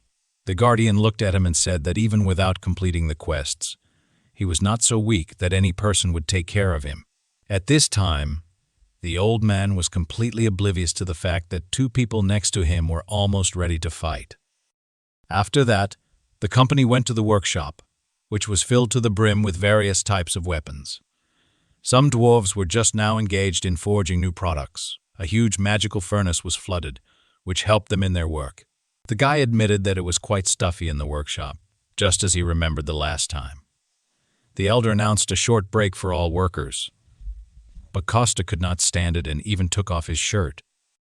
After which, the old man noticed that an ordinary person would not be able to enter this room because of the heat, as the average temperature rose to 80 dec. After that, he summoned a huge piece of magic stone from behind the portal and asked Costa to make a shield out of it. The elder was delighted with the appearance of this stone because it was an excellent material that would never be seen on Earth. Costa admitted that he received it after a battle with that huge panther. He remembered that the world had really tried him, as he had never encountered such a monster in the spirit realm. The elder looked at this huge stone and said that his old friend's request would be fulfilled. But he admitted that this metal is too tough for the local equipment, because to create an account, you need a very high temperature. But due to the structure of the earth and the absence of the spirit of fire here, their capabilities were very limited. Costa thought for a minute and concluded that they just needed a spirit of fire, like that cute mole. However, the elder noted that such a spirit of the earth was lucky to be born in this world thanks to the tree, and it was unlikely that they would be so lucky again. In addition, they also needed a place that could withstand such temperatures. Costa was horrified at how expensive these premises could cost them. Costa was actually indignant that people were so obsessed with money. However, he admitted that in their situation there was still no choice. Just at that moment, one of the workers called the elder over, and they talked about something for a short time. The old man asked Costa to look around himself, but he needed to go away for a while on business. The guy just had time to think about where he could get such a room. For this reason, he even decided to turn to his guardian, who had just returned to his guardian. He didn't look very happy, but after a while, he admitted that he had an idea. These words were clearly significant. Given with difficulty, the keeper still said that the fiery fox could help them. Costa was surprised that this divine beast was still on Earth. However, the keeper also added that the fox was very broken, which greatly surprised our hero. The guardian added that the fox's core would give them the required temperature with extra reserve. However, there was one thing that confused the great divine wolf. The guardian clearly did not want to continue this conversation, but he understood that he had no choice, so he stayed silent for a little longer. Then he added that the fox was broken and devoid of reason. He was once the first guardian apostle named Ralph, who fought alongside him during the Great Cataclysm and exhausted almost all of his magical and physical power. He gave too much, and it could not help but leave a mark on him. Costa listened carefully to everything that the furry guardian told him. Then he decided that he should see everything with his own eyes. He admitted that they would still have to go to him to steal the fox's core. After that, the guy squatted down and began to think about their further plan of action. The guardian said that the fox was in the west, in a black valley where there was a mountain overflowing with demonic energy. There was not a ray of life, giving light there. That cave was teeming with all kinds of monsters. The guy was delighted that he now had the coordinates of Ralph's location, and he decided to go there immediately. He grabbed the keeper by the scruff of the neck, pushed off the ground with force, and jumped straight in the direction that the guardian had indicated to him. After some time, they landed not far from the required location. The divine wolf even felt a little seasick from such chaotic movement. However, he quickly came to his senses and began to look around. There was something to see because the whole ground was strewn with dead animals. All of this was done by one huge fiery fox, whose mouth was covered in blood. It stood over the small, lifeless animal corpses right in front of them. The guardian was surprised that his former apostle had already come to this. He looked at what was happening, and it seemed to him that he had guessed why reason did not return to Ralph. After all, when divine beasts who do not need food become weak, they instinctively begin to look for something to eat. If they try to replenish their magical power by absorbing monsters, it leads to only one outcome. Demonic energy is like poison. So if a divine beast swallows a lethal dose, it will suffer an overdose of energy. But before he even had time to finish his sentence, an attack of hot fire immediately flew at him. It went behind him and exploded somewhere behind him, destroying everything in its path. If Costa had not managed to dodge at the right moment, he would already be dead. The guy was amazed that the fiery fox detected his presence, despite the fact that the guy hid. However, he was absolutely not going to give him time to think about further actions. Preparing for the next attack in this hot ball of flame, the guy managed to see something strange. He was amazed that divine beasts were using demonic energy instead of divine power. However, at the same time, Costa needed to defend himself, so he also began to release his energy outward. He had very little time, since the beast had absolutely no intention of waiting for him to prepare. Costa barely had time to create a shield and protect himself and the guardian from the blow. The wolf only shouted that the fox could not think straight now, so whenever possible, they just needed to take away its core without causing harm. Costa was glad that the guardian was so worried about his former comrade, but noticed that he had not even done anything yet. He also added that if they left him just like that, it could be a disaster if he becomes a monster. At this time, the powers of the fiery fox only increased in volume. Even the ice that Costa used to freeze his flames began to heat up. With one quick movement toward the guardian, our hero threw him aside as far as possible. After that, the shield was destroyed, and the attack achieved its goal. The guardian stood aside and just watched as all this flame fell on Costa. He was horrified that his new friend could die just like that. However, it was too early to give up, because our hero was experienced in this kind of battle. His clothes may have been burned, but he himself escaped serious consequences. At the last moment, the guy applied force to his legs, which allowed him to jump high into the air. He admitted that the fox's fire was indeed powerful, which was to be expected from someone who had absorbed such a large amount of demonic energy. Costa decided to first get away from there to somewhere far away, and then think about how he could get the core. However, before he even had time to finish his thought, the fox moved into a new phase of the offensive. While still in flight, our hero began to be surrounded on all sides by tubes of flame. Therefore, he had to exert quite a lot of force in order to summon a new defensive technique. A whole huge horde of water appeared around the guy, which developed at his order. At this moment, the fiery tubes headed straight toward our hero. They crashed into the huge body of water with which the guy protected himself. This gave Costa a little time to land calmly on the ground and take a short break. It was at this moment that the hero finally abandoned the idea of preserving the entire forest intact. Even through such a dense shield of water, one of the attacks managed to break through and almost hit our hero. Even such a small blow could cause quite a huge amount of damage. Behind Costa's back, the guy noticed that when the body is absorbed by foreign demonic energy, this divine beast is able to demonstrate enormous power. At this moment, our hero was called by the guardian, who had been standing at a distance all this time. The guy wanted to protect his new friend, so he ordered him not to approach, but the guardian reminded him that now Ralph should not be perceived as an ordinary living divine beast. In his current state, he was ready to use any methods and means to achieve his goal.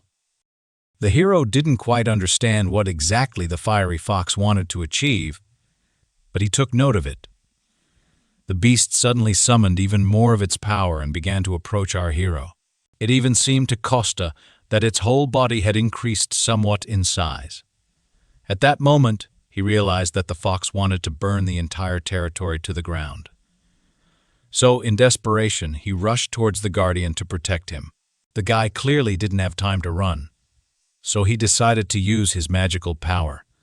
He imprisoned the guardian in a small space that was completely filled with his mana. Then he placed him in a ball and sent it high into the sky. At this moment, because Costa was no longer using the name of the guardian, the fox's memory began to revive. Memories of wanting to protect his friend, his master. Making sure that the keeper was safe, Costa went on the offensive. He opened the portal again, intending to graft his weapon from it. This time, it turned out to be his favorite huge sword, which the dwarves had once made for him. Ralph did not stop watching our hero for a second. He only became even more furious because he couldn't get hold of some pathetic person. This next boost made our hero dodge even more often. Costa stepped a little to the side in order to gain a little time for the attack. He only had a few seconds to come up with his next strategy. The guy grabbed the hilt of the sword with both hands, swinging it with all his might. Now, he could only wait for the moment when the fox would come close enough to him, after which Costa dealt him a cutting blow, applying a huge amount of force. The guy thought that this attack would have at least some effect. However, he immediately noticed that there was something strange about the fox's paws that he had just cut. Literally a moment later, the paws reunited as if there had been no injury. The guy realized that no physical residue would work on the fiery fox. At this time, he only in vain allowed the animal to get even closer to him. He was already practically inside the mouth of this huge monster. Costa tried to unclench the jaws with his huge sword, but failed. The huge, fiery fox sent him flying with such force that no normal person would have been able to survive for long. As if she felt something, our hero's mother decided to listen to her feelings. Her motherly heart told her something, but the woman thought that she had imagined it. Her intuition did not let her down, because at that moment, Costa was really fighting a very strong opponent. The guy barely came to his senses after such a strong blow from the fiery fox. This was almost the only divine beast left alive, but with all the demonic energy absorbed, the guy was not sure that he could stop it without killing it. Costa realized that he couldn't get infected with him at half his strength. He needed to take the enemy seriously, but he was still worried about the Guardian's request. At this time, the fiery fox began to summon a new technique, which was formed into a ball. It was a clot of energy, the very core that Costa himself was hunting for. The guy looked at the once sacred animal and thought that he should spend as much energy as possible now, so that it would be easier to defeat him later. He hoped that the fiery fox would pour all the demonic power into this core. Ralph didn't need anyone's orders, so he himself directed one of his most powerful attacks towards our hero. The guy came up with the idea to cut this clot of energy with his sword, so he now concentrated only on delivering one precise and clear blow. The core kept approaching our hero with enormous force. At the last moment, the guy realized that he couldn't cut it, so he simply beat it back to the fox. Now, the guy realized that it was definitely a core, but he couldn't understand why it was so big. Even the color was too muddy, as if it did not belong to the fiery fox at all. At this time, the animal seized the moment and attacked the hero with physical force. The guy barely managed to put his sword under the teeth of the huge beast. Meanwhile, right above them, a clot of energy continued to absorb demonic power. The sky became darker and darker from so many dark forces in it. Costa realized that they were both in danger and urgently needed to leave this place. However, the fox held the sword in his teeth and would not let go, so the hero had to come up with another plan. Instead of taking out his sword and running away, he decided to use force and simply move the fox along with him. Of course, the animal didn't like this, so shaking its head, the fiery fox made the guy get off the ground. It was at this moment, as they fought fiercely, that a huge stream of energy shot out from the core. Both Costa and Ralph were thrown with force in opposite directions. A moment later, Costa came to his senses and decided to look at the place where the cannonball fell. Literally, a few centimeters from his feet, a huge black crater was punched into the ground. Costa had a hard time seeing from this place how things were going, so he decided to get up and see what was happening. Before he could do this, a huge stream of energy fell on him from behind. The guy managed to jump away and then turn around, running into the attack. The fox did not waste time while the guy came to his senses. It decided to attack. It was still hard for Costa, but he was glad that the demonic energy had already weakened greatly. Even though he still had to put in a huge amount of effort just to dodge, there was light at the end of the tunnel. The guy dodged, delivering small blows, exhausting his opponent. Some strange feeling overcame our hero. He turned around and some unusual energy came from exactly the place where the core fell. Now, the guy managed to look at it closer and clearly realized that something was wrong. He knew that it was impossible to reach such a state by simply eating meat with demonic energy for a couple of months. The guy was sure that the fox's core was forcibly filled with dark energy because it was the embodiment of the soul of a divine beast. If the core is destroyed, it would be a huge loss for the beast. If you kill it, the core will be destroyed. The guy tried to guess what kind of demon could do this. The hero heard the voice of the fiery fox who wondered if he knew Carnis. Costa was amazed that this beast still retained the remnants of its sanity. The guy decided to check this version, so he asked the fox why he was asking him about this. to which the beast replied that this was the only name that remained in his memory. As soon as he thought about it, his head began splitting. At this time, the guardian, whom he had been looking for all this time, looked down at him. He was now in a different form and was enclosed in a protective bubble. Gradually, he came closer and closer to the fiery fox, who raised its head up and looked at him. He called out to Ralph, trying to talk to him and help him recognize him. The fox froze for a while as if listening to his words. Costa decided to take advantage of the moment and finish what he started.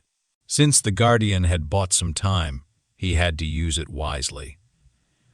The guy immediately turned around and headed straight for the hole in the ground. He extended his hand towards the core and tried to grab it.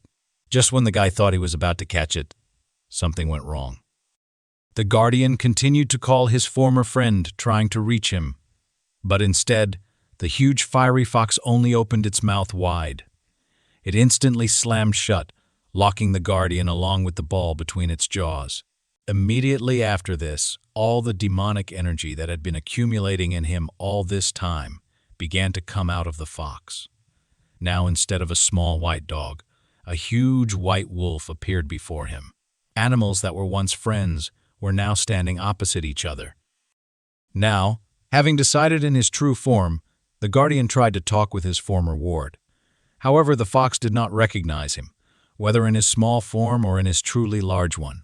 Instead, the fiery animal simply grabbed the guardian's throat with force. Ralph knocked him to the ground, crushing him with his entire body on top, immobilizing him. The guardian was angry and frustrated that his charge could not remember him. However, he still needed to continue defending against his attacks. So, our wolf used water magic, which made the fox jump away. The guardian literally built a shield of water with all his paws, which forced him to let go. Afterward, he jumped up and began frantically calling out to our hero, Costa. He said that the core was half of the soul of the divine beast, so if they won, they would be able to return at least half to it. At this time, our hero fought desperately to free himself from the core. The guy literally extended his hand inside the core but could not do anything else with it. Meanwhile, the fiery fox was becoming more and more crazy every minute. His grin became even more menacing, and his entire mouth was covered in blood. The guardian looked at his former friend and realized that he was in great pain. He literally watched the demonic energy condensing behind him.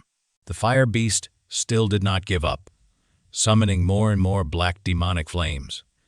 In response to this, the guardian summoned light drops of water that could resist fire.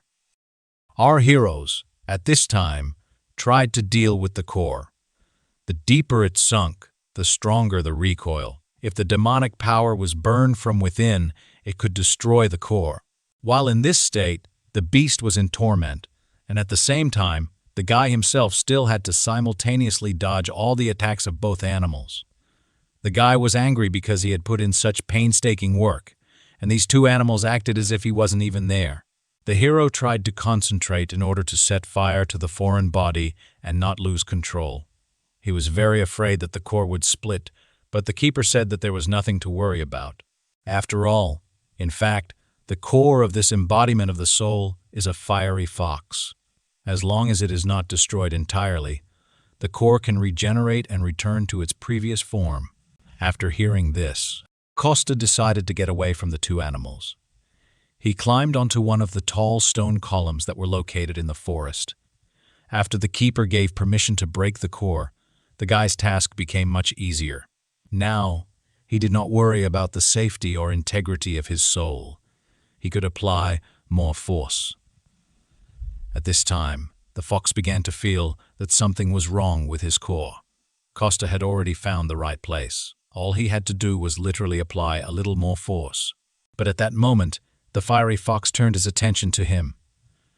The fox decided to remove the source of pain that was causing him to suffer, so he sent a huge stream of energy directly to the place where our hero was.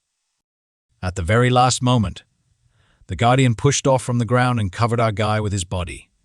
Of course, Costa saw what happened, so he was worried about his friend.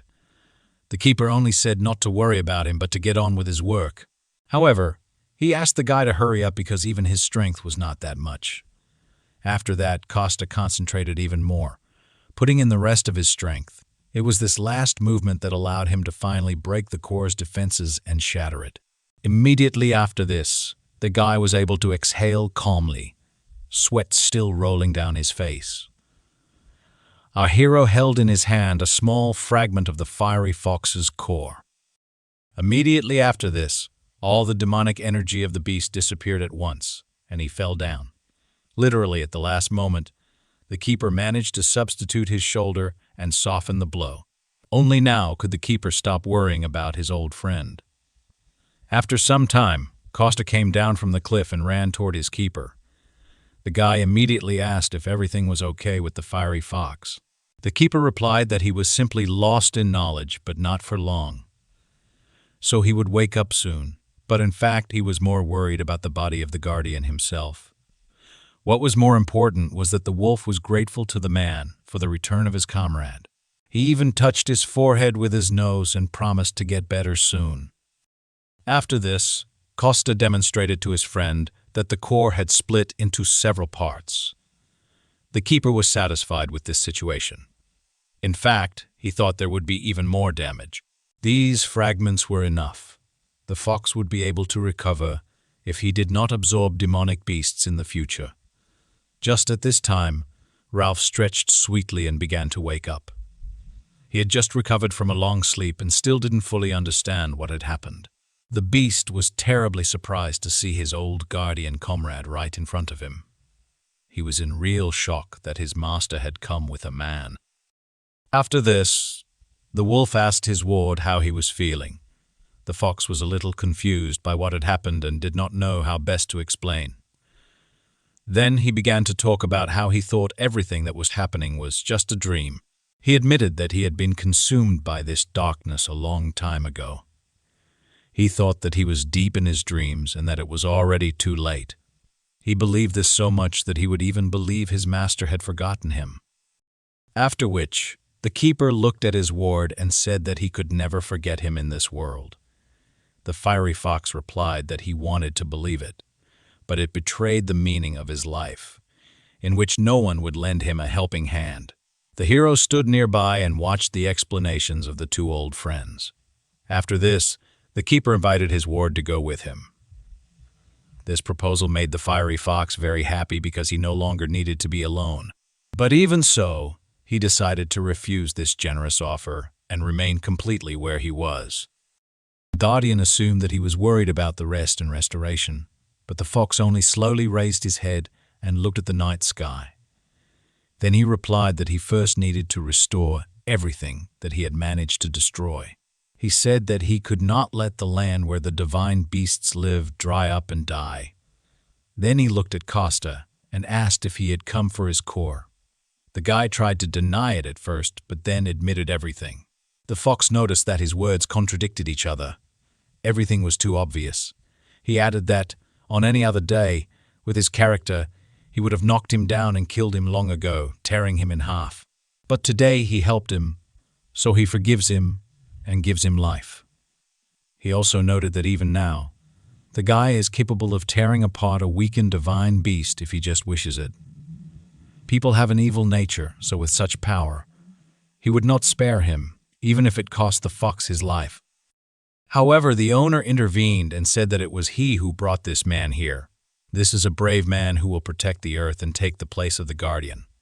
After this, the fox realized that this was the great man about whom the owner had spoken in predictions several thousand years ago. After that, he no longer looked at the person that way. Although he expressed disappointment, the fox noted that he does not believe in a specific person, but in humanity as a whole. Either way, he was going to stay in this place and focus on recovery. Some hostility immediately arose between the fox and our hero, Costa. The guardians returned to. Their earthly appearance promised that even years later, he would definitely return to pick up his comrade. After that, our heroes headed home, leaving the fire beast to rebuild everything it had destroyed. In parting, the keeper added that even if the whole world disappeared at once, he would disappear, preserving the memory of his comrade. He promised that he would never be able to forget him, no matter what happened to them. Ralph was delighted with such words from his master. It gave him true joy. After these words, he gladly allowed our heroes to take the remains of his core. Olga had a hard time getting up because she had to carry a lot of things. Her beloved guide, Daniel, turned around at the girl's words and noticed that it was hard for her. Instantly, he ran up to the girl to help her carry her thing. Olga was upset that the guy was not caring for her enough. It was an ordinary quarrel between two lovers, which happens to everyone. This situation was witnessed by the head of the company where both of them worked. He asked forgiveness for his subordinate because he carried him with him everywhere. However, the girl did not obey the boss at all. On the contrary, she only shouted at him for being so overworked. She demanded a day off for her boyfriend, and also recalled the dangerous performance that time. Everything really worked out with a demonstration of Daniel's strength. His body absorbed the energy and took on its best form. The girl was worried about the fact that in the morning she worked in a restaurant and in the afternoon she disappeared with business at the guild. She demanded a day off, or at least one day when she and Daniel could be together, but he covered her mouth with his hand. Everyone understood that this was not serious at all, so they were not angry. Immediately after this, the driver shouted from the passengers that he needed to leave, so everyone in the group rushed to take their seats. At this time, an abandoned temple stood in the middle of the desert. In its center, there was a dark entrance that allowed one to enter a place never seen before. A small green mouse crept there, unnoticed through a gap in the floor. She quietly watched what was happening inside. This strange green mouse had a small camera on its neck that recorded everything that happened. The werewolf looked at what was in front of his eyes and could not understand what these creatures were up to. Very small people rushed back and forth with tools in their hands. A beautiful, dark-haired, slender woman commanded them menacingly. She was worried that the gate was almost completed, but Pasha had not finished yet. The girl was thinking that everyone was working too slowly. At that moment, someone called her from behind. Another little man with glasses ran up to her and said that the gate ball was completed. Risa looked at the small sphere in his hands and was very happy about it. Then she pulled herself together and praised Pasha for doing such a difficult job. She added later that after this, she simply had to treasure him. This cute boy was incredibly embarrassed by such open praise. Risa did not think that on Earth it would take only 3 months to create a ball, but now she held it in her hands. She added that this was only thanks to such a master as Asha. Thanks to these words, the boy added that in the future, he would be able to make an even more effective device. He said that he understood the essence in general terms, so it would take him about 2 months. However, the girl turned her eyes and said that Pasha, with his abilities, would be enough in a month. The guy was again embarrassed by such praise and promised to try to cope in a month. After that, the girl smiled joyfully and said that this was exactly how she appreciated him. After that, Pasha went back to his laboratory and Risa stood, joyfully waving goodbye to him. She did this until the guy disappeared around the corner, after which the smile disappeared from her face. The girl straightened her hair. She was unhappy that she had to constantly persuade and praise the dwarves so that they would at least do something, although she understood that, for a traitor like her, there was no option to be picky. The girl slowly approached the gate step by step and thought that she would not have another chance. She came close to the stand and realized that even if she had created a gate without the key and battery, she would simply have wasted her energy. She took the ball in her hand and extended it toward this strange installation.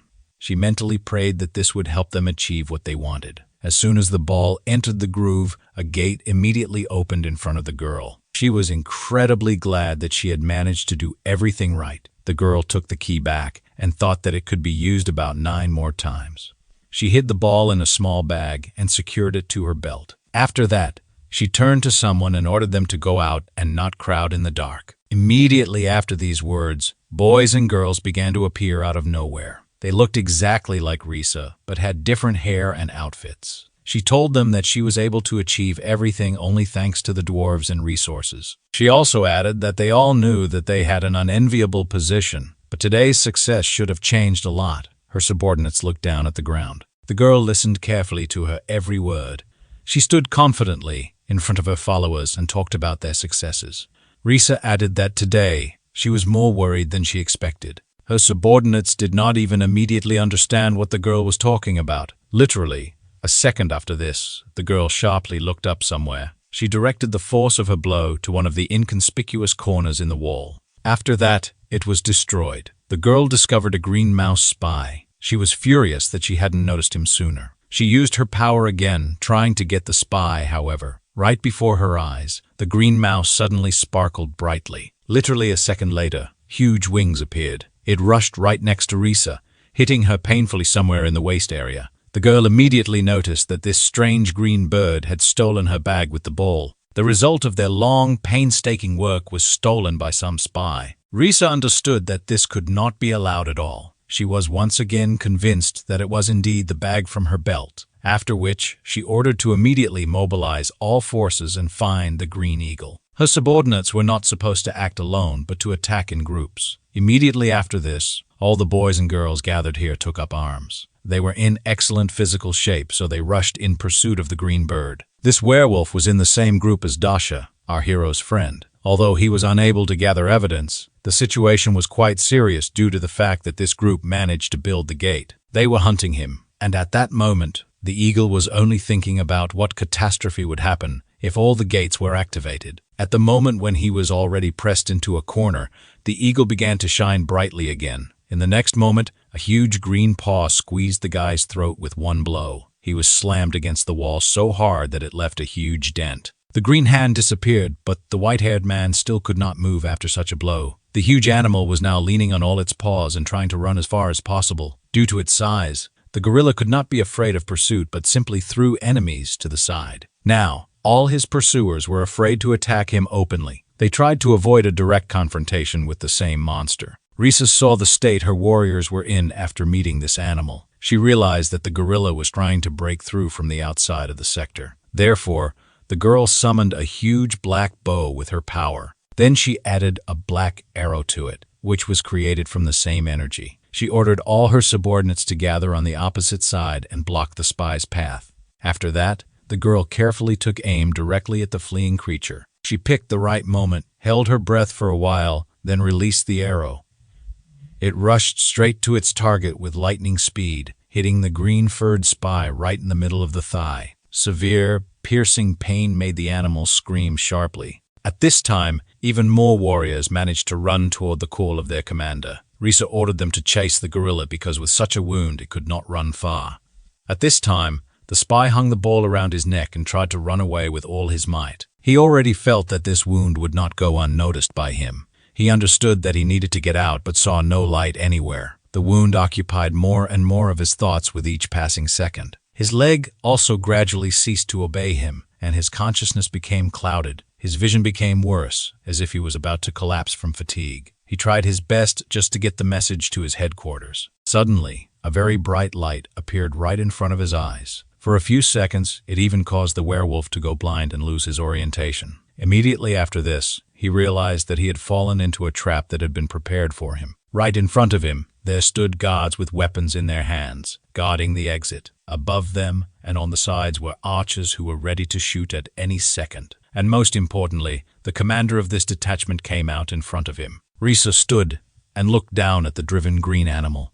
She only doubted that the spy had nowhere else to run. It seemed to her that now he must give up because there was simply no other way out. To her surprise, the huge gorilla only smiled triumphantly. Instead, the girl did not expect such a reaction at all, so she could not understand what he was going to do. The spy, with the last of his strength, told her that he had not lost yet. After which, the huge green gorilla again glowed with bright light. This time, this transformation quickly caused the entire destroyed temple to shake, because delivering a message to the guild was more important than saving one's own life. Risa stood and looked in front of her, amazed. The cornered animal did not give up. Instead, the beast began to glow with bright green light again, indicating that it was ready to take on a new form. The last transformation was of such incredible proportions that the entire structure began to shake and threatened to collapse. At this time, Costa was somewhere in the middle of the forest and heard a strange sound. The keeper was surprised that the guy was using the brave man's sword to butcher horned pigs. The hero replied that such an artifact of the legendary class cuts like a legendary one. Thanks to the variabilities of this artifact, the hunt was extremely easy and successful. Costa reported that he heard a strange roar of an incomprehensible animal and suggested that the keeper check it out. Balash was not delighted with such an offer, because he had not fully recovered yet, and the hero himself had fallen into this place on the way home. Suddenly, for no apparent reason, he began chopping up the pigs, declaring that they needed to finish them for dinner. However, Costa still suggested going to look at the beast, because fights were the most interesting to watch. The Guardian said nothing but thought that the situation looked too serious to simply be an observer. A huge green tail, all covered with durable scales, whipped from side to side. Instead of a gorilla, a gigantic crocodile appeared in the huge hall. It threw its opponents in different directions, swallowing some.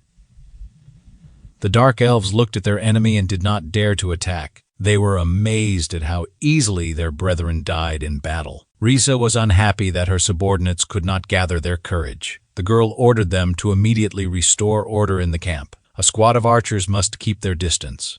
Spearmen must stand in a row and prevent the beast from leaving the camp. The crocodile was amazed that just one order from the commander was enough, and the system was already in order. The girl reminded them that the beast could not use its left leg, so she ordered them to attack there and kill it. In any case, they needed to return the gate ball, and she did not care about the fate of the spy himself. Initially, the crocodile planned to take the ball and find out its key properties and deprive them of it. However, he understood that most likely he would not be able to escape with the ball. Therefore, the awakened one threw the bag with his loot as high as possible. Risa was horrified by such careless handling of such a great artifact. The spy only thought that the elves were too skilled at archery, so there was no point in trying to escape by air. He clearly had a new plan in mind, and the commander-in-chief looked at him and waited for the next step. In fact, the beast realized that its only chance to destroy the ball was to swallow it. The crocodile slammed its mouth shut with great force, hoping that the ball would break inside. Risa was horrified that all the work done recently had gone down the drain. The girl literally saw with her own eyes how the ball shattered into small pieces. She stood in the middle of the hall, opposite her almost defeated enemy, and watched how he managed to deceive her. The girl was truly furious that this green beast had managed to so easily destroy their work. The spy had clearly made a huge mistake, as the commander-in-chief was truly furious. In order to somehow implicate the spy, the girl ordered all the archers to aim at him. The crocodile stood silently, completely surrounded on all sides by opponents. At this moment, he was completely prepared for his imminent, inevitable death. Suddenly, a little girl appeared in the man's thoughts, bleeding from her mouth. The man recalled the last minutes of his beloved daughter's life. All he could think about was that he would soon be able to meet his sweet little Anna. However, something clearly went wrong. Instead of being destroyed, the ball began to work. A huge stream of dark energy was released out of the lock, piercing the insides of the huge green crocodile, quickly being absorbed into its insides. The beast, ready to die, suddenly raised its head high, and black smoke poured out to save it. Even Risa did not expect such a reaction, but she noticed that something strange was happening to the spy. The girl ordered all the archers to shoot at the same time. Immediately after her words, more than 100 well-aimed archers lowered their bowstrings. The crocodile was pierced by sharp arrows into literally every part of its body. Suddenly, as if from a crack, a strange, thick smoke began to appear. It was getting closer and closer to the elves, making them worry. Many of them sought help and protection from their commander, Risa. However, only by turning to her did they notice that the girl herself was bleeding. A strange clot of energy, of an incomprehensible color, pierced the girl's body right through. Even one of the Dark Elves could not survive such a wound. While they were worried about their commander-in-chief, dark energy took over the beast's body more and more. The deputy commander was horrified by what was happening and ordered the remaining elves to retreat immediately. All the subordinates immediately rushed away from the scene, saving their lives. This is exactly the picture that our main character, Costa, found when he appeared right above the hole that had formed in the ceiling. The guy had just arrived and was still trying to figure out what was happening here.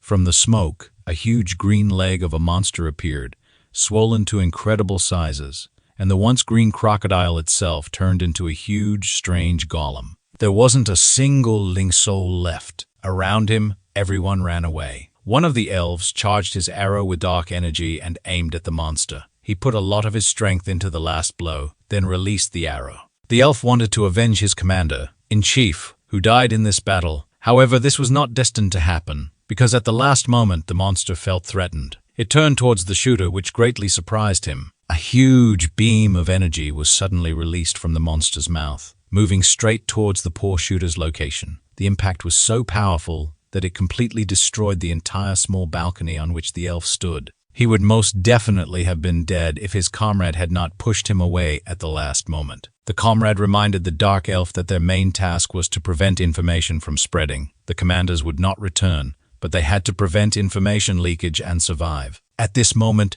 the energy began to spread in all directions and strike chaotically. The two elves barely managed to avoid inevitable death and escape deeper into the castle. Our main character calmly watched all this from above. The Guardian even clarified whether Costa was going to capture these dark elves. However, he noticed that the Keeper himself had forbidden him to do this just recently, to which the wolf replied that this does not apply to other races. After all, karma is given in different quantities depending on the reasons and its volume. Costa realized that last time. The Guardian stopped him because, having harmed a person, he could not become a protector god due to changed karma.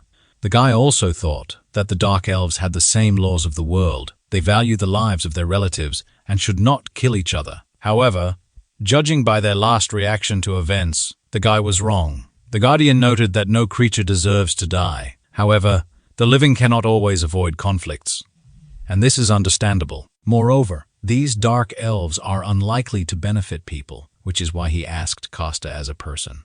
The hero replied that the Guardian too often asks questions that confuse him. The wolf noticed that the guy was too hostile. He may not want to become a protector god, but even so, such statements and actions only prove his immaturity. The hero was irritated by the gap between them, which was always felt at such moments. The guy spread his hands and said that he partially agreed with the words of the Keeper. However, his main goal now is to save Dash's colleague from a scrape. The guy did not hide the fact that the Dark Elves also bothered him. However, at the moment, what interested him most was the black demonic energy. After all, at the moment it was very similar to what had recently been hiding in the fiery fox. Costa was simply interested in what kind of lousy demon was plotting these intrigues. It was unlikely that this was the work of the Dark Elves. In any case, the hero needed to save the man, so he jumped down. The guy carefully landed right in front of the huge green monster. It just noticed him and slowly turned towards the new enemy. Costa was not at all afraid of his enemy. Turning to Dash's colleague locked inside, the guy called upon his powers. In the palm of his hand, he promised to free the man soon. Thanks to his abilities, small and large stones began to rise from the ground. More and more of them rose into the air, glowing with a yellow flame. Gradually, the stones began to twist in a spiral, as if they were in a whirlpool. From such a strain of magical power, even our hero's eyes turned blue. Immediately after this, Costa directed this entire gigantic flow of energy, along with the stones, forward. His improvised weapon came closer and closer to the monster surrounding it. But the monster did not think of giving up quickly and again released a clot of energy from its mouth. The monster aimed right at the middle of the stream, intending to reach the enemy. However, his path was blocked by sand and stones that blocked his view. Now he stood completely inside this vortex and looked around. The guy had literally imprisoned the monster inside a cluster of stones covered with his energy. It was necessary to cleanse and free this man's core from demonic energy. Therefore, the guy clenched his hands tightly and increased the resistance of the wind and energy. It was a difficult confrontation. The hero decided that he needed to speed up. It must be faster than the cell division of the green beast. But the demonic energy that sat in the man's core was not going to give up. Even in this state, it forced her clots to release and attack our hero. One of them had already taken him out, inflicting a small wound on his left cheek. The guy only managed to dodge when several more new attacks were already rushing towards him. However, this reminded our hero of something from his past. He understood why this reminded him so much of the Firefox's situation.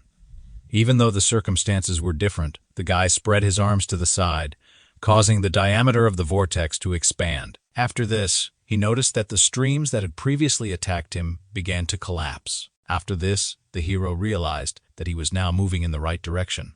The time had come to begin the next stage of liberating the green beast.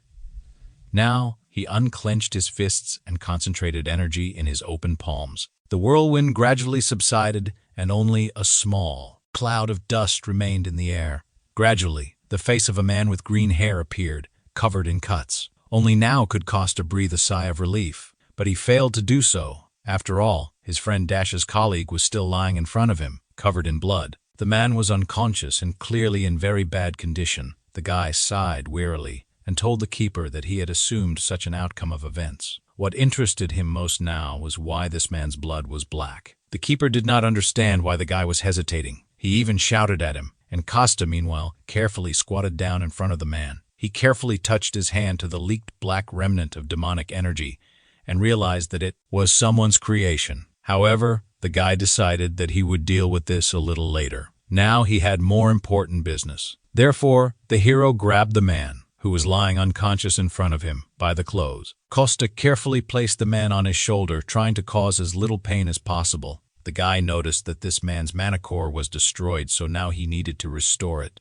First of all, it was necessary to find a deserted place. So the hero and the guardian pushed off the ground with force and got out in one jump. After some time, the man began to gradually regain consciousness. He clearly felt tired and overwhelmed. Slowly, he opened his eyes and realized that he was in an unfamiliar place. The man was able to focus his gaze on the young guy, who stood in front of him with a white puppy on his shoulder. The awakened one clearly did not expect to see such a strange picture, so he shouted sharply and loudly. Our hero also did not at all expect that the man would come to his senses so quickly, so he screamed along with him. They were lucky that they were in a house in the middle of the forest, otherwise someone might have heard them. It took Costa some time to explain to the man what had happened here. The guardian lay and listened all this time. The hero now noticed that the man was in critical condition, so he offered to talk about the details after he swallowed the medicine. The green-haired man thought for a while, then asked to convey his words to the association. The man remarked with a resigned air that his life, as a whole, had no regrets left. However, the hero did not even listen to him to the end and interrupted, saying that everything was too easy for him. He noticed that he found a man just while walking his dog, and now he wants to die in front of him because he didn't save him, even though he could have. The guy respected the green-haired man's reasons, but said that he would not die today. The man noticed that the guy behaved very impudently for his age. However, the hero noted that he was already 35 years old, after which the man resigned himself and did not appear to protest further. He even agreed to take medication and be patient while our hero treated him. The man felt that something had split his manicore in half. Even the best healer from the Hunter Association could not cope with such a severe wound. Costa knew all this, which is why he used one of the only 3 pills that he grabbed before his return. He ordered the man to put it in his mouth and hold the cloth between his teeth so as not to bite his tongue. The medicine, like a magic chain, must circulate throughout the body for it to be effective. Now, the man's manicore was fragmented, and the magic chains did not function. Therefore, Costa himself was going to infuse magical power into the man and help distribute the medicine throughout his body. He added that this pill was like a defibrillator, only resuscitating the flow of mana, not the blood flow. As soon as the man took the pill into his mouth and bit into it, the guy suddenly added that now he should not lose consciousness. But it was already too late, because not even a couple of moments had passed before the awakened one passed out. Costa remembered that he himself was preparing to die for the first time and fainted 100 times. However, this man could not lose consciousness, so the guy hit him sharply on the head. He ordered him to endure until the last, because this green beast was one of the best in the country. He might die as soon as he loses consciousness, but the man already felt his body. He began to hear some strange sounds and was even preparing to die peacefully. However, Costa ordered him to think about his family, which forced the man to go inside himself. The guy directed his hands to the man's body and began to gradually pour his energy into him. At this moment, a quest appeared from a member of the state-controlled Rainbow Six. The Green Beast, whose real name is Yegor. Often, when people talk about a person with a high position in government agencies and someone who is in the top 6 of the country, they immediately imagine his brilliant past. Yegor's life before becoming the Green Beast was very mediocre. He had a wonderful, loving wife and a beautiful little daughter. The man sincerely considered himself the happiest person on earth. Finally, he had everything he had dreamed of for a very long time. He was an orphan and his name was firmly rooted in the first lines of the boy's register. Not only did he not have a single relative, but his birthday was also considered the day he arrived at the shelter. The guy lived his days quietly and peacefully in an orphanage, but everything changed dramatically when he took even one step beyond it. Without parents, whether a troublemaker or a quiet one, it didn't matter. They were all called problematic. Because of this prejudice, he was unable to make a single close friend. Therefore, the guy grew up alone, without a single close attachment. He felt it only in relation to animals. They lived on the mountain behind the school, where he climbed at every opportunity. Perhaps they were the reason why the guy later became a zoo worker. To him, the man who preferred animals to people, wonderful words were later addressed. The girl admitted that she liked how Yegor always took care of animals like people. She was very embarrassed but still took the first step and invited the guy to meet. He was also very embarrassed by what was happening, because it was his first time, but he agreed. It was this girl, and later their daughter, who gave Yegor the opportunity to return to the human world again. A man deeply immersed in his thoughts and memories was brought out of this state by his little daughter. Yegor asked his Anna not to cling to him like a monkey when she sat on his neck. The man took the girl off and moved her into his arms in front of him, telling her to look to the side. The girl reluctantly obeyed her father and slowly looked around. At the moment, they were standing right at the foot of a beautiful waterfall. The girl was delighted to see a rainbow so close to her for the first time. Yegor explained to his daughter that this was a waterfall, and water from the lake at the top of the mountain collected in one place and fell down. Anna was interested in what happened to the fish that lived at the top of the mountain. The man joked that they were diligently swimming up the falling water. Back home, the girl did not believe her father, but promised to check with her mother later. She asked to buy her a chocolate bar if it turned out that the man had lied. He suggested replacing everything with vitamin juice so that their mother wouldn't scold them for such harmful things. Just at that moment, the girl found her husband and daughter and ran up to them. She was worried because she couldn't find him for a long time. Yegor was simply showing his daughter the waterfall. Although her parents initially assumed this and even suggested that the girl relax and wait, the wife said that there was a beautiful rainbow in front of the waterfall, so she would like to submit photographs. Yegor had the camera, and they all headed together closer to the water. People struck a pose and began looking for the best shot. The girl had to work hard to make the rainbow clearly visible. To begin with, she made a family portrait of her parents and husband with their daughter. She really liked the photo, so the girl suggested taking a few more pictures. Meanwhile, her parents were chatting with their granddaughter, trying to make her laugh. The girl screamed with joy, the smiles of her relatives until they ran out of energy. After that, Yegor handed his daughter into her arms and asked her to take his place. The girl ran to her parents so that she could take a photo with them. Little Anna began to teach her grandparents how to make a heart with their fingers. She even made 2 hearts at once with both hands and addressed them to her loved ones. Meanwhile, Yegor was catching good shots and taking pictures of his joyful family. The guy did not notice at all how something strange began to happen with the waterfall. Not far from them, the space in front of him began to literally crack into pieces, like glass. Yegor noticed the crack only when it had already reached a fairly large size. The next moment, the space split and a huge black hole appeared in it. Then, this happened several more times near the first crack. From one of them appeared the head of a huge shark with yellow eyes, which immediately attacked the first person it came across. A huge bear crawled out of the other and immediately knocked down and pinned some guy to the ground. All this happened before the eyes of Yegor, who was just beginning to understand that he had built an ideal life. He subconsciously believed that this happiness would leave him sooner or later. After all, nothing is given for free, and for him, such a life was a luxury. Therefore, he thought that someday it would definitely be taken away from him.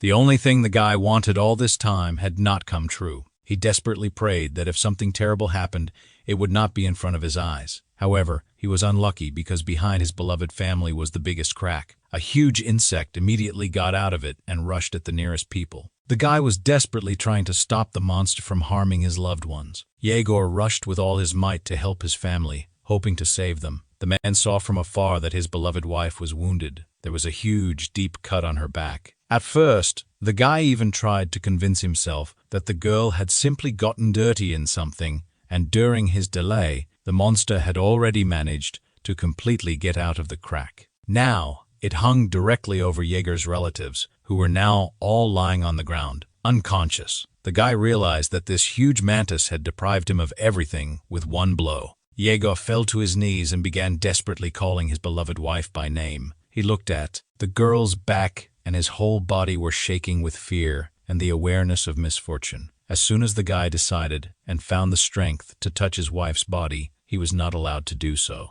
The huge mantis lashed out with its claw, cutting through the air with incredible speed. It hit right at the place where Jaeger was literally a second ago. The guy was thrown back with incredible force and speed. It seemed to him that from just one contact with such claws, his body was torn apart. However, this was not the case. The guy flew quite a long distance and landed hard on the ground. At this time, the monster raised its head up and let out a victorious cry. It stood right above the green beast's family and waved its huge claws menacingly. The love for his family, and especially for his daughter, made Jaeger come to his senses. He rose to his feet and was ready to fight the monster. The green beast rushed toward the huge mantis. After what happened to his family, the guy was no longer afraid of this monster. On the way, he kept swearing at the monster and picked up some kind of sharp stick as a weapon. The guy had nothing to lose, so he attacked the monster with zeal. Just at that moment, when Jaeger ran past the bodies of his family, he heard a familiar voice. The guy looked back and noticed that his daughter was still alive, protected by her mother's body. This all happened literally in an instant. When the guy could no longer stop, he noticed that the girl had come to her senses and was very scared. The very next moment, Jaeger had to defend himself from an attack by the praying mantis. Its claws were very sharp, and Jaeger's weapon was useless. Therefore, the guy fell to the ground, and his stick was easily cut into pieces. The mantis continued to advance on the green beast without stopping. This time, its claws pierced the ground right next to the guy's head. Jaeger's entire consciousness was now absorbed only by the thought that his daughter was still alive. The girl was already sitting next to her mother and crying with fear. She was calling for her beloved daddy. When a huge shadow covered her, Anna slowly turned around to see what was happening behind her. Jaeger understood that he could now lose the last survivor of his family. At that moment, something arose deep inside him. Some strange feeling grew stronger and stronger with every step he took. It appeared in his chest, but now it was spreading throughout his body. A strange energy and green glow enveloped the entire guy from head to toe. The claw of the huge praying mantis was already a few millimeters from the girl's body. One more step, and it would not be the human foot that steps on the ground, but the paw of the beast. The monster's huge, sharp claw was torn off with one strong jerk. A huge green tiger carried her away in its powerful teeth. Anya, with tears in her eyes, out of fear, clung to her mother's body. The tiger stopped nearby, holding the severed claw of the praying mantis in its mouth. At that time, it roared in pain and became furious from its wounds. Something green and striped quickly flashed before the monster's eyes. The huge tiger spat out its claw and rushed back to the monster. This time, its target was the head of the monster with two huge yellow eyes. The tiger opened its mouth wide and sank its sharp fangs right into the neck of the mantis. Not even a moment passed before the headless monster fell to the ground, and the tiger rushed away, carrying in its jaws part of the enemy it had defeated. It stopped nearby, walking inside and looking at the monster. Another moment, and Jaeger, in human form, was rushing towards his daughter. He ran to Anna, hoping that everything was okay with her. However, the man immediately realized that he was late. His hands began to tremble. In front of him, on the ground, lay his dead beloved wife and wounded daughter. The young man looked at the body of his wife, which was becoming paler every minute. Then he turned his gaze to the little girl who lay unconscious next to her. The man was already sweating from tension. His whole body was becoming numb from fear. He looked at what was left of his family, tears flowing from his eyes. Jaeger saw that his daughter was still alive, but she was too weak to even sit up on her own. The man had to carefully put his hand under the baby's head and help her rise. He tried to calm the baby down all the time, promising her that he would think of something. Anna complained that her stomach hurt very badly, and the man could not stop the bleeding. He held his little daughter in his arms and understood that she would die any minute. Under the girl, there was already a whole pool of blood that flowed out of the wound on her stomach. The girl said that she felt cold, so Yegor tried to hug his daughter as tightly as possible and warm her up. Anna was glad that Dad came to her aid and did not leave her alone. She even laughed. The girl smiled and said that she loved her daddy more than anything in the world. She wanted to touch her father's face with her hand, but the strength left her. Anna no longer made a single sound. Yegor realized that his daughter had just died in his arms. It took him a few seconds for the thought to sink into his head. Then the man burst into tears, leaned over to the girl and said that Dad also loved her more than anything in the world. After some time, the man carefully shifted the girl to the ground. Now, in front of him, lay the dead bodies of his beloved wife and daughter. Daughter, wife, father-in-law, and mother-in-law. It was at this moment that Yegor dreamed that God, if he existed, would turn out to be an unsuspecting fool. He was ready to follow his will with pleasure if, as a reward, he would allow him to save the lives of the people he loved. Yegor was grateful that he was able to meet people born in love and promised to devote himself entirely to this goal. After this, he turned into a huge green elephant and rushed to protect the people remaining in the park. Costa realized that this thought was driving the man when he burst into the dark elf base. He could see all of this in the man's head while he lay unconscious and thought about his family. Finally, after some time, when the medicine took effect, the man came to his senses and opened his eyes. Yegor asked the guy how long he had spent unconscious, but Costa replied that all the most dangerous things were left behind. Yegor looked at the man and was disappointed that he chose this path. Yegor just turned his back to the guy and added that he had nothing to say to such a boy. Costa realized that the man felt bad and was going to die. This was clearly reflected on his face. He was silent for a while. Why did he say that? He recognized this feeling. He remembered himself at a time when he had only recently found himself in the world of spirits. It wasn't the same feeling, but he thought they might be similar and smugly concluded it. The guy recalled the feeling when he stood in the pouring rain, which helped hide his tears. He added that death leaves nothing behind. When someone dies, there must be someone left to remember the dead person. But now, the only one who will remember all of this is Costa. All these little things that Yegor's wife and daughter loved, that made them happy, now he alone remembers. Absolutely all these little things that make up a person's personality. These words made a huge impression on the green beast, who was still lying with his back to the heroes. For some time, they remained in silence. Yegor lay facing the wall, and Costa sat behind him. After a while, the guy sighed heavily and decided that he was minding his own business. He asked Yegor to forget about his last words. He simply said it for moral reasons. However, these words still had an effect on the man. He sat up and asked the guy to help him restore his mana core. Costa was surprised that the man still chose to continue living. Yegor still could not immediately answer this question. He sat thinking for a long time and then said that he still had a lot of things to do, and there are people who rely only on him. Costa was surprised by such an accurate answer, but agreed with him. A light came on in a house in the middle of the forest, which marked the beginning of a new life for the green beast. Sometime later, Costa was furious that they decided to throw a party in his restaurant to mark the release of the green beast. 3 weeks later, the guy had to urgently prepare a lot of food. His mother and assistant had to run around with boxes. He cursed at Dasha because his family wanted to live in peace, and she was throwing another party.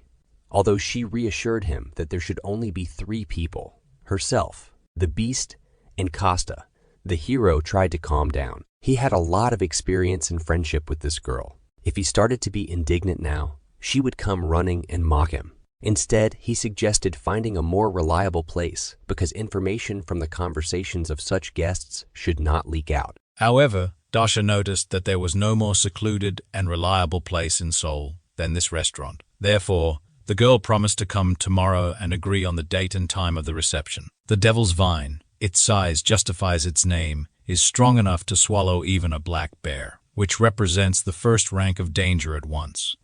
She's just looking for a beast that the demons will keep as a pet. However, even demons can be in danger if they let their guard down before the monster of disaster. Costa sits at the table, holding his head in his hands and thinking that he should have just ordered pizza. The keeper was amazed that the guy was awake simply because of some pizza.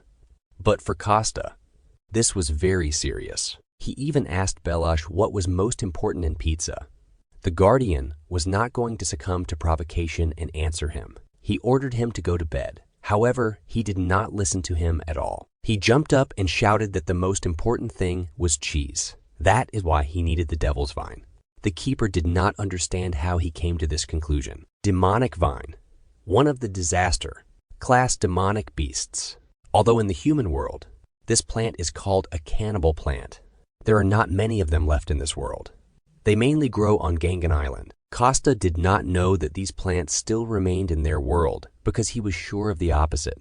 The Guardian added that the animals are specially lured to this area so that the plants will deal with them. The hero was amazed that someone was feeding these monsters on purpose because they should have become gigantic. The keeper confirmed his assumption and was puzzled as to why the guy was so worried. Costa explained that although this monster looks like a plant, it is still a monster, and with such excellent nutrition, it should very quickly grow to incredible sizes. After this, its roots harden, after which they replace its legs. This species is reaching the side of the Earth at this rate and is using all the planets as a pot. Neither the keeper nor our hero were absolutely happy about this prospect. There was even a slight panic. Costa ordered the keeper to quickly call Taylor for help. He suggested giving the wolf some real training while simultaneously hunting for cheese. Therefore, the guys went straight to Taylor and then towards the island. They needed the whole company to stand on the shore and watch as the water flooded many buildings. This whole area basically looked abandoned. The guys also came at night. Costa was warming up. The keeper was yawning and Taylor was asking why he was called here in the first place. Costa said that the wolf didn't have to ask anything, just beat and destroy everything. Taylor looked around and was surprised that he was allowed to crumble everything. He was just glad because he didn't have a place to test his increased strength. The hero added that if a place left unattended suddenly disappeared, no one would worry much about it. Their beloved country had long closed its eyes to the existence of this place. The main character himself promised to give the wolf excellent pizza and express gratitude for the help provided. Taylor was confused because he had absolutely no idea what pizza had to do with it, and the hero explained to his friend that it was all about that same devilish vine. She had round bags located right under the big bud. Inside, they were so delicious that even blue cheese couldn't stand next to them. There was no flour in the spirit world, but all this time, the guy desperately dreamed of cooking something. Since it's here, he can make a pizza that will leave a mark on the history of Korean cuisine. Although the keeper was unhappy that everything came down to pizza again, he could at least check how strong Taylor had become. Belash added that if it were not for this opportunity, he would not even have come here. He looked at his student and told him not to worry about anything. Just do what is convenient for him. The wolf clarified whether a change in his strength could really affect the master. The keeper once again confirmed, adding that even if nothing comes of it, all he needed to do was force Costa to complete several tasks. Our hero didn't like work, so he decided to conduct training for Taylor. After this, Costa and the Guardian began to quarrel again because the latter climbed into the hero's head and read what was there. Costa sincerely believed that this was an abuse of power on the part of the keeper. However, the latter objected that this was just his ability, which had nothing to do with powers. However, before he had time to finish his last thought, he suddenly fell silent and froze. Someone's huge shadow bent right over our hero, covering him from the light of the moon. This would be a great opportunity for Taylor to test his new powers. Therefore, the wolf rushed to attack the unknown creature with lightning speed, delivering one strong blow, after which he landed with a crash on the other side of the monster. Now his claws were sharp enough, and his paws strong enough to knock down an enemy with one blow.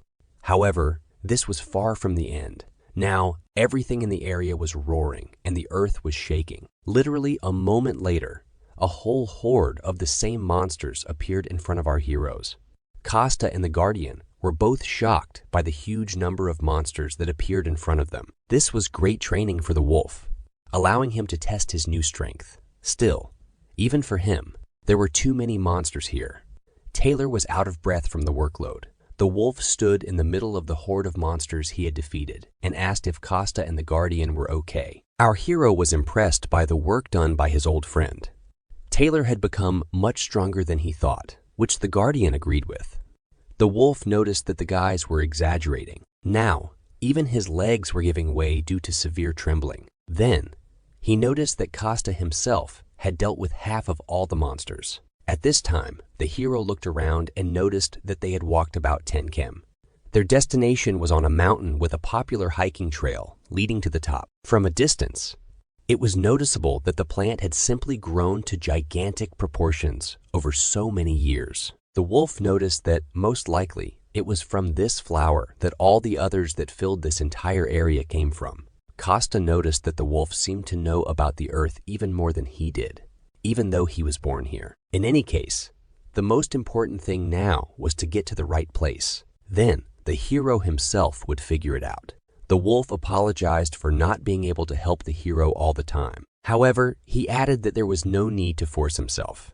It was already clear to him that Taylor had reached his limit. As soon as he said this, the whole company felt a huge energy that scared them. The wolf was amazed that there were monsters here that were so strong. Costa immediately recognized this energy because he had recently encountered something similar. He wanted to warn his friend that there were many wolf-monkey monsters hiding here, but he didn't have time to do this because one of them had. Already, the monster had dug into Taylor's neck and dragged him away. The hero could only watch as his tired friend was carried off into the distance. He was about to give chase when suddenly something distracted him. The whole earth trembled under his feet, and a new monster appeared from under it. It sent its tentacles toward the hero, but he managed to escape at the last moment. The guy pushed off the ground with force and soared high into the air. The tentacles crashed so hard into the place where the hero stood a second ago that they broke the asphalt. Without wasting time, they immediately rushed back up, catching up with Costa. It was obvious to our hero that they were targeting him and weren't going to be left behind. It didn't look like the plant had eyes, which meant they simply decided to cohabit together. Costa decided not to waste time and summoned his favorite sword from his inventory. He realized that even in the spirit world, he had never seen a devilish vine of such gigantic size. The guy understood that they needed to separate, so he made a request to his guardian. He said he had to stay here and grab the devil's vine.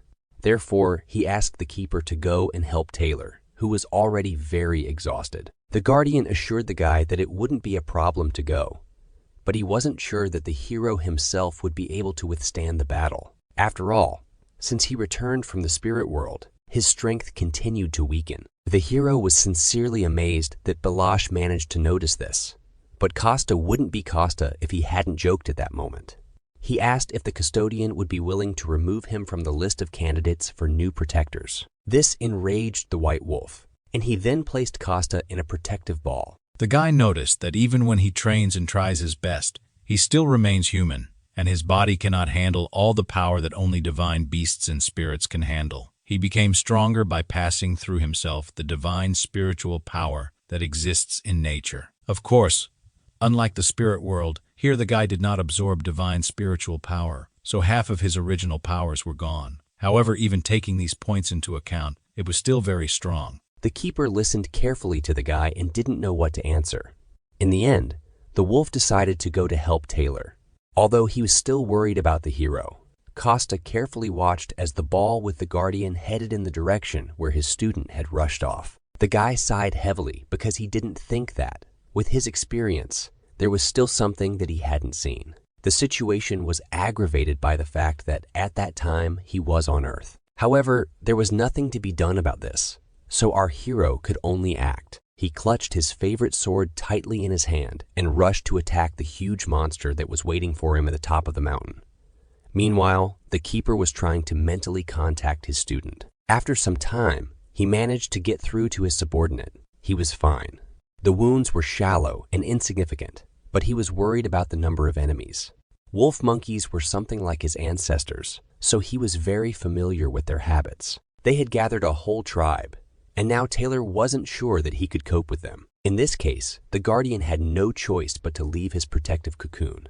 He appeared before his student in his true form, as a huge white wolf.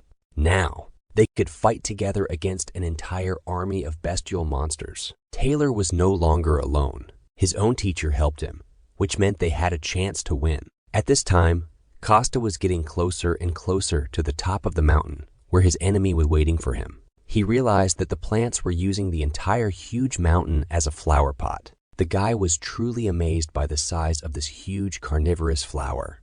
He was glad that he discovered the plants right now, because in a couple of months, they would even begin to walk. If this were the spirit world, the guy would have cut the flower with one blow thanks to his true strength.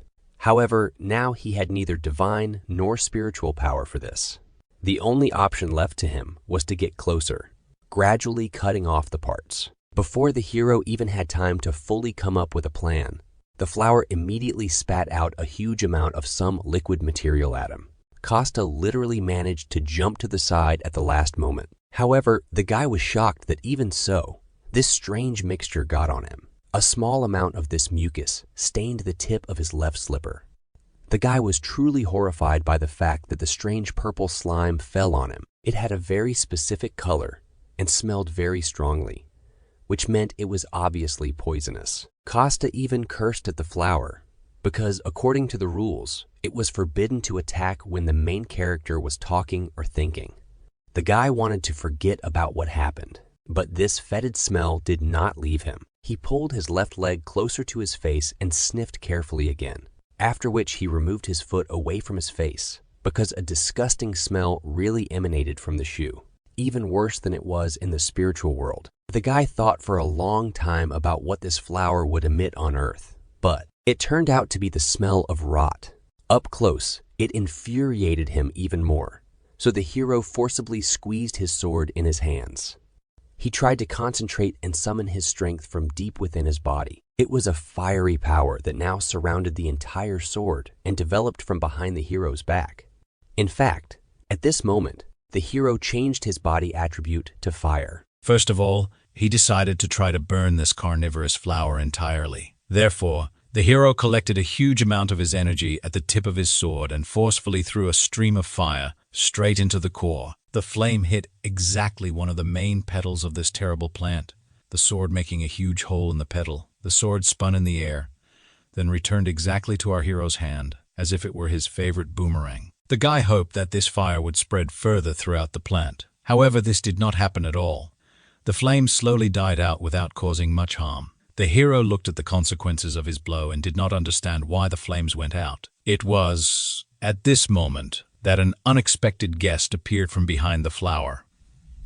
The hero clearly did not expect to see this girl here, because this was not typical for this type of monster. A beautiful aquatic creature with incredibly long, beautiful hair appeared in front of him.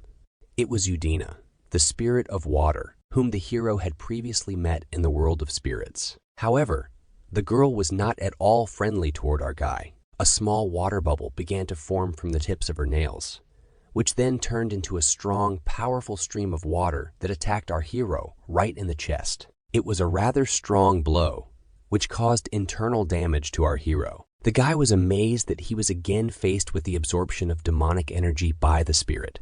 He even thought that it was a fashion or an infection, since everyone was obsessed. But he didn't have time to think for long, because more and more water bubbles began to form around the hero. The hero realized that it would be difficult for him to cope with the symbiosis of Vine and the devilish Vine alone. So he mentally called his guardian friend for help. At this time, he continued to fight off the attacks of the water spirit, waiting for help. To attract more attention, the hero launched fiery fireworks into the sky. At this time, the water spirit did not waste a minute, constantly forming more and more bubbles, which then turned into very sharp water streams and attacked the hero. However, the girl was late because the huge fireworks had already attracted the attention of the keeper. He and Taylor had just dealt with all the monsters in the area. The guardian immediately guessed that the fireworks were set off specifically for his ward. Heroes. He and the wolf guessed that something had happened to the hero, since he was calling them back. They had defeated a huge number of monsters, so their strength was also running low. The keeper even asked Taylor if he was able to move at all. The gray wolf at first tried to appear strong, but then collapsed in exhaustion and apologized for his weakness. At this time, the hero had to use more and more different magical abilities in his battle. This time, he could no longer manage by simply avoiding attacks. He needed a shield. The girl was too strong and fast to simply dodge. It was a confrontation between two truly strong rivals who were in no way inferior to each other. Costa, even with his remaining strength, was no weaker than the water spirit that was in the human world. Moreover, it was a confrontation between two essentially different elements. The fire that Costa controlled opposed the water that Udina controlled. Even the Guardian was shocked by how powerful this battle was. The water spirit attacked our hero with great speed, but he dodged at the last moment. Sometimes it was easier for him to repel attacks flying at him with his sword. Sometimes, the hero even managed to deliver some kind of blow to reduce the power of the devilish dose, and sometimes he only had time to quickly put up a shield and cover himself. But the water spirit still did not reduce its pressure and continued to attack. In addition to water bubbles, the girl herself actively attacked our hero. Costa fought literally to the limit of his capabilities because he was already very tired. Before that, the girl was also not going to give up and attacked her opponent at every opportunity. The hero was already completely wet from head to toe, which did not add anything good to him. The guy was clearly tired. He was breathing heavily.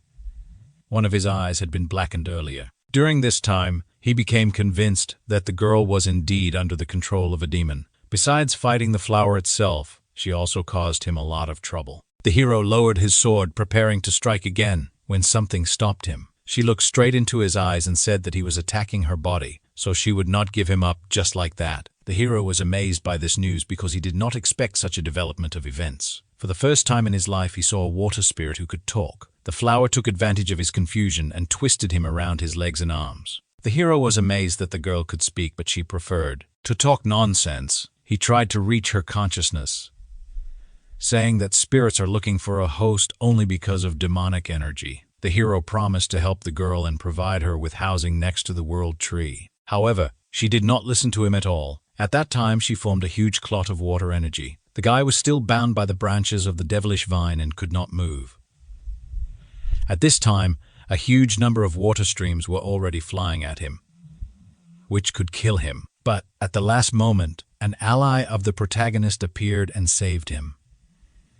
It was the Guardian, who took the brunt of the blow and covered the hero with it. The white wolf carefully grabbed our guy with his fangs and carried him away. The hero was glad for the timely appearance of his guardian. He managed to notice that the man was fighting against an undine who was absorbed by demonic energy. The audience carefully lowered our hero, giving him the opportunity to move freely again. The wolf agreed that a demon was directly involved in all the recent incidents. The hero asked the guardian to stop the undine's movement for a short time so that he could get rid of the demonic vine once and for all. Having received the consent of his friend, Costa began to accumulate a fairly large amount of energy and then carefully led it through the hilt into the blade of his sword. And here again, our hero was surrounded by streams of scorching flames. At this time, the girl was surprised by the fact that another enemy appeared in front of her. The guardian rushed to the water spirit with lightning speed and grabbed her with his powerful jaws. Without wasting a second of precious time, our hero concentrated all his energy into one blow. The guy needed enormous strength and spiritual concentration in order to carry out this attack.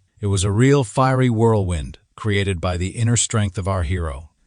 The attack was so powerful that the devil vine could not survive it. Even from afar, it was clear that a huge flame was shooting up among the mountains. A few moments later, the hero's sword stuck deep into the ground. The guy could finally breathe out calmly, due to the fact that he had finally gotten rid of at least one enemy. Now he needed a second free hand. So the hero returned the shield to his inventory. Instead, he concentrated his fiery energy in the center of his palm. The hero rushed to cut across his guardian friend, who was still holding the water spirit in his teeth. The girl noticed the second enemy approaching her too late, so she could not do anything. At this time, Costa directed his energy directly to the center of the girl's body. This is how he hoped to bring her to her senses and rid her of the demonic energy. Immediately after this blow, Udine found herself encased in a huge block of ice. The girl could no longer move and fell into a rather deep sleep. It took some time before she was able to wake up again. When the girl opened her eyes again, nothing was holding her back. The water spirit carefully and slowly sat down. She was waist deep in water. Next to her, on the nearest large stone, our hero lay exhausted. The girl looked at the guy and did not understand what had happened here. She didn't even remember how she ended up here. and why there was a man sitting in front of her. The hero was amazed that the girl could actually speak. It only meant that Udine was definitely a spirit who was born on Earth. The girl was not at all happy with her awakening. She had a headache. Costa noticed that he had to forcefully extract demonic energy from her body. In any case, he asked the girl what was the last thing she remembered. Udine told our hero about how she met the demon. Then she remembered how she touched a huge flower. However, after this, no matter how hard she tried, the girl could not remember anything. At this moment, the guardians entered into a conversation and introduced themselves to the water spirit. He noticed that the girl lived a free and calm life here. If she didn't mind, then he could prepare another place to live for the girl. Udine listened carefully to this proposal and became thoughtful.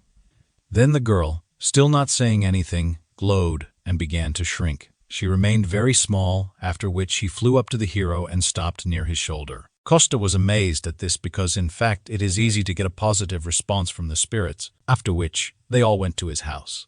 Dasha talked to our hero on the phone and promised to come tomorrow at noon. He was very unhappy with this. The guy tried to pretend that he didn't remember anything, but the girl said that he promised to cook pizza. After some time, our hero gave up and realized that he could not avoid the meeting the next day. The weather was clear and beautiful. The sun was shining in the sky. Our hero finally washed his favorite slippers after the battle with the devil's flower. Now he came to an amusement park, in the center of which there was a beautiful pond. He was grateful that this happy garden had been made for them. This was the initiative of Serge, who wanted to thank Costa and his family for their help. Our hero carefully looked around so that no one would see or follow him. Then he looked straight into the water in front of him. He called out to Undine. Suddenly, a ripple appeared across the water's surface, and a small bubble emerged from it. Gradually, it became larger and larger until it turned into a translucent girl. Her body became denser until it finally recovered. Undine was right in front of our hero and was glad to see him. The guy visited his old friend and asked if she was living well here. The girl looked back at the tree of life, which protected and sheltered her. She admitted that she liked being near the world tree, even though it was a little boring. The only thing she did all day long was water various plants. The girl admitted that she was really annoyed by this and cursed, which surprised Costa. The water spirit admitted that she had heard these words from the red-haired woman. The hero asked the girl to be patient a little longer, as she would be able to enter only after she had fully recovered. He then asked her to do him a favor and give him some water with a good taste, as he was going to use it later to make pizza. The hero, with a smile on his face, turned to the water spirit and asked if she wanted to come and try it herself. The girl, very bored, agreed, after which they all headed to the restaurant together. Undine was sitting at the table with food on a plate in front of her. The girl had never tasted human food before, so she didn't know what it was. Costa approached the spirit and asked if she thought this pizza was very appetizing. The girl looked at the substance in front of her, then asked the guy what this word meant. The hero tried to explain to the girl that this dish smells delicious, but she had no sense of smell. He racked his brain for a long time, trying to figure out how to explain the meaning of these words to the spirit. The girl was a little sad that so many people could feel these feelings. Costa agreed with this because it was food that people eat. The girl added that the demon who devours in the darkness lived in her, and he had many demonic forms.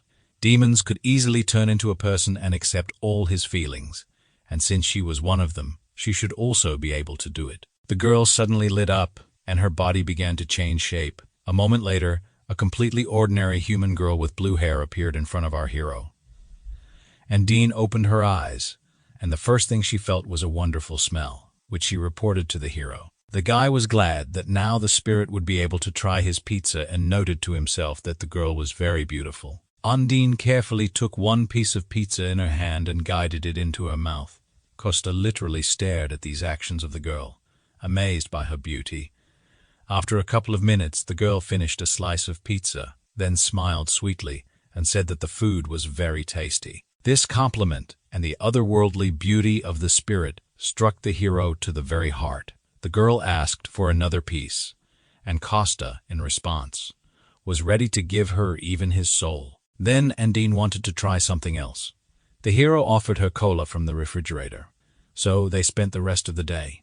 The girl tried more and more new dishes for herself, and Costa watched her reaction. Towards evening, when the moon was already clearly visible in the sky, new guests arrived at the restaurant. The door opened, and a young red-haired girl appeared on the threshold. It was Dasha, who came to visit her friends and found a rather unusual picture. A beautiful girl with blue hair was sitting at a table in a restaurant, and Costa was feeding her. Dasha didn't expect to meet more visitors here, so she asked what Costa was doing.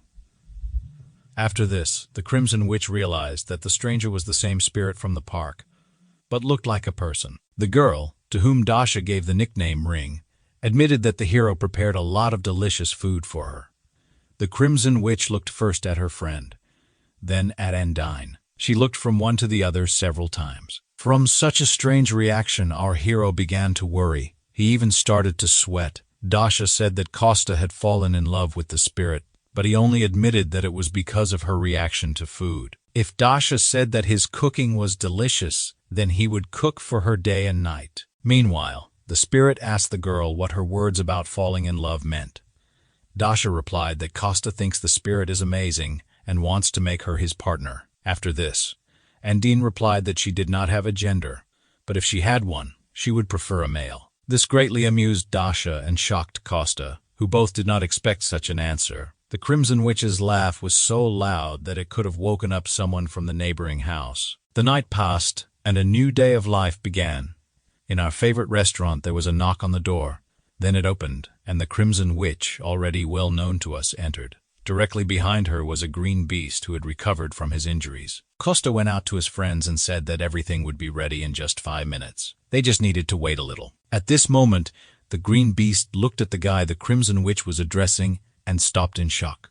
Costa also looked at this man and realized that, before that, he had been hiding his identity. The green beast and our hero stood and silently looked at each other. While the girl did not suspect anything and calmly walked into the depths of the restaurant, Jago grabbed his head as if some memories were causing him pain.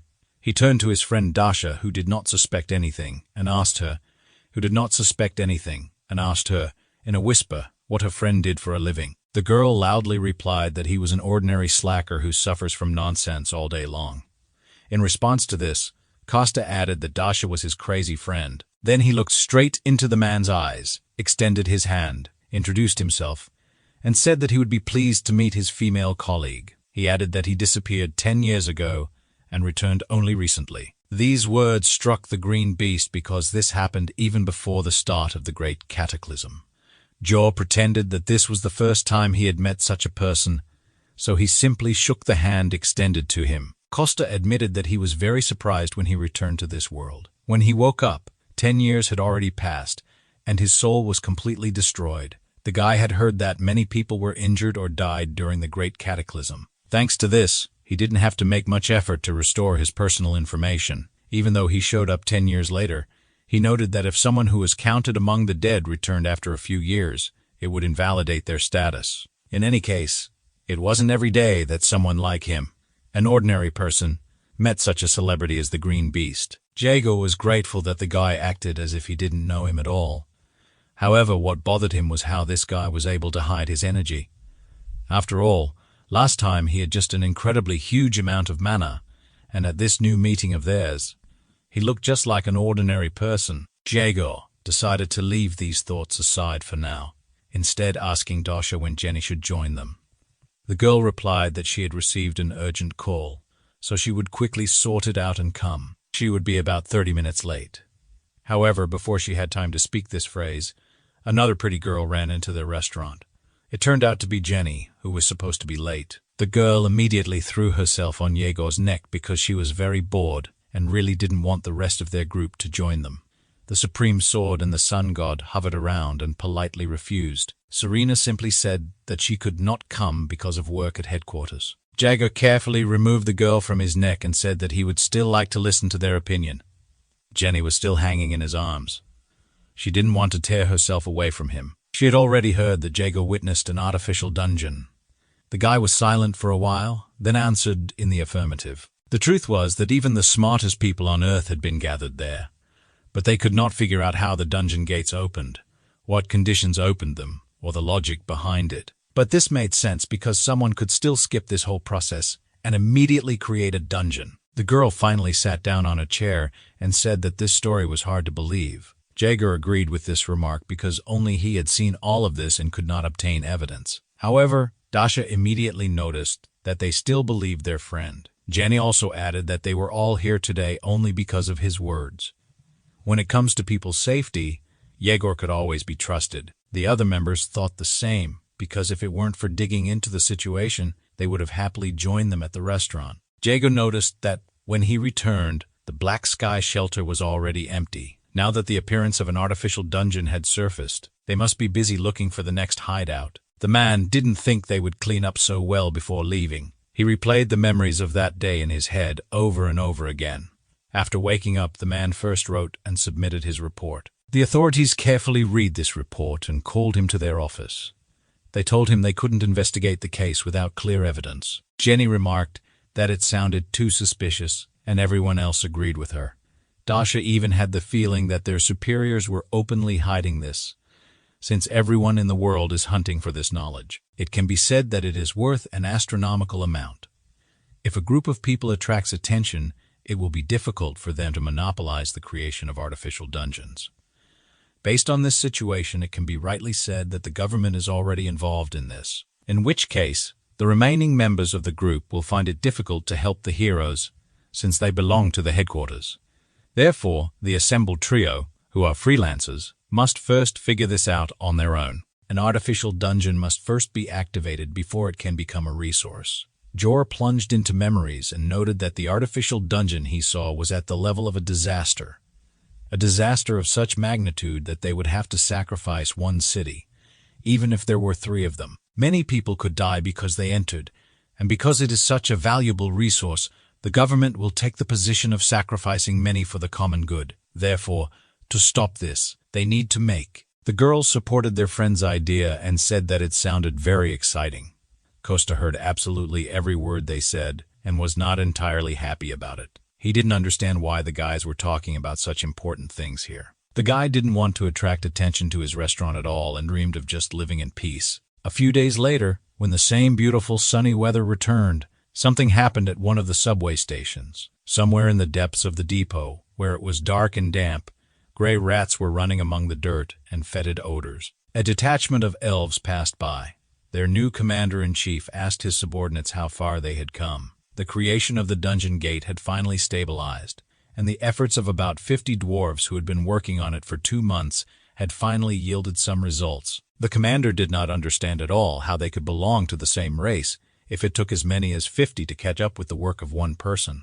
Now that Risa was dead, they could no longer rely on Philly. However, they were able to somehow compensate for this huge difference.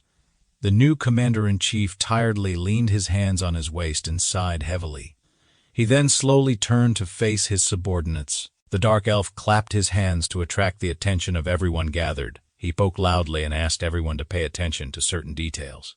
As they all already knew, before the great entrance, the great warrior Risa died in battle. Therefore, the dark elf announced that he would become a demon contractor in her place. All those present were very worried about what had happened to the girl. That's why they had to rebuild the dungeon they had created. The dark elf promised that this time they would definitely succeed.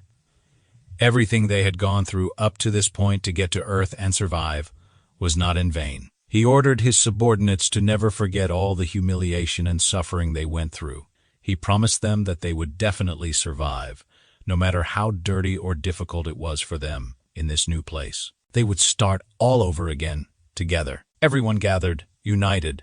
All of this happened in underground tunnels, and right above them, the mother of our hero was walking.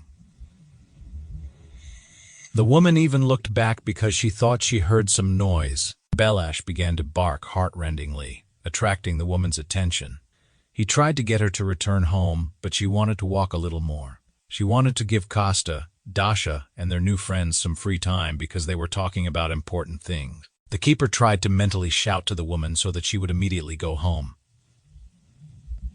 He did not feel at all comfortable in this area, and he turned out to be right because not far from them, one could feel the radiation of some strange energy. A few moments later, a rather strange noise was heard coming from the direction of the road. Our main character's mother even looked back to see what that sound was, and at this time, right in the middle of the road where cars were still driving, a huge hole appeared. Gradually, one by one, elves in black cloaks began to crawl out of it. The Guardian immediately guessed that these were the same elves from the last battle. Meanwhile, they opened their bags or took out strange objects from them. The Guardian watched as the dark elves began to build some kind of device. Suddenly, one of the cars stopped, and a man got out. The man turned to the violators and noticed that they were blocking the road. The elf woman just looked at him with a wild look, trying to scare him off. She wanted to force the man to leave, but another elf took her by the shoulder and told her not to worry about anything. The awakened man was furious at being simply ignored. Other people also began to stop and observe the situation. The awakened one looked around and realized that this situation was even better for him. After all, his throwing weapons would be very effective against the dark elves. He was glad that this happened when people were coming home from work. Many were now watching, and the awakened one hoped that he would attract a lot of attention and that the headquarters would send him reinforcements. Until this happened, he would be remembered by everyone as the main defender. Therefore, the man, without hesitation, turned his body into stone and faced the dark elf. However, they were already tired of enduring his impudent treatment and decided to respond. Before the man had time to finish speaking, his body was pierced through by the same arrow. The guy didn't even immediately realize that he had been seriously wounded. He didn't mind such an insult and attacked first, although the others were not very happy about it. The first to notice the attack was a girl with bangs, who began to scream heartrendingly. Standing very close to her was our hero's mother, who was still holding the Guardian in her arms. The dark elves were no longer afraid to attract attention to themselves. People began to run away in horror in different directions, away from this place. The elf girl lamented that she did not have the right to simply kill everyone. Her partner, who had recently been restraining the girl, simply waved his hand. He said that now, it didn't matter anymore, and he could do whatever he wanted. Therefore, the dark elf climbed onto one of the cars and began to shoot people. She launched her arrows of energy at everyone she could hit. Just at that moment, an unidentified dungeon was announced on TV in the restaurant. The rank of the threat was determined to be a disaster. The camera footage from the scene showed a close-up of our hero's mother. The presenter said that, at this level, this place would not be safe. Before he even had time to fully announce the news, our hero was already running out of the restaurant as fast as he could. The guy was the first to notice that his mother and guardian were in the frame. He rushed to the scene as quickly as he could. Dasha followed the breaking news that was shown on TV. The girl didn't even immediately realize what had happened when Costa suddenly took off. She froze for a few moments and continued to sit in her chair. However, she quickly came to her senses and rushed to catch up with our hero. At this time, a car with special passengers was already moving towards the scene of the incident. The gray-haired man was amazed that the awakened one was killed with one shot, even though he was supposed to be stronger than the dark elves. His subordinate confirmed that the video was not edited. Dark elves are among the weakest of all low-ranking monsters. The man still could not believe the veracity of what was happening. The dark elves were clearly up to something, and it seemed that it had to do with breaking news about the dungeon. The chief was furious with the realization that they had been outwitted by some elves. He looked at the photo, which was taken just a few minutes ago at the scene, and decided to be more careful. If this corresponds to what the green beast was talking about when he claimed that an artificial dungeon had been successfully created, even though he told him back then that they couldn't investigate without any evidence. However, the man did not expect that his story would be true. In any case, he needed to personally appear at the scene and inspect everything. The car arrived at its destination and stopped. The chief got out first. Something incredible was happening right in front of him. In the middle of the road, the elves were surrounded by military men defending the dungeon and shooting at everyone. The man was unhappy that the army had still not managed to take full control of the situation. The approaching fighter reported that they were slowly closing the distance to the elves and putting pressure on them. However, the weapons they used seemed very powerful. These are magic arrows, a coating of dark magic that elves should not be able to use. Also, these dark elves themselves were much stronger than usual. They were better with a bow and had a 120 increase in the sensitivity of their 5 senses during combat. The commander was annoyed by such a leisurely conduct of the battle and the fighter's report. He even asked for forgiveness for the fact that they could not suppress some dark elves. The boss noticed that they appeared out of nowhere in such a crowded place, which means they had prepared in advance for this. Therefore, the next step he ordered was to double the strength of the human army. At this time, a terrible hand began to crawl out of a huge portal that hung in the sky. Then, a second similar palm appeared. Together they were holding something. None of the military knew what it was, but it looked like some kind of number. At first, there was a Roman numeral 10 on the left, and only a dash on the right. Then, the numbers changed, and now there is 9 on the left and 59 on the right. The boss guessed almost at first glance that these numbers meant a countdown. At this time, in the center of the roadway, one of the elves turned to his brothers and sisters. He shouted that there was only one step left before the revolution for their entire race. He inspired the elves to continue the battle and maintain their positions. He called for the protection of this place until darkness fell. The chief also heard these screams and guessed that now the elves would be even more dangerous. He ordered all the assembled military men not to relax, but to take up fighting positions as quickly as possible. Their commander tried to object because they did not receive an order from above, but the chief told them to act. He pointed out to the commander the countdown that the elves were making until the opening of the artificial dungeon. Even though they did not know what awaited people after this, they understood that it was clearly nothing good. Therefore, the boss gave everyone the order to destroy the elves and stop the countdown. Before he could finish speaking, the elves began to attack the military with renewed vigor. Their arrows fell into the smallest gaps between the strong shields of the people. Although the wounds were not all fatal, they incapacitated more and more people. The boss was furious that they were losing to some dark elves. He realized that their leader was deliberately aiming only at the feet of the military. He intentionally wounded them rather than killed them, hoping to cause more pain and prolong the pleasure. The chief guessed that now the main goal of the elves was not battle. They needed to buy as much time as possible. In order for the countdown to complete before the opening of the artificial dungeon, the boss didn't know what it was, but he understood that it was very dangerous for them. Meanwhile, only 6 minutes and 49 seconds remained on the timer. The Dark Elves continued to shoot at the military and inflict wounds of varying severity on them. The doctors worked harmoniously and quickly, providing first aid to all the victims. Meanwhile, the timer had a little more than a minute left. This greatly unnerved the chief of staff, who himself had already been wounded in the leg.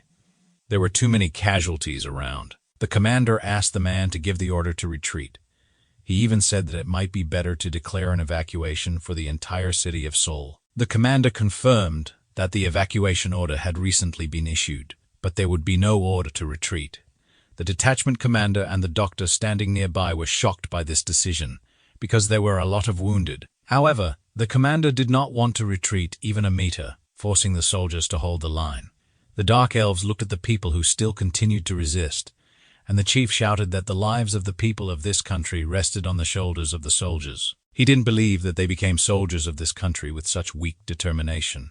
Now it was time to prove that, although they were not awakened, they could still protect their side. Even if the damage was small, they must do this. Even if things went very badly, may all the injuries, efforts, and sacrifices of their comrades be worthy. With one speech, the chief inspired the soldiers not to give up and continue to defend the city. The elves were angry because the resistance was dragging on, and they had less and less strength. They were annoyed because they expected people to give up quickly. In response to this, the Dark Elves began to shoot the military with even greater force. There was less than a minute left on the timer before the dungeon was activated. The elves noticed that the strength and power of the military attack were concentrated on the gate. The commander ordered the use of all available ammunition to destroy this timer. In turn, the Dark Elf ordered all arrows to be used to neutralize the people's ammunition. Now, this confrontation had reached a new level, with each side dreaming of suppressing the other. The elves were at the limit of their capabilities. Their hands were already tired of holding bows and shooting arrows, and now even one of the shooters could not hit his target because his arms could not withstand the tension. In this regard, it was easier for the military because they only needed to use automatic weapons. The tired elves noticed that they could not repel one of the human projectiles. It flew right toward the timer and could have damaged it irrevocably. This really happened. The projectile hit the target, causing a reaction. After this, a huge explosion occurred, and white light flooded everything around. The elves looked at the place where the timer used to be located and hoped that their device had time to work. They clearly did not expect such a reaction, but still believed in their victory. When the smoke cleared, it turned out that the timer had expired, but the space had cracked. Some kind of black slime was oozing from this huge celestial crack. The dark elves looked at what was happening and did not know how to react. The first to guess what was happening was their commander-in-chief, who turned to his brothers. He announced that their plan was a success. They had not risked their lives in vain. Even if they lose their lives here, they will still remain in history. At this time, a huge amount of black mucus began to gradually absorb everyone caught in it. A company was already running up to the scene of the incident, hurrying here from the restaurant. A green beast flew above the ground, turning its arms into wings. He was followed by Dasha, who helped Jenny get there. The guy stood on the roof of the building and looked down at what had happened in the last 5 minutes. They could not believe their eyes because the order to evacuate the city had been given just a few minutes ago. Jenny thought that she had never seen such a brutal massacre. Dasha looked at everything from above and was worried that they might not be able to cope on their own. Jagger was afraid that he would not be able to save his teammates if they needed help. In front of them stood a huge black block that exuded demonic energy. The first to go into battle was Jenny, who simply jumped from the roof. The girl had no plan, so her comrades were worried about her. They believed that they should at least wait and analyze the situation. However, the girl could no longer be stopped. She began to use her powers right in flight, and then a huge armored leg fell to the ground, easily crushing the asphalt. Little Jenny suddenly turned into a huge warrior in armor. She had a small mask on her face, and her eyes shone with light from within. The girl first turned to the monster, hoping to understand whether it understood her. The monster slowly turned around and looked straight at the girl. Then the place where its head should have been was distorted by a huge smile. The monster said that the girl looked more appetizing than the dark people who had gathered below. He hoped that the girl was very strong and, therefore, would be fantastically tasty. Costa used his invisibility skill and watched the battle from above. He wanted to be there to help his friends and family, but he didn't plan on exposing himself whenever possible. He was sure that there must be several bomb shelters nearby, as they were evenly distributed throughout the city to rescue people during natural disasters. At that moment, the guy noticed how his mother was arguing with some person. The man tried to force her to go to safety. However, the woman was eager to return and help the children who were still in danger. The policeman tried to reason with her and leave this matter to the special forces, to which the woman replied that these people were more concerned about a hole in the ground than the lives of citizens. Costa looked at all this and dreamed only that it was not his mother. To begin with, the guy decided to mentally attack the guardian who was still sitting in the woman's arms. He was very angry that the guy was delayed so much. Costa even asked the guardian to make his mother lose consciousness in order to send her to safety. The guardian could have done this easily, but he was also worried about the children. Then Costa admitted that he had already taken them to a safe place. Only after this did the guardian agree to use his power on our hero's mother. He gradually began to exude a small amount of energy that surrounded the woman. The policeman didn't even immediately understand why this strange lady stopped arguing with him and became silent. He already thought that something had happened to the woman because she suddenly just fell to the ground, unconscious. After this, the keeper was able to leave the woman in good hands and join Costa. After that, grabbing the guardian with his own hands, our hero rushed toward the direction from which the dark energy was leaving. In fact, this was not the only thing that bothered him. Something else was bothering him. He was even going to tell the keeper about this, but at the last moment, he changed his mind and fell silent. At this time, Jenny fought with a creature consisting of dark matter in her full form. The girl had unusually high strength, which allowed her to fight huge monsters with her bare hands. Her blows were so powerful that they forced even such huge monsters to retreat. In this matter, she was helped by a green beast, who again turned into a huge crocodile. He used his powerful jaws to hinder the monster's movements. Also, in his arsenal was a very strong tail, which delivered blows. Having made a series of blows, the guy stepped aside a little to assess the consequences. In fact, they had long noticed one small oddity behind this monster. Now their fears were confirmed because not a single attack of theirs resulted in any damage. The guys realized that the monster had a sufficiently large concentration of mana and magic for them to take shape. His body seemed to consist of two parts, which had to be attacked simultaneously. They were desperately looking for a way out of this situation because now their attacks were not working. The monster was not taking any damage despite their best efforts. The guys realized that he was waiting until they were completely exhausted.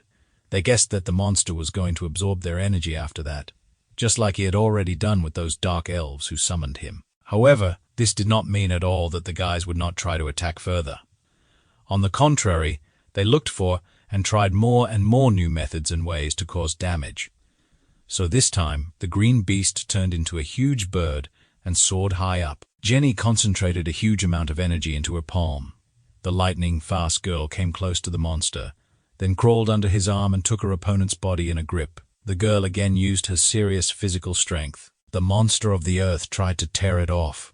At this time, Jaegor flew high enough to then deliver a crushing blow. Jenny managed to roll to the side to avoid being attacked. Then the girl got up from the floor and began to call her friend, the green beast. She made it possible for him to survive after such a strong blow to the ground. Finally, the smoke cleared, and a not very pleasant picture appeared before the girl. Her friend managed to turn into someone from the cat family and calmly landed. However, the monster managed to pierce his entire body with its spikes. From these blows and wounds, the green beast lost consciousness and turned back into a human. Right now, the monster opened its huge mouth and intended to devour him. Jenny was horrified by what happened and wanted to stop this monster. The girl rushed forward in desperation, hoping to make it in time. Jenny was called the Gold Giant and was a former member of the youth judo team. Thanks to her abilities, as well as her friendly and fair character, she became popular among the Rainbow Six Circles and beyond. However, the girl was still the youngest member of this team. Due to her age, she was quite rash and eccentric. The girl could commit rash acts if she believed that they were justified. Now, hoping to save her friend, Jenny rushed straight into the monster's mouth.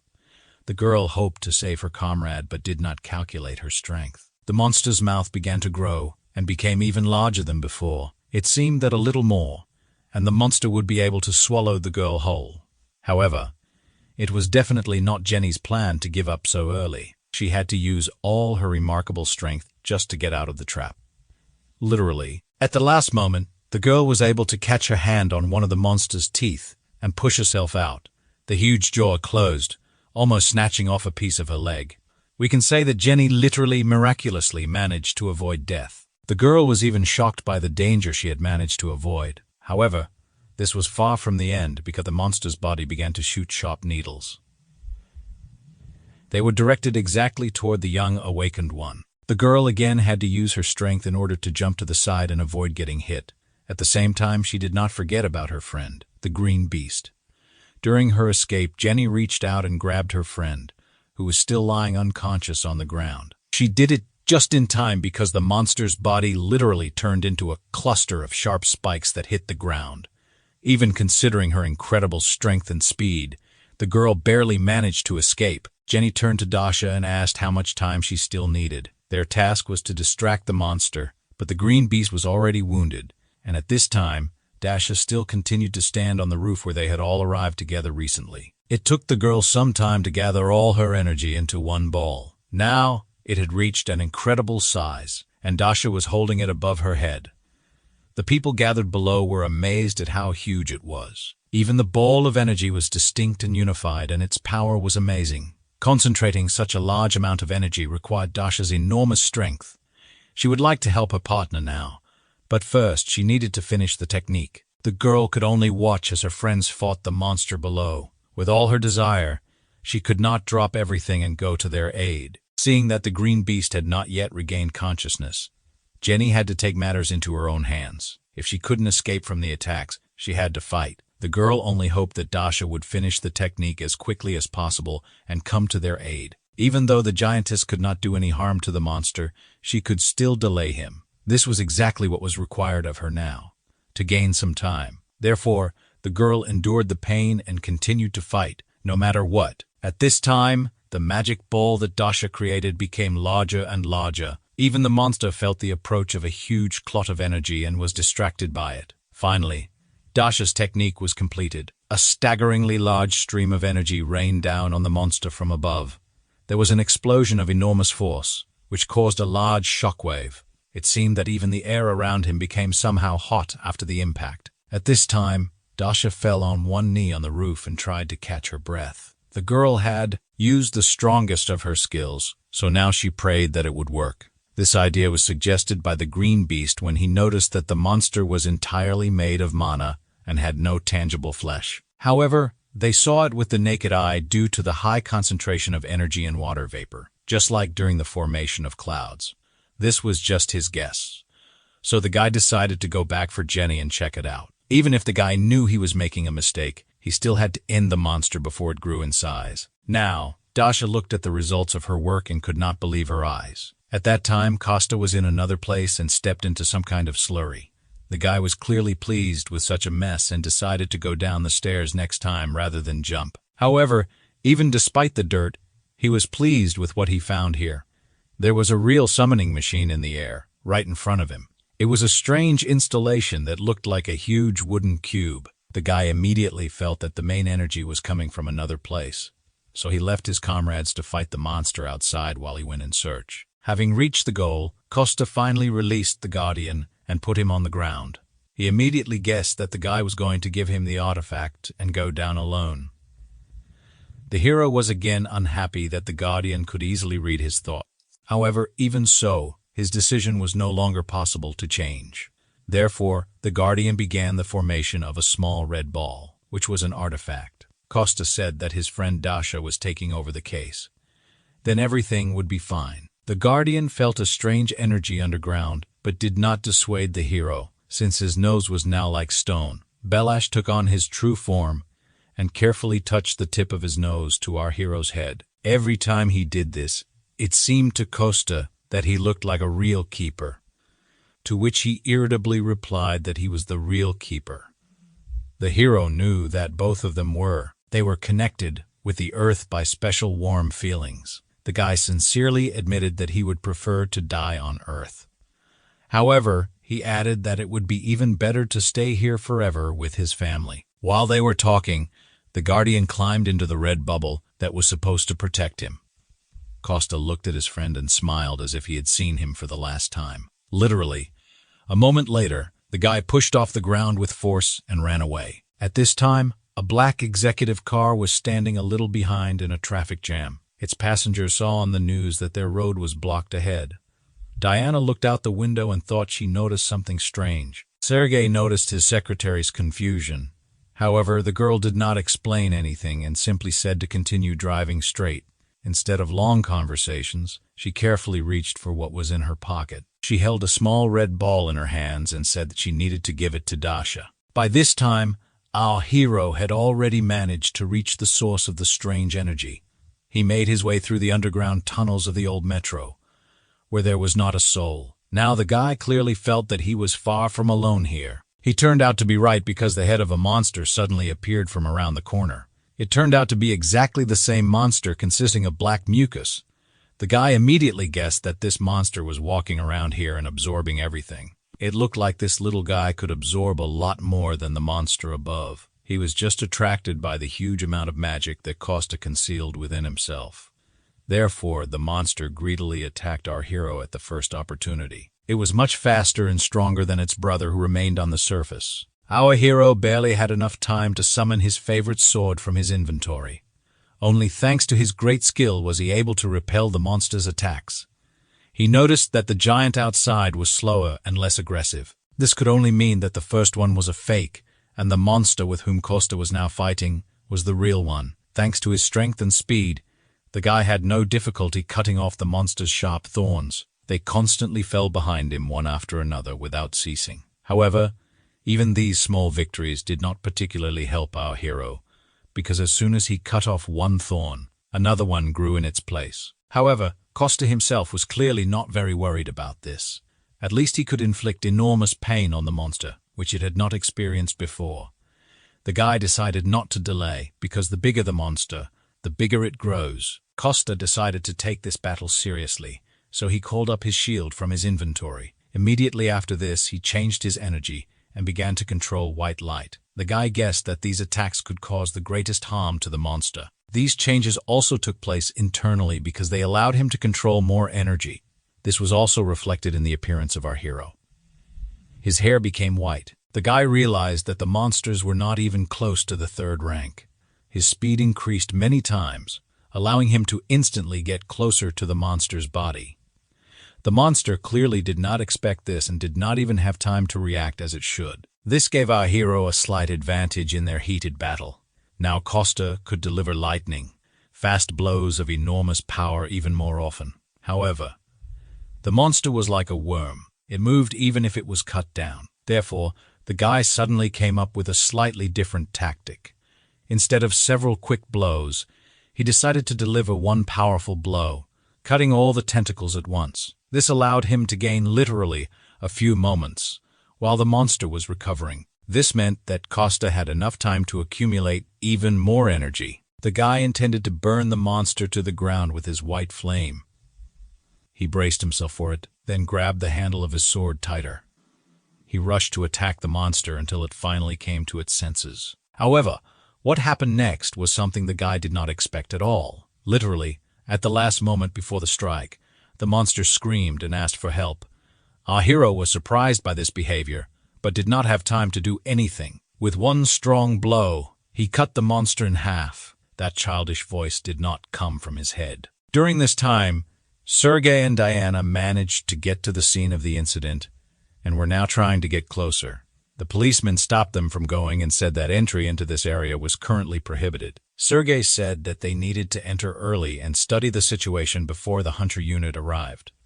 The young man introduced himself and said that he had the right to command the guild's troops. However, the policeman still refused to make an exception and corrected him. He let them through. While they were trying to negotiate, Diana simply stepped aside, broke through the fence, and shouted to the policeman that she had already broken the rules, so she would be held accountable later. Now, the girl deftly pushed away from various obstacles and headed straight into the depths of the battle. Sergei looked at the behavior of his subordinate, confused him, and he did not understand where such agility came from in her.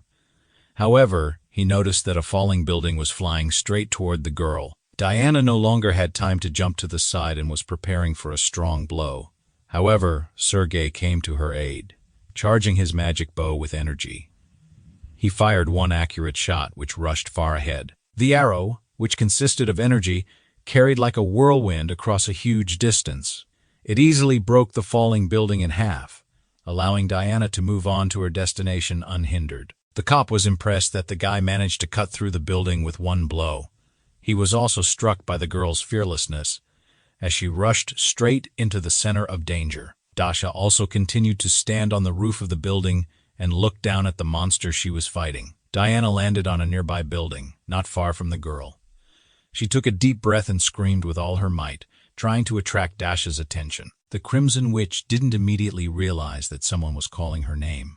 However, she began to look around and search for where the sound was coming from. After that, she noticed Diana, who was on a nearby building, and calling her. Despite the danger, the girl climbed there in order to give her something valuable. Diana swung with all her strength and threw a small red ball toward the Crimson Witch. Dasha had natural dexterity, so it was not difficult for her to catch the artifact. The secretary shouted that this thing had the ability to increase the strength of its holder, which meant she could help the girl fight more effectively against the monster. Dasha looked at the small red ball in her hand and couldn't believe it. However, she decided to trust her friend who told her this. The Guardian still continued to travel in his red protective bubble. Now he flew up and stopped right above Jenny, who was lying on the ground. Initially, he planned to inhabit the body and deal with the situation on his own. He remembered his last conversation with Diana. Then, the wolf was in his true form, as a huge white beast. Diana thought that this was the same dog that helped her develop her skills. Grateful for this, the girl promised to hand over this item to Dasha herself. This allowed the custodian not to waste time and do other things. Now, he noticed that Jenny had lost all her strength and needed help. The Guardian used his power to heal the girl.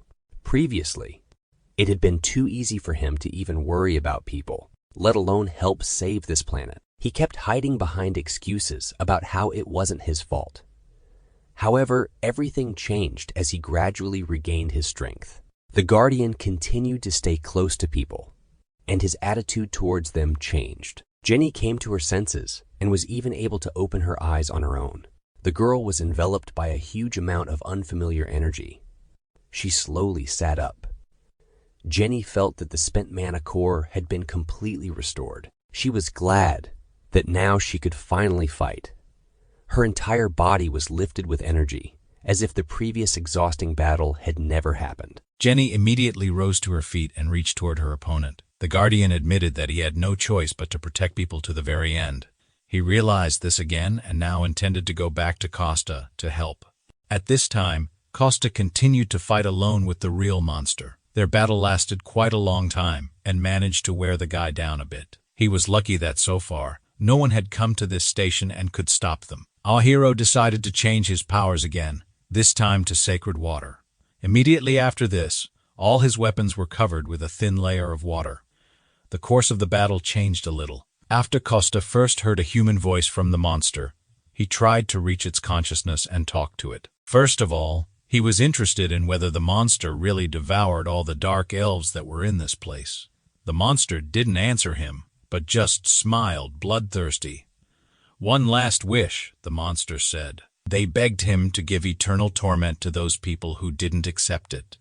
The monster found it funny that Costa himself rejected the elves and now was worried that they had been devoured. The guy admitted that dark elves are different from ordinary elves. Dark elves mainly worship, deify, and present their wealth to the demon. The problem is that in the process there isn't enough land and wealth, so the souls of other times or all their lands are sacrificed. Therefore, if their ways of existence don't change, they will be welcome neither on this planet nor anywhere else. Plus, they didn't ask the young children's consent when they chose this path, so he no longer intended to protect them. Immediately after this, the hero pushed off the ground with force and headed toward the monster. He moved his hand with the sword in it back, intending to strike. The monster clearly did not intend to sit idle and responded by attacking the guy himself. However, even this was not a particular obstacle for our hero. He just grabbed his sword more comfortably in his hand and promised to. The monster was burned from the inside. Costa was heading straight into the middle of the monster's mouth, which was preparing to swallow him. Right before this, the guy managed to use his power of sacred fire. Therefore, he fell straight into the monster's mouth and immediately released all the accumulated energy. The monster was clearly not wildly delighted with this situation. Costa was amazed that this monster managed to devour his flames. He didn't understand how this happened because the attribute of darkness was supposed to be weak against white flames. However, instead, the monster only began to attack our hero with more and more tentacles. But this time, the guy barely managed to put up a shield to protect his face. After the attack, some strange spots remained on the surface of the metal, which gave our hero an idea. He realized that he was fighting against a leech spirit because he had encountered one before. One of them had just stuck to his shield and didn't want to fall off. While the guy hesitated, more and more spirits attacked him from above. Costa had to use all his internal energy to create a protective field around himself. The hero quickly realized that he must not give this parasite the opportunity to spread. Therefore, he decided to absorb everything spiritually, including the energy that was here. At the same time, he still needed to continue fighting off the monster's attacks. The guy barely had enough strength to do several things at once. He had to put more and more effort into this. Each time one of the monster's severed tentacles ended up right behind him. It seemed to have a mind of its own, so it tried to detain him. However, the hero was not so simple and used his power of white flames to free himself. All this time, he also did not forget to absorb the energy released here. The monster looked at his opponent and was truly amazed by his durability. Even it thought this guy was too reckless to be human. Costa had already managed to stand up during their battle and was now breathing heavily. The boy noted that if this battle was intended to slowly drain his stamina, then it was quite successful. However, this did not mean that the guy was going to give up right then and there. He still continued to bravely fight alone against the monster. However, he missed the moment when one of the spirits managed to attach itself to his leg. Immediately after this, a huge amount of strength left the guy at once, forcing him to fall to his knees. Costa couldn't believe that he had made such a stupid mistake and fallen into a trap. The monster looked at his opponent and smiled bloodthirstily. As soon as he saw the guy, he immediately smelled the blood of his people. He admitted that he could exist here as long as he had enough wealth and a catalyst. However, judging by the smell of the guy's blood, the wise decision for him would be to run away from here. However, now the hero looked different than before, so the monster began to absorb him. His entire structure was much higher than that of a human, but even with that, he was still human. As he returned to the environment of the earth, his body slowly adapted to it again. The hero would have remained in the hands of the monster if Undine had not attacked him at that moment. The water spirit pierced the monster's body with one blow, which helped the hero. It took him a few moments to spit out all the black mucus that had accumulated inside him and catch his breath. At this time, the girl took on her original form and protected the guy. He was glad that his new acquaintance appeared in this place at such a timely moment. If it weren't for her, everything would have ended very tragically for him. The girl's attack allowed the guy to free himself from being absorbed by the demon. He had almost come to his senses while a monster was deciding what to do with him next. The guy realized that he had practically said goodbye to his long life. He was indeed very lucky that the water spirit came to his aid. Undine had smelled the demon, so she rushed to this place. The girl was glad that she decided not to ignore this feeling and went to investigate. Now she understood that together with Costa, they had a much better chance of defeating the demon. The guy also decided not to refuse extra help and join forces with the water spirit. The monster, meanwhile, did not relax either, but quickly found its bearings and attacked the two, forcing them to separate. Costa shouted that demons are much weaker against high-frequency flames than against water. Using water at high frequency also helped, but it was not very effective. However, this thought prompted the guy to try another new method. Therefore, the guy immediately asked the girl to share the power of the spirits with him. He wanted to use it to turn his own magic into fire. Undine immediately understood what he was talking about and shared her power. However, the monster did not want to allow this and tried to attack the girl as quickly as possible. He pierced her body in many places with his tentacles. Immediately after this, the monster decided to focus all its attention on the water spirit. He directed all his tentacles directly at the girl, piercing her entire body many times. Costa even began to worry about the safety of the water spirit. However, the girl was also not as simple as it seemed. It might seem, at first glance, that she grabbed the monster's tentacles with both hands and directed her water streams towards him. This allowed her to quickly weaken the monster for a short time and free herself. Undine decided not to waste time and continued doing what she had been interrupted from doing. The girl concentrated all her power into one hand and directed it towards our hero. Costa almost immediately felt an incredible surge of magical power. The monster, meanwhile, did not stop attacking the guys again and again. Costa needed to seize the moment to attack, but so far, he could only dodge. The monster delivered a huge number of blows per minute, making the guy sweat. He had to fully concentrate on this battle so as not to miss a single blow. This went on for some time. The monster attacked. Costa repelled all his attacks. The monster was amazed that the guy was able to withstand all his blows, but according to his calculations, he should have run out of strength long ago. However, Costa could not only withstand the blows, but even reflect them. Suddenly, the guy let go of his sword and shouted something about a crack.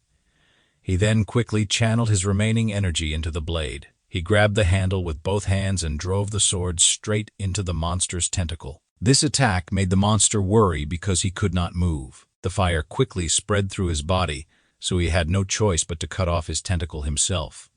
However, Undine, who had attacked with a stream of water, did not allow him to do this. The girl moved into the background and chose the best time to attack. The monster was furious that some earthly people managed to resist him. Meanwhile, Costa did not relax. On the contrary, he pumped more and more energy into his blow. At this time, a huge loud explosion occurred on the ground. The green beast was a little to the side and was wrapping its wound with a fresh bandage.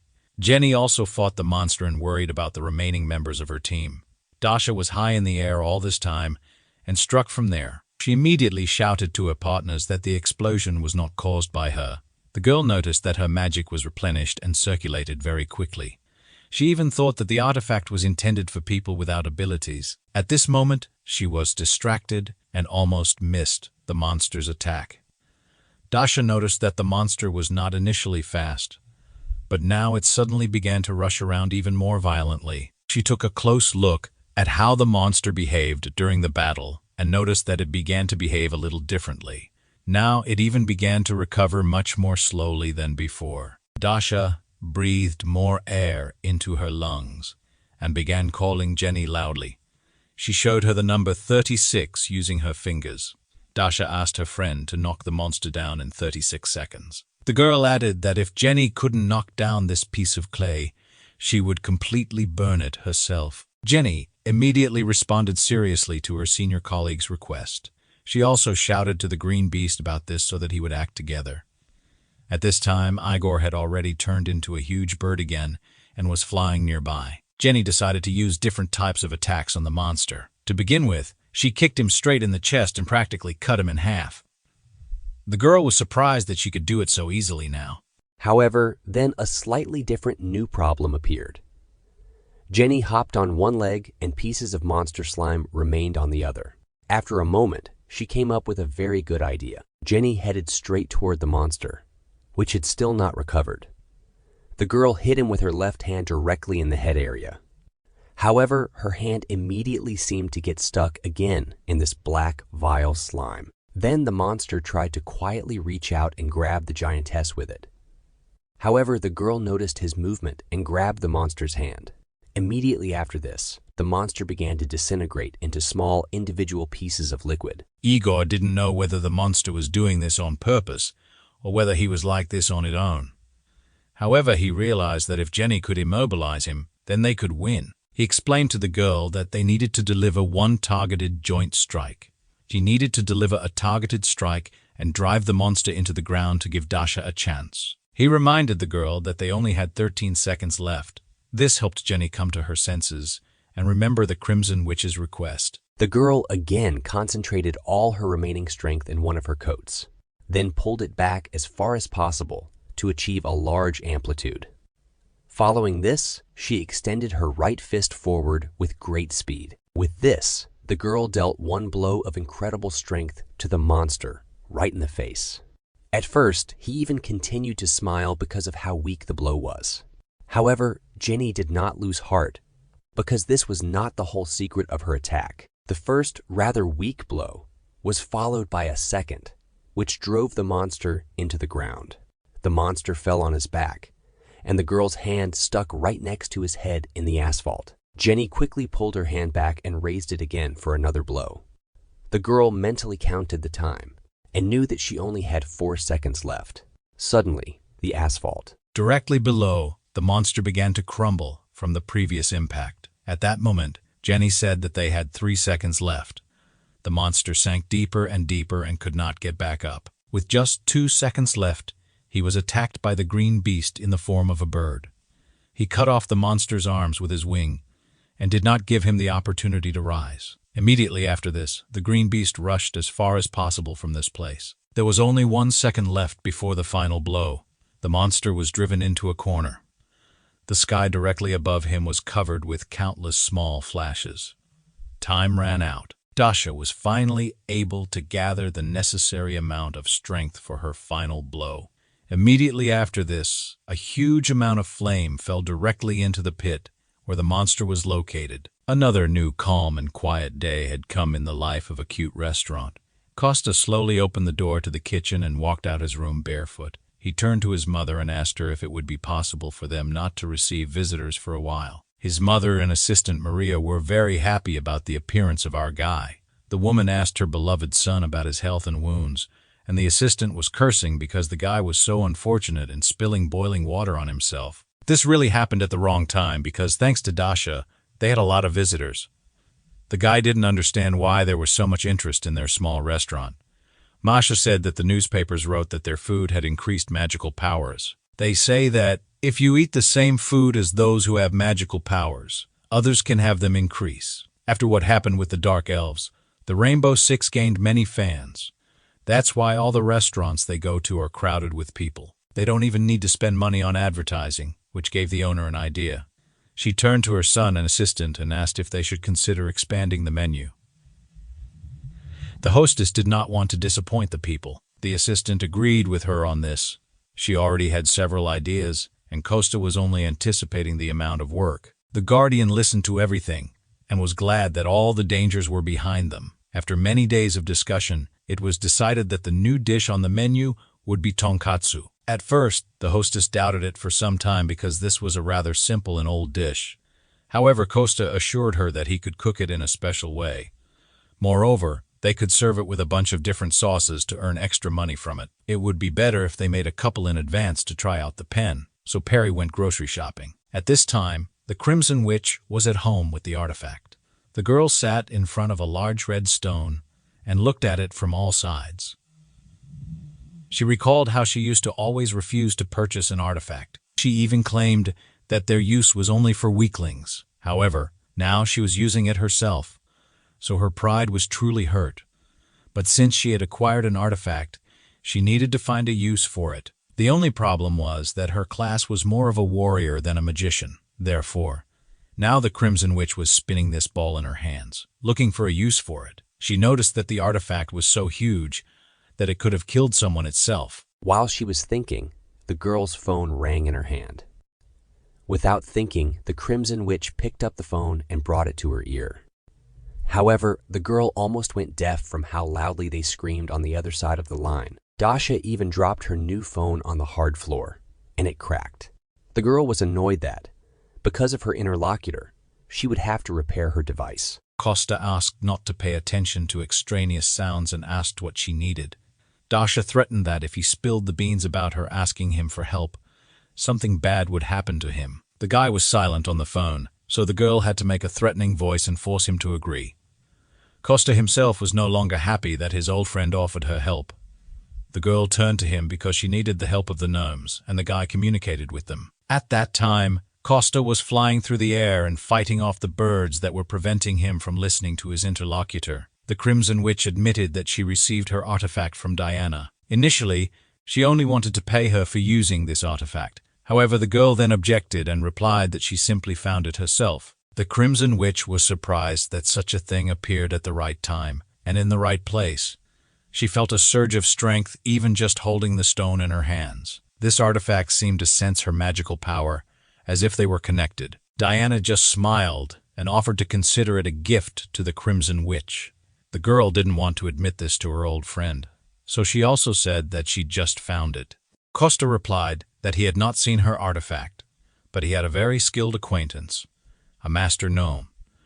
While Dasha was changing clothes, she managed to find out the name of the workshop she needed, after which she ended the conversation. Costa was glad that now he did not need to create the appearance that he was just going out shopping. The girl, as usual, hung up and didn't even say goodbye. The keeper asked to stop because this method of moving made him sick. Costa thought that this great beast looked like a puppy that had been walked all day. He was amazed that the Crimson Witch decided to hand over the artifact instead of using it herself. Therefore, the guy decided to visit the workshop himself later. In the meantime, he looked around in search of the ingredient he needed. Finally, the guy saw a huge desert alligator right below him. Meanwhile, someone was barely dragging their feet, breathing heavily after each step. This creature was completely smeared in mud, and its body was covered in wounds. The little gnome walked forward with all his strength, thinking that he did not want to die. He walked, and all those moments when he was beaten before surfaced in his memory.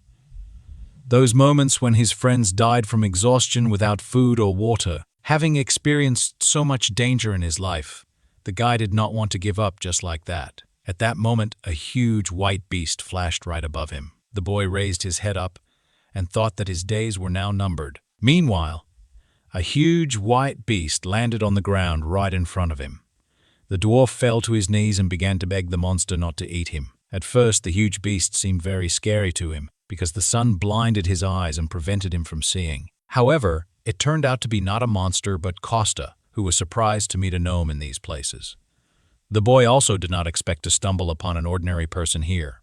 He bowed his head forward and began to tell how he got confused in these places. However, the guys didn't trust him at all because they noticed something strange.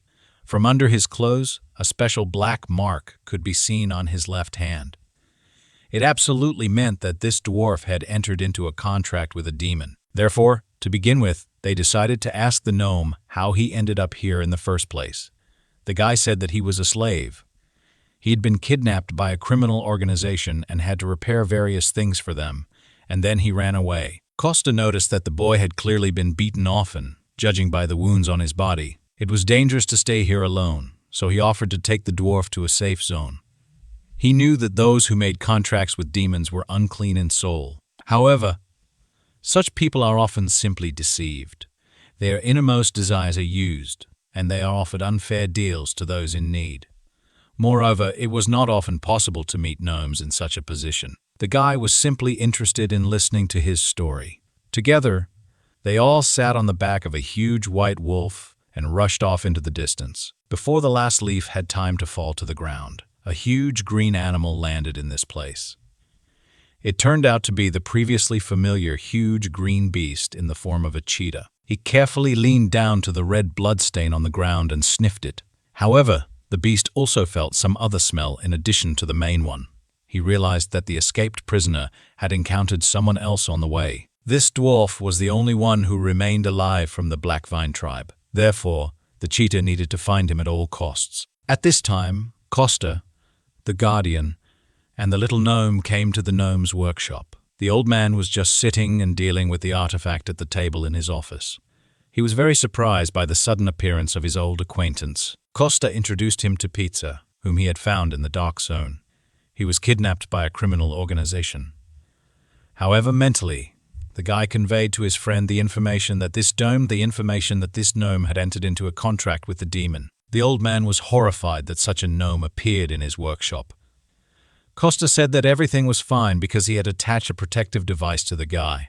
However, before he could finish speaking, he heard a very familiar voice outside the door. There was a lot of excitement in the park because the green beast from the Rainbow Six had visited. He persistently asked for an audience with the leader of the gnomes, although it was not recorded in advance. However, the master refused him because first he had to get permission. However, Jagor tried to go inside the workshop, bypassing the rules. Costa noticed that his new acquaintance, Peter, began to shake violently with fear. He mentally asked the elder to let the green beast into the workshop. So, the old man got down from his chair and went to greet the guests. Jager was still trying to break through the master when the boss himself came out to him. The elder turned to a member of Rainbow Six and asked why he had come here at this time. Costa covered the dwarf's mouth with his hand and made them both invisible. Yor admitted that he was pursuing the villain and had followed his footsteps right here. He walked confidently into the workshop to look around. The man walked through the doors and stopped right in the center of the room. He looked around but did not see anyone here except the chief master. Jor admitted that he felt a familiar aroma in this room, after which the ruler admitted that a crimson witch had recently visited him and brought him an artifact. After that, only Jager calmed down a little and apologized for his intrusion. He also reached into his breast pocket and pulled out his business card. The villain could be nearby, so Jager asked the foreman to tell him if he noticed anything suspicious. Immediately after this, the green beast turned into a huge bird. He thought that he had completely lost the trail and flew away from the village. Immediately after this, Costa was able to remove his invisibility mastery. He released the poor gnome to the ground and asked if he would tell them the truth. The old man was also not delighted with such lies to the awakened hunter. Costa ordered the gnome to tell him why he was considered a villain and was being pursued by Rainbow Six. The guy looked very sad but did not look like a villain at all. He decided that he no longer had the slightest opportunity to hide the truth. Pizza began to slowly unbutton his overalls and took off his shirt. Only after this did Costa and the elder note that the guy had a soul stone in his chest. Our hero was amazed at this discovery because he did not expect such a turn of events. With tears in his eyes, he begged not to extradite him because he only had 6 months to live. The main thing for him was to hold out for this period, and after that he was ready to suffer any punishment. The Soul Stone, as its name suggests, is a stone that stores souls and is one of the main and most common ways a demon uses dark magic. All these stones always differed in color and brightness. The brighter the stone burned, the greater the number of souls contained in it. After that, Peter plunged deep into his memories and began a sad story. Once upon a time, he argued with his master, father-in-chief, Tony. At that time, this young guy was only 15 years old. His mentor was so angry that he didn't even want to talk to him anymore. The leader was clearly dissatisfied with something, and this was not the first time they had argued. He forbade the young guy to engage in any nonsense. However, Peter sincerely believed that dark magic would help their tribe move on. Then, they would no longer have to forge any stupid swords and shields. They would be able to learn to use and master real magical power. However, this conversation angered the leader of his tribe to the core. Now the man understood why everyone called this guy a goner. He ordered Peter to get all these stupid thoughts out of his head. Immediately return to your work and no longer anger the leader, he said. But instead, Peter went not to the workshop but to his room at home. The guy was upset because these stubborn people did not listen to him. Times were changing, and there was no need for them to cling to outdated traditions and foundations that no longer meant anything. The guy believed that gnomes would never be recognized if they continued to stagnate in one place. Therefore, the guy collected the necessary things, then put them in a backpack and hung it on his back. He decided to leave home and learn dark magic on his own. The guy was determined. He even got ready and went out into the yard. The point was that he wanted to become his father's successor, and he absolutely did not want to give up this opportunity to his younger brother. He didn't care if his brother was considered a genius. His abilities would mean nothing compared to his dark magic. However, the guy did not knock on the door of various workshops. He was not recognized anywhere. Everyone just pointed a threatening finger at him and drove him away. Poor Peter walked like this for a very long time. Even his clothes were already worn out. One day, the guy simply fell to the ground in the middle of the road from fatigue. He continued to lie there for some time, not even trying to get up. Peter was annoyed that everything turned out differently than he had imagined. Dwarves had never before enjoyed anyone's respect on this planet, and his tribe was no exception. They were too stubborn and conservative. Peter wasted 3 months. He spent all the money he had. Nobody needed a gnome, unable to even make a normal kitchen knife. The guy sat and cried because he just wanted to learn the element of dark magic. This would have solved absolutely all his problems, but nothing worked. Suddenly, Peter realized that it was not he who had said the last part of the phrase. A beautiful demoness appeared right in front of him and came out of a portal. The guy looked up at the attractive girl and asked who she was. However, she replied that her identity did not matter. She saw in this gnome despair, but at the same time, an abundance of curiosity that no one shared with him. Peter confirmed her words and said that he wanted to change everything but did not know where to move next. After that, the girl promised to show him the way if he agreed to take this path. The guy rose to his feet and promised that he would be infinitely grateful for the help. The girl smiled widely. There was something frightening in her smile. She used some kind of power and asked the guy to sincerely make his wish. Peter stood up straight, looked straight into the girl's eyes, and then said that he wanted to learn the elements of dark magic. Immediately after this, something inexplicable happened. Some kind of energy filled his body. He wanted to learn witchcraft that no one could surpass. After some time, the young man returned to his village in the most terrible shape, all shabby and tired. The first person he met on his way was his father. The guy looked absolutely terrible. All his hands were covered in wounds, and his face was overgrown with stubble. The father was glad that his son returned unharmed. However, the young guy's head was occupied with completely different thoughts. He looked around and asked what kind of holiday they had in the village. The little girl replied that they were celebrating the appointment of a new leader, his brother Robin. The father sighed and said that since Peter returned safe and sound, they could postpone the holiday. He added that Robin missed his missing brother very much. He had just come out to meet him and check on Peter's condition. After all, initially, it was Peter who was supposed to become the next leader of the tribe. However, Peter admitted that he returned in order to challenge his brother to a duel. Robin tried to put it off until a later time, but Peter did not agree. He wanted to challenge his little brother right now, and in this place. According to the rules of the duel, they both had to forge their own swords, then clash with them in battle to prove whose blade is stronger. Robin agreed to his brother's proposal, surprising their father. The guy looked straight into Peter's eyes and said that he accepted his challenge. The village masters gathered in front of the table to evaluate the two swords that the brothers had made. The craftsmen unanimously decided that Peter's sword looked much worse compared to his brother's beautiful, successful sword. Peter did a rather poor job. However, the gnome objected and asked not to judge his work only by its appearance. He added that everything would be seen only after the battle whose work was better. Robin confirmed his brother's words and suggested starting the fight. The guys approached the table and each took in his hand the sword that he had made. Then they went to the center of the square and stood exactly opposite each other.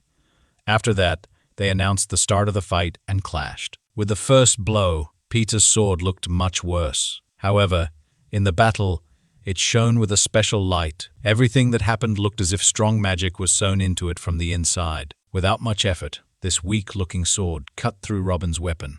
The guy was left standing alone with a broken weapon in his hands. Peter had no plans to continue the battle any further, so he stopped. He was only glad that everything ended so quickly in his favor. However, what happened next was something Peter never expected to see. The sword dealt 1,000 crushing blows with its magic, cutting Robin into small pieces. At the same moment, a portal opened in the square and the same demoness appeared from it. She turned to Peter and said that it was his turn to pay his debts. Using her magic, the girl inflicted serious injuries on everyone present. The villagers were cut into small pieces in seconds. Peter was on his knees and with tears in his eyes, begged for mercy for his family and friends. They didn't do anything wrong, but the girl didn't care. Peter sobbed and said that everything that happened was only his fault. The demon agreed with the little gnome because he was too greedy. Now that he got what he wanted, it was time to pay with what was most dear to him. The guy was horrified by the realization of the disaster that had come to their village. The girl was going to take him and his fellow tribesmen to hell, but offered another option.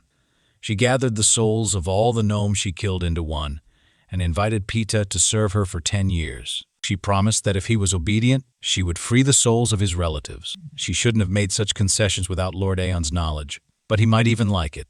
Peter got down on one knee and said that he was ready to serve for the entire term. The demoness smiled, and her smile was again truly creepy. She placed the soul stone into the dwarf's body and declared that their contract was concluded. From that moment on, Peter knew that Aeon was the name of one of the 7 main demon lords. When he was still in the spirit realm, he had only killed 2 of them. This meant that at least one of the remaining 5 was now in control of Peter. Peter didn't care about his death, but he didn't want the souls of his fellow tribesmen imprisoned in stone to go to hell.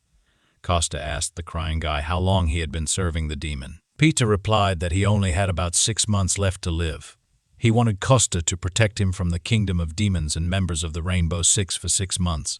In return, he promised to tell everything about them. The hero decided that if he found the information useless, he would hand the guy over to the beast. Peter signed a contract with Beta, the leader of one of the units of Satan's army and Aeon's closest henchwoman. He served her all this time along with the Dark Elves. According to Costa's recollections, the demon lord commanded 12 detachments, and they were all divided into 4 different directions like the Black Vine, which is engaged in recreating demonic power. Peter created a power source for them that controls the artificial dungeon. Costa did not believe that such a thing was possible. A small gnome could have enough strength and skills for this. Peter agreed with him, but there were enough of them. The hero suggested that there were other directions under the leadership of the rest of the demon lords around the world. He thought that they were scattered across different countries, but the dwarf said that they were all in Korea. Costa at first thought that he had misheard this answer. However, then he realized that the dwarf was clearly not joking and was telling the truth. The guy was amazed that they all gathered on such a small piece of land. The dwarf added that he heard from someone that a divine revelation had come to the rulers. It said that a warrior would appear in Korea who would save the entire earth. That is why all the rulers were now searching for this very hero. Peter learned all this information when he sometimes drank with the demoness Beta. However, the guy added that this was all the information he had. Costa admitted that even this was enough for them. An elder intervened in the conversation and said that he had a proposal. He asked the hero if it would be normal to arrange for Peter to work in his workshop. The dwarf was amazed that this old man was ready to accept him into his team of masters. The elder had a lot of work, so he believed that Peter could be useful to him. Costa could not refuse his old friend when he smiled so sincerely. Night had fallen in Saul, and only the moon shone lonely in the firmament. Two men in black suits, with weapons in their hands, walked through the back streets and killed the living creatures they encountered. The subordinate was unhappy that they opened a headquarters in a government, declared danger zone. The boss replied that because of the monsters, there weren't many places they could do business from. Any enterprise on common territory was doomed to failure from the very beginning. He also reminded his subordinate not to forget his manners. After all, they were not going somewhere now but to talk with their leader. Diego was the boss of Korea's largest gang, Dongchun, and the leader of the Blue Sky Syndicate. The men came into his office, bowed, and began to report on the dungeon. It may have been fake, but the dark demonic energy was amazing. It couldn't compare to the energy of a real dungeon, but everything worked perfectly. Diego was unhappy that such a stupid gang took the place of the leader. His right-hand man and chief assistant handed over an important document to his boss. He reported that their red candy project was rejected. Diego was not happy about this news, but he initially suspected that it was doomed to failure. However, the secretary added that the blue candy project had already prepared its first prototype. It was a small blue capsule that consisted of 2 parts. Diego was pleased and clarified when it was made, after which he wished to immediately go and check out this project. He was interested to know about all the results of this experiment, so the men got together, got into their cars, and went to the base in the middle of the night. It was a closed training ground surrounded by a high fence on all sides. Security was at a high level and sleep inside was only possible through massive doors. Diego, surrounded by his assistants, calmly passed the security point and got inside. There, a laboratory assistant ran to meet him, getting dressed as he went. He suggested that Mr. Chairman conduct an inspection of the base. The company moved deeper into the structure, and Diego asked the researcher about the results obtained. He answered something that it would be better for the man to see everything with his own eyes. He read that no report can fully convey the complete picture. Diego was in the laboratory, and right in front of him hung a huge beast connected to various tubes. The man was pleasantly surprised by the werewolf he saw. The laboratory assistant explained that about 12 minutes had passed since he ate the blue candy. He decided to demonstrate the difference between the blue and red prototypes clearly. The man walked up to the dashboard and began to turn some sensors and press various buttons. Diego walked up to the laboratory assistant and looked at the graphs and diagrams that he displayed on the screen. It was obvious to him that the 100 mana growth and physical strength were far superior to the red candy.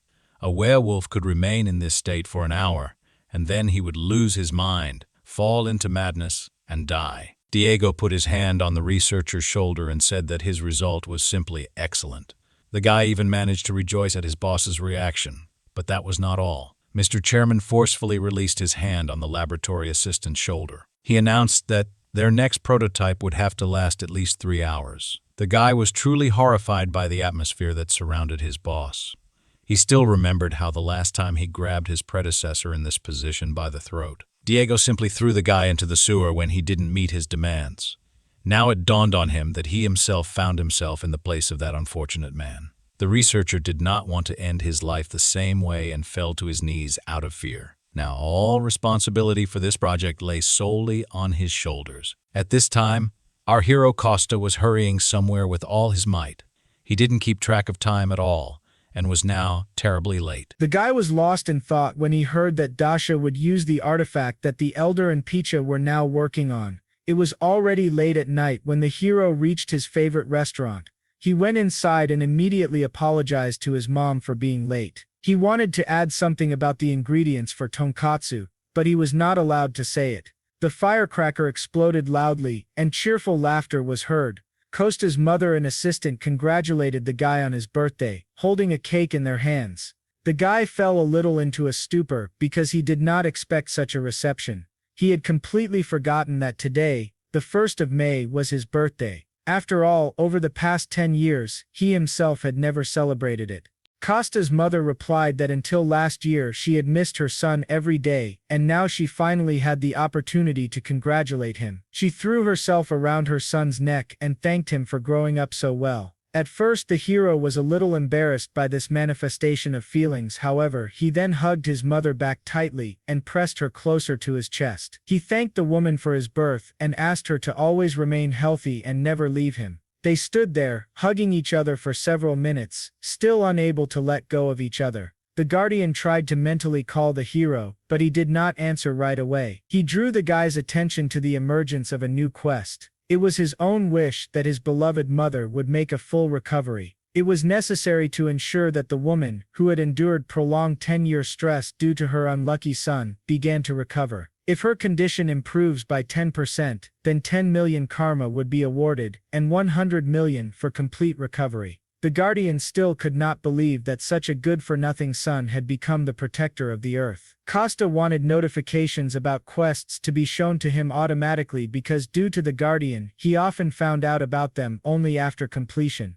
This had happened last time, although the guy would have gone to the right place anyway, because of his mother. In any case, the guardian's level had now increased significantly, and the mother's health had improved. Costa didn't know that it was fashionable to add sounds to notifications. He didn't understand at all why such a highly developed intellect needed any alarm clocks. The keeper asked not to belittle his merits, but still complied with the guy's request. However, instead of a melody, he left a very loud and nasty sound. Dasha's voice resounded in the hero's head, ordering him to urgently get out and complete the quest. Costa didn't understand why Belesh chose the girl's voice for this role. They mentally continued to argue, and the hero stopped watching his facial expression. His mother noticed this and asked if he was okay. She offered to open the gifts that she and Masha had prepared for him. Costa suggested in response that they start preparing a festive dinner. The assistant was annoyed and asked the hero if he even knew how to cook. The guy immediately rushed toward the kitchen, all inspired. He said that a trial tonkatsu would pass for a holiday dinner, and for now, Mom could rest. He knew that the troubles associated with the holiday were difficult, so he decided to take on the food himself. Masha admitted that she used to consider him a good-for-nothing son who had been sitting on her neck for 30 years. The guy didn't answer anything and just went to the kitchen to cook. The girl believed that such a guy would also turn out to be a good-for-nothing chairman. Costa's mom didn't understand what she was talking about, but supported the idea. Their conversation sounded like complete nonsense, but the hero was happy to see his mother smiling. The first thing he did was open the refrigerator and take out a loaf of sliced bread. Then the hero carefully put some of it into a bowl and put the rest back in its place. He decided to lay out the base for the dish from breadcrumbs. Then he called from his inventory the meat of a wild animal he had recently caught, added some Epsom salt and pink pepper to the boar tenderloin, and then threw a piece of meat on the table. He coated it thoroughly in spices, beat it a little for softness, and cut it shallowly with a mesh, after which the ordinary piece of meat took on a rather appetizing appearance. The guy poured oil into the pan and also prepared a batter from beaten eggs. Then he went straight to layering the various ingredients. He rolled it in batter, then in breadcrumbs, and sent it to fry in hot oil. After some time, a very pleasant aroma of ready-made food began to fill the kitchen. Costa served small dishes with his new menu item and went out to the tables. On a plate he brought out festive tonkatsu for his beloved mother. The dish looked so delicious that even Masha was pleasantly surprised.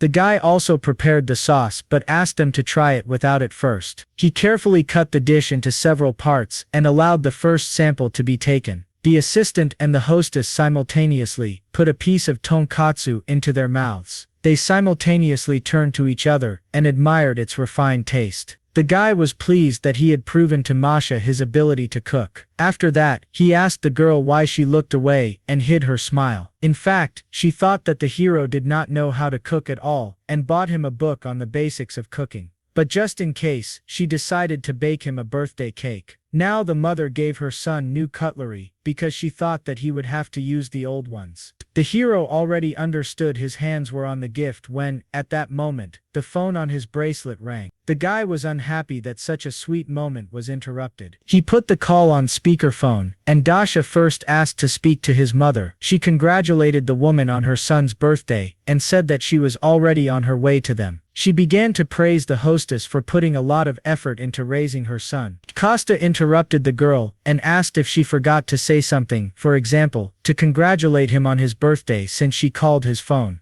The Crimson Witch's voice changed after these words. She congratulated her friend with displeasure and asked him to smoke some snacks with his beer. Costa was dissatisfied that the girl had the impudence to ask him to leave after such a solemn congratulation. He announced that they had tonkatsu, and therefore, he was not going anywhere. The hostess added that they still had a cake that Masha had prepared. Literally a couple of minutes after this, the girl rushed over with bottles of beer, and the guys began to celebrate the hero's birthday. After a while, we see Boss Diego twirling some kind of blue ball in his hands. He was riding in the back seat of the car and talking with his driver and assistant. He announced that from now on, he was closing the red candy project. Instead, he planned to replace them with blue candy. Soon, the assistant commented on what sounded like a rebrand, which made his boss laugh. They continued to silently drive further along the deserted streets of the city. Diego slowly opened the automatic window in the moving car and threw out the ball. He was very interested to see what would come of it all.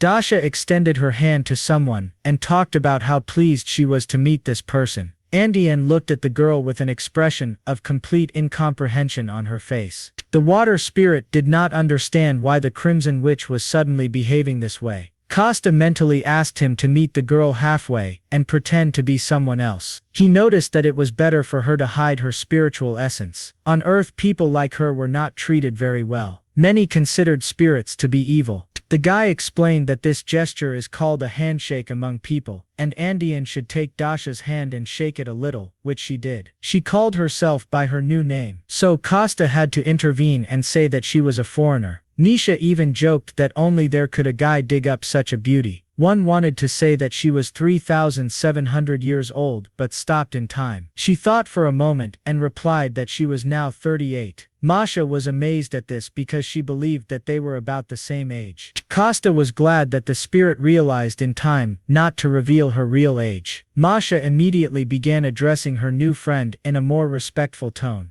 This is how their first acquaintance took place during the celebration of the hero's birthday. The girl said she came to this place because she really liked the cheesy food. The pizza was excellent, and Masha was indignant that she did not know about this regular customer. There was no pizza today, but Costa still invited the girl to join them for dinner. He added that alcohol is very harmful on an empty stomach, so it's better to just eat. Their idyll was disrupted by a strange sound coming from the street. Not everyone heard it. Costa was the first to notice, then the water spirit, Andian or W, as she was now called, joined him. The girl mentally turned to the hero. They needed to discuss what was happening in that atmosphere. Getting out of the house would have been too problematic for him. Therefore, Costa had no choice but to come up with a reason. With his powers, he picked up a huge stone from the ground and threw it at the car. This time, all the guests heard the noise, including Dasha herself. The girl immediately got up and ran outside to check what was happening there. She was horrified that someone had damaged her beloved car. However, immediately after this, another creature attracted the witch's attention. A huge toad was discovered near the restaurant. She was so big that she towered over Dasha several times.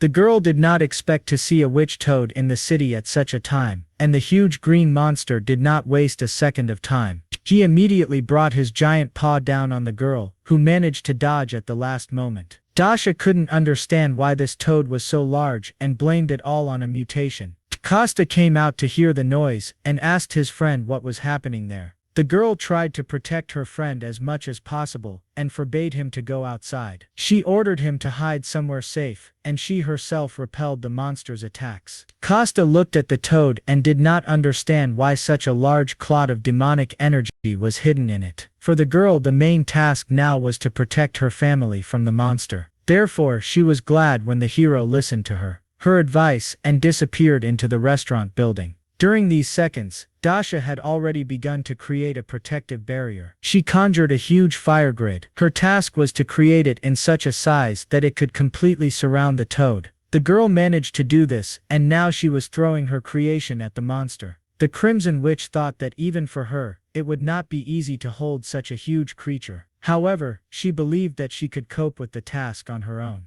The girl began to tighten the net more and more, but it suddenly broke. The toad suddenly changed its green color to black and started smoking. The Crimson Witch at first thought that she had shed her skin, but then brushed the idea aside. The girl was puzzled, because usually witch toads did not behave this way. Before Dasha had time to come to her senses, the monster's huge paw was already rushing toward her. The girl did not understand what happened, but suddenly a blue light flashed in front of her. Someone cut off the monster's paw with one very precise and strong blow. Diana appeared right in front of the Crimson Witch and asked her what was happening here. Diana was amazed that an ordinary witch's toad had grown to such a huge size. Her purple tongue was very long and flexible, allowing the monster to use it as a weapon against its enemies. However, Diana was still able to inflict a wound on the monster with her sharp sword. The girl cut out a piece of the toad's tongue in the same way she had easily cut off its paw before, after which the Crimson Witch and the secretary rushed away from the monster. Diana admitted that she was not here on guild business, but just came to drink beer. The girls had already run far enough, but Dasha noticed the pursuit.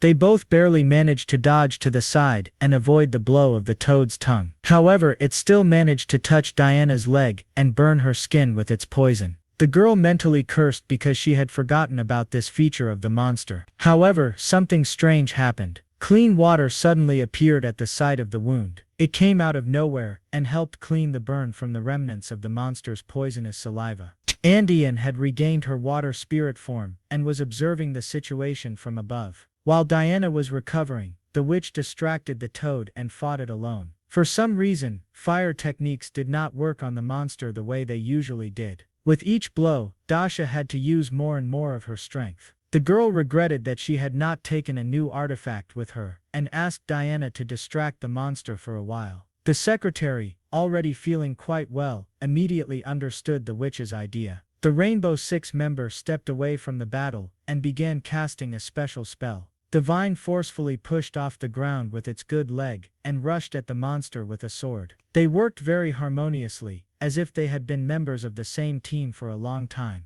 While one was preparing to deliver a crushing blow, the second at that time served as bait for the monster. Diana did not waste any time. Even while distracting the toad, she managed to inflict damage on it. The biggest problem was the monster's quirky tongue, and the girl found a solution. She forced the toad to attack her from a distance, and at the right moment, she pierced its tongue and chained it to the ground. After that, the secretary looked at her partner and nodded to her as a sign of her readiness. The Crimson Witch realized that it was now her turn to act. The girl immediately released all the energy accumulated during this time. She brought down a huge fiery cube directly on the toad, pinning it to the ground. Even Diana was amazed by her friend's amazing abilities. Dasha's scarlet hair fluttered against the background of the fire, and the secretary understood why she was nicknamed the Crimson Witch. Although the battle was over, something haunted the girl. Even Costa himself and the Guardian had already climbed out of their hiding place. The hero looked at what was left after the monster, and noticed the expression on his friend's face. The girl was extremely serious, although she should have been happy about her victory. The guy sincerely believed that she was proud to be among the top 6 in the country. All the people of Korea were ready to literally carry her in their arms and love her very much. After all, there are about 50 million defeated people in the world, and Dasha is one of the best among them. The witch was aware of her strengths, but believed that she still had room to grow further. Costa knew perfectly well what she was thinking about now, so he loudly thanked his friend for saving them. He realized that he was too deep in his thoughts and wanted to distract the girl from them. Dasha seemed to wake up from a dream, and asked him to repeat what he had said earlier. Costa admitted that if it weren't for her, they would all have died, and the restaurant would have been damaged. If Dasha had not been here, the hero's birthday would have turned into the anniversary of his death. The girl was pleased that her close people recognized her strength, so she just smiled broadly and made a victory sign with her fingers. After that, everyone turned their attention to Diana's sudden appearance, left the Guardian truly amazed. The Crimson Witch was becoming stronger every day. The entire company, consisting of the hero's family and friends, went back to the restaurant. Dasha finally let go of her sad thoughts, and the girl had fun from the bottom of her heart. The assistant reported to Diego the first results of the blue candy test. They placed 10 samples in the sewer, but only 9 were later discovered. The boss ordered to look further because they should have figured out earlier, as fashionably, whether this was a defect. On the table in front of the man were 9 different reports about 9 mutants that had appeared. His attention was drawn to one of them, which featured a witch's toad. The object had managed to mutate twice, after which it was immediately eliminated. This was done by the Crimson Witch, one of the members of Rainbow. Diego noted that after such news, the scientific department would definitely have more work. No matter how strong the witch was, they needed something that could withstand her. He indicated that the witch-toad incident was a priority from now on. He didn't need half measures, so Diego ordered the science department to continue working. Costa traveled through the world of spirits with his dragon friend. Suddenly, the guy stopped and looked at the picture that lay at his feet. The world said that this was a herd of low-level monsters called three-hoofed bison. The hero was surprised by such a strange animal, but something couldn't get out of his head. The guy looked at the bison and could not take his eyes off them. The dragon hoped that Costa was not going to exterminate all the bison like the horned boars before. The hero turned to face his friend and saw that the guy was already drooling down his chin. Costa wanted to try the meat of these monsters. Pork and beef were so different. As soon as he got permission to hunt from the dragon, the hero immediately disappeared. Costa found out that Sergei wanted to organize a corporate evening at their restaurant. It was supposed to be dedicated to the completion of the guild headquarters in a week. The hero wondered how they were all going to fit into such a small establishment, although Sergei admitted that this was only an excuse to meet his friend. The hero realized that he and the head had not really seen each other for a long time. Although he didn't follow the news, he knew that their guild was very popular. The guy was afraid of the influx of people, because they had just gotten rid of the consequences of Dasha's actions. However, Sergei on the other side of the gap was silent, and did not answer anything. After this, Costa sighed and agreed to hold the corporate evening. He promised to organize a buffet, as he did the last time for a mission trip. However, Sergei replied that all of his employees would prefer a grill party to a buffet. Costa was not so concerned with what to arrange, so he agreed to the replacement. But in return, he demanded that Sergei independently search for additional tables for the event. The hostess heard the entire conversation and was happy about such a large-scale evening. After the renovation of the building was completed, the construction site, along with Maria, was supposed to disappear. But she told him in confidence that projects to maintain and improve the alley around would continue anyway. Her brother also told her that he was going to build a school for hunters. By that time, the restaurant would have already grown. Although Costa thought that this was a one-time event, the woman had little faith in such a scale. But she was not against making something like a business trip buffet. Masha had some other information that had not yet been officially confirmed. If the construction of the school was approved, the company would open restaurants and cafes in this alley, turning it into a gastronomic alley. She would turn their restaurant into the main attraction. Costa was angry, and his mother believed that they would not be able to afford such financial investments. The woman was already pleased with how things were going, and she was also completely satisfied with the flow of clients. But she wasn't sure that the restaurant could last that long, and she wouldn't be able to open a new one. However, Masha added that their guild would be involved in the project and would take full responsibility for all fiances.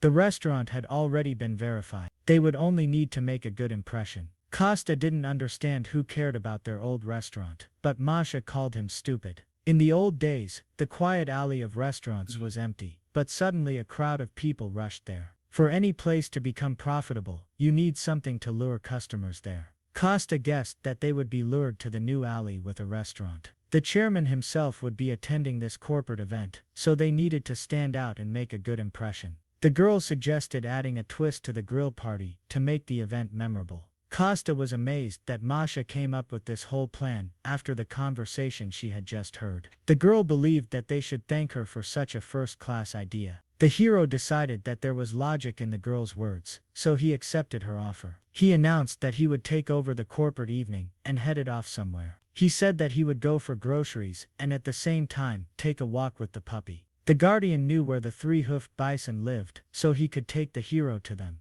Costa asked to be reminded to take rock salt, after which he grabbed the puppy and ran away. The guy turned around the corner of the restaurant, where no one would have noticed him, and jumped high into the air. Moving through the air at great speed was his favorite. It allowed him to get to the place he needed in the shortest possible time. Although the keeper did not like it, the hero quickly reached the desired location and looked around in search of the bison. A few minutes later, he found a whole herd of animals in a field nearby. However, among these animals, there was also one unusual abode. On the ground, in a small nest, sat a yellow little chick called Pang. The guardian did not feel the energy of a divine being in it, but only that of a mystical creature. Costa did not think he would meet a mystical creature on Earth. He wanted to save the chick from evil monsters, so he used his energy. Thanks to this, he created a huge fire whirlwind and threw all the bison away. The guardian only sighed heavily, looking at such arbitrariness from the hero. At that moment, the chick noticed the guy and called him mom. Costa did not expect such a turn of events at all, so he froze in one place. Our hero did not at all expect that the chick would consider him its mother. After some time, when the guy dealt with the bison, he had to return home.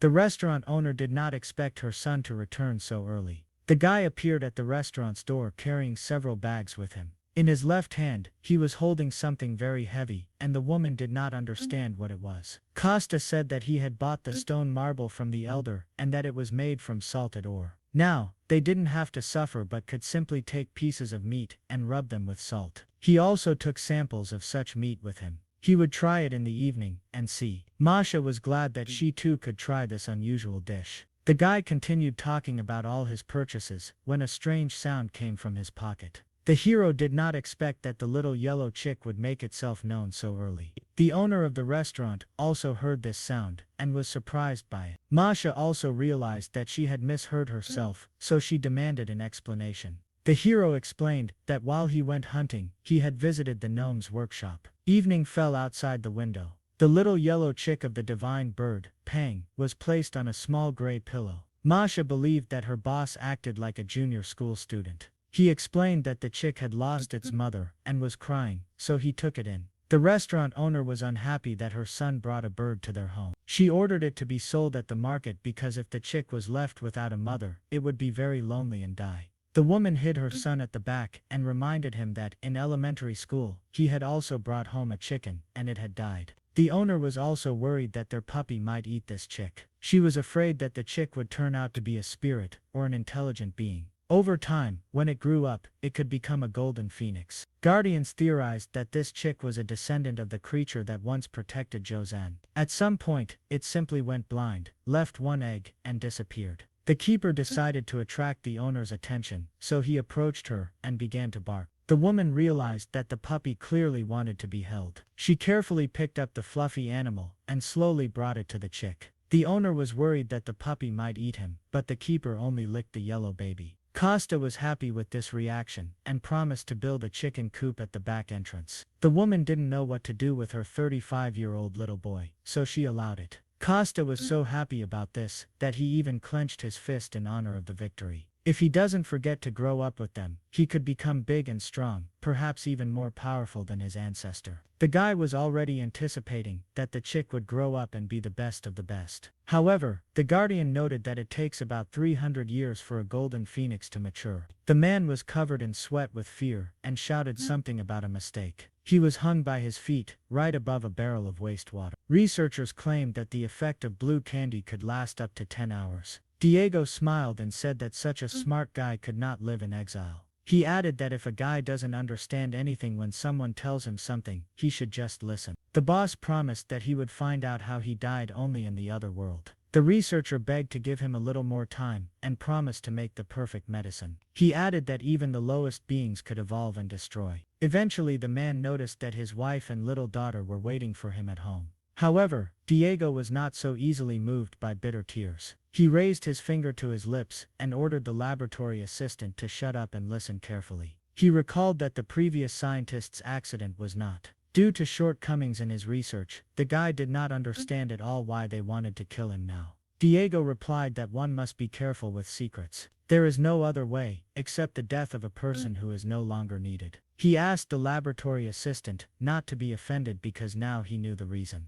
The boss asked the scientist if he had heard a rumor that he was making deals with the devil. The guy remembered that he himself had previously suppressed such conversations in the laboratory. However, his boss said that they were truthful and began to unfasten his cufflinks. He showed off his black mark, which was the distinctive symbol of the devil. However, the man noticed that the devil was not trying to destroy the earth. He added that the devil loves to eat human souls. He especially loves tormented souls, because various trials make a person stronger. In addition, the devil was pretty tired of running the farm alone, so he enters into contracts. That is why Diego became his deputy, who makes human souls stronger and runs the farm tests that harden people. This is why blue candy was invented. In any case, the boss no longer needed the researcher. He felt sorry for the guy because he never received the Nobel Prize. The scientist at least asked to protect his family because they thought that he worked in an ordinary pharmaceutical factory. The boss smiled and noticed that he was a very loyal and devoted person. The scientist was glad that at least his family would be safe. However, Diego then smiled. The bloodthirstiest required more and more energy. It was she who allowed this creature to be so strong and fast. After Diego dealt with the scientist, he moved on. He and his assistant showed up to meet other lab technicians in the middle of the night. He was given a diplomat containing about 100 blue candies. All the corpses of the test subjects were found in the black zone underground. They were piled in one place. Diego praised the workers and asked about the whereabouts of the lost blue candies. The laboratory assistant was horrified and shook, but he wanted to answer the man. He failed to do this because a hole opened right below him, from which a monster emerged. The assistant wanted to protect his master, but his suitcase was cut open and fell, spilling all the medicines from it to the ground. In the most chaotic order, Diego noticed that this huge rhinoceros mole was looking right at him. The creature was simply incredibly huge, which was unusual for him. Without much hesitation, the monster reached back toward the man. Diego barely managed to dodge the monster's attack at the very last moment. He guessed that it was this creature that swallowed the lost blue candies. The man was not a weakling, so he ordered his assistant to join the fight. The secretary hesitated a little at first but then understood his master's order. Diego was powerful and controlled the overwhelming power of pure ice, while his assistant used twin daggers coated with an electrical charge. A huge enraged monster was now acting against these two people. His main weapon was his spiked tail, which had to be stopped first. That is why the boss's assistant began to surround the creature with chains. Finally, he managed to catch one of the daggers on the monster's tail. Immediately after this, the man activated his ability to manipulate electricity. The charge was transmitted along a metal chain to the creature, causing it to struggle in agony. However, even this was not enough to stop the monster. Then Diego himself entered the game, directing his ice blocks downwards. The man turned the entire space under the monster into one continuous skating rink. The creature's paws were frozen, which allowed it to be immobilized. Diego was sure that the monster was not alone here. He informed his assistant that they could not let the monster escape. Immediately after this, the chairman pushed off the ground and headed into battle. Ice blocks and sharp daggers could no longer restrain the monster, so the assistant decided to return his weapon and attack again. But this time he decided to use not one blade, but two at once. The man spun them with all his might and directed them toward the huge monster. The daggers sank deep into the creature's face, right next to its huge horn. Immediately after this, an electrical discharge was sent directly to the brain. After the creature was completely immobilized, it was Diego's turn. The man went into a trance and used his power of submission against the monster. This allowed him to quickly get close to the huge creature. For a few moments, absolutely nothing else happened on this quiet street. At this moment, Diego mentally fought with the consciousness of the monster. The man definitely emerged victorious, so the monster's eyes dimmed. After the battle was over, both men began praising each other for a job well done. The secretary came closer and tried to pull his daggers out of the monster's head. However, for some reason, he failed to do this. It was extremely strange, but before the long-haired man could do anything, the monster attacked him. He shook his head and threw the man up when he was not expecting it.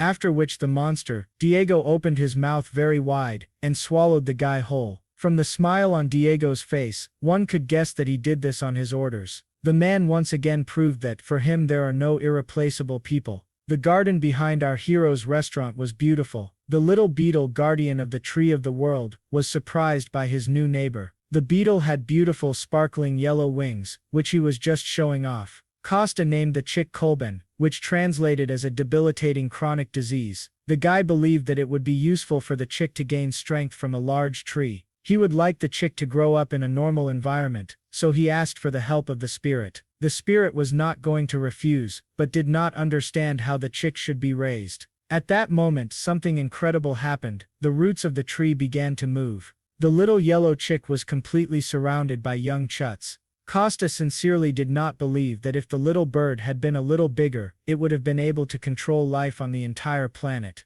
The guy looked at the cage of bars and realized that Kolben was in the right place. A large light truck drove up to the restaurant and stopped. Costa ran out of it immediately to meet the guests who had arrived. At the wheel of this truck sat an elder dwarf, his old friend. First of all, the guy apologized to the old man for asking him to lie for him. The man noticed that the artifact was finished anyway, and was just asking to use it in business. He noted that Peta unexpectedly had more talent than he initially thought. Lately the guy had lived up to expectations, and there was almost no trace left of his gloomy look. Costa was happy about this, and promised to find time later and bring a bunch of delicious ribs. The elder's mouth watered at the mere memory of those beautiful ribs they ate in the spirit world. At that moment, the guy was asked about something from the restaurant, so he got distracted. The elder walked around the car in a circle, and asked where he could stay now. The guys were all together in front of the new huge guild building. They gradually walked around unloading the car and setting up brand new tables and chairs.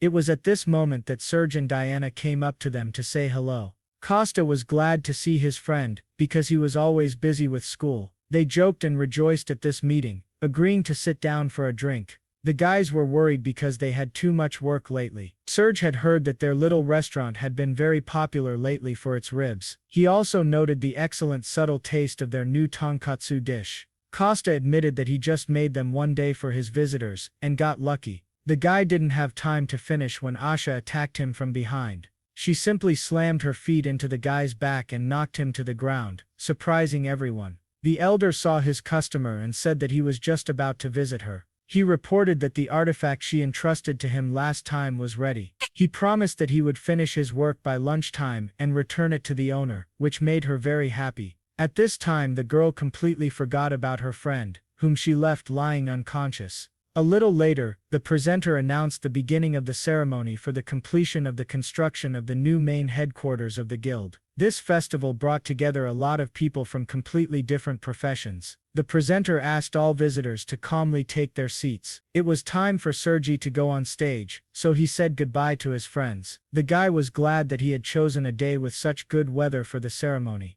However, suddenly, a very loud and scary squeak was heard from somewhere. It was through the city system that they announced an emergency in their area. The announcer said that a monster of an unregistered species had appeared, and a high level of power was observed. The Crimson Witch was puzzled by the fact that this was not an ordinary alarm, but a signal about a monster. However, it was our hero Costa who was most irritated by this news. The guy didn't like the fact that the appearance of monsters always happened so suddenly. To this the Crimson Witch answered him that they were in the middle of an unstable zone. The ground shook under the guy's feet, and they saw a huge creature appear from afar. Neither Costa nor Dasha had ever seen such a strange monster before. It was the most ordinary rhinoceros mole, but of absolutely incredible size. The Crimson Witch was worried that she might not be able to cope with him alone. She was about to call for help when the elder called the girl. He threw her a small staff to which her artifact was attached. The girl caught it, after which Dasha pointed her finger at Sergi and called him. She ordered the guy to gather people from the guild, and run away with them immediately while she distracted the monster. Sergi immediately realized that it would be better for him to listen to this girl. After this, the Crimson Witch immediately turned to face her friend Costa.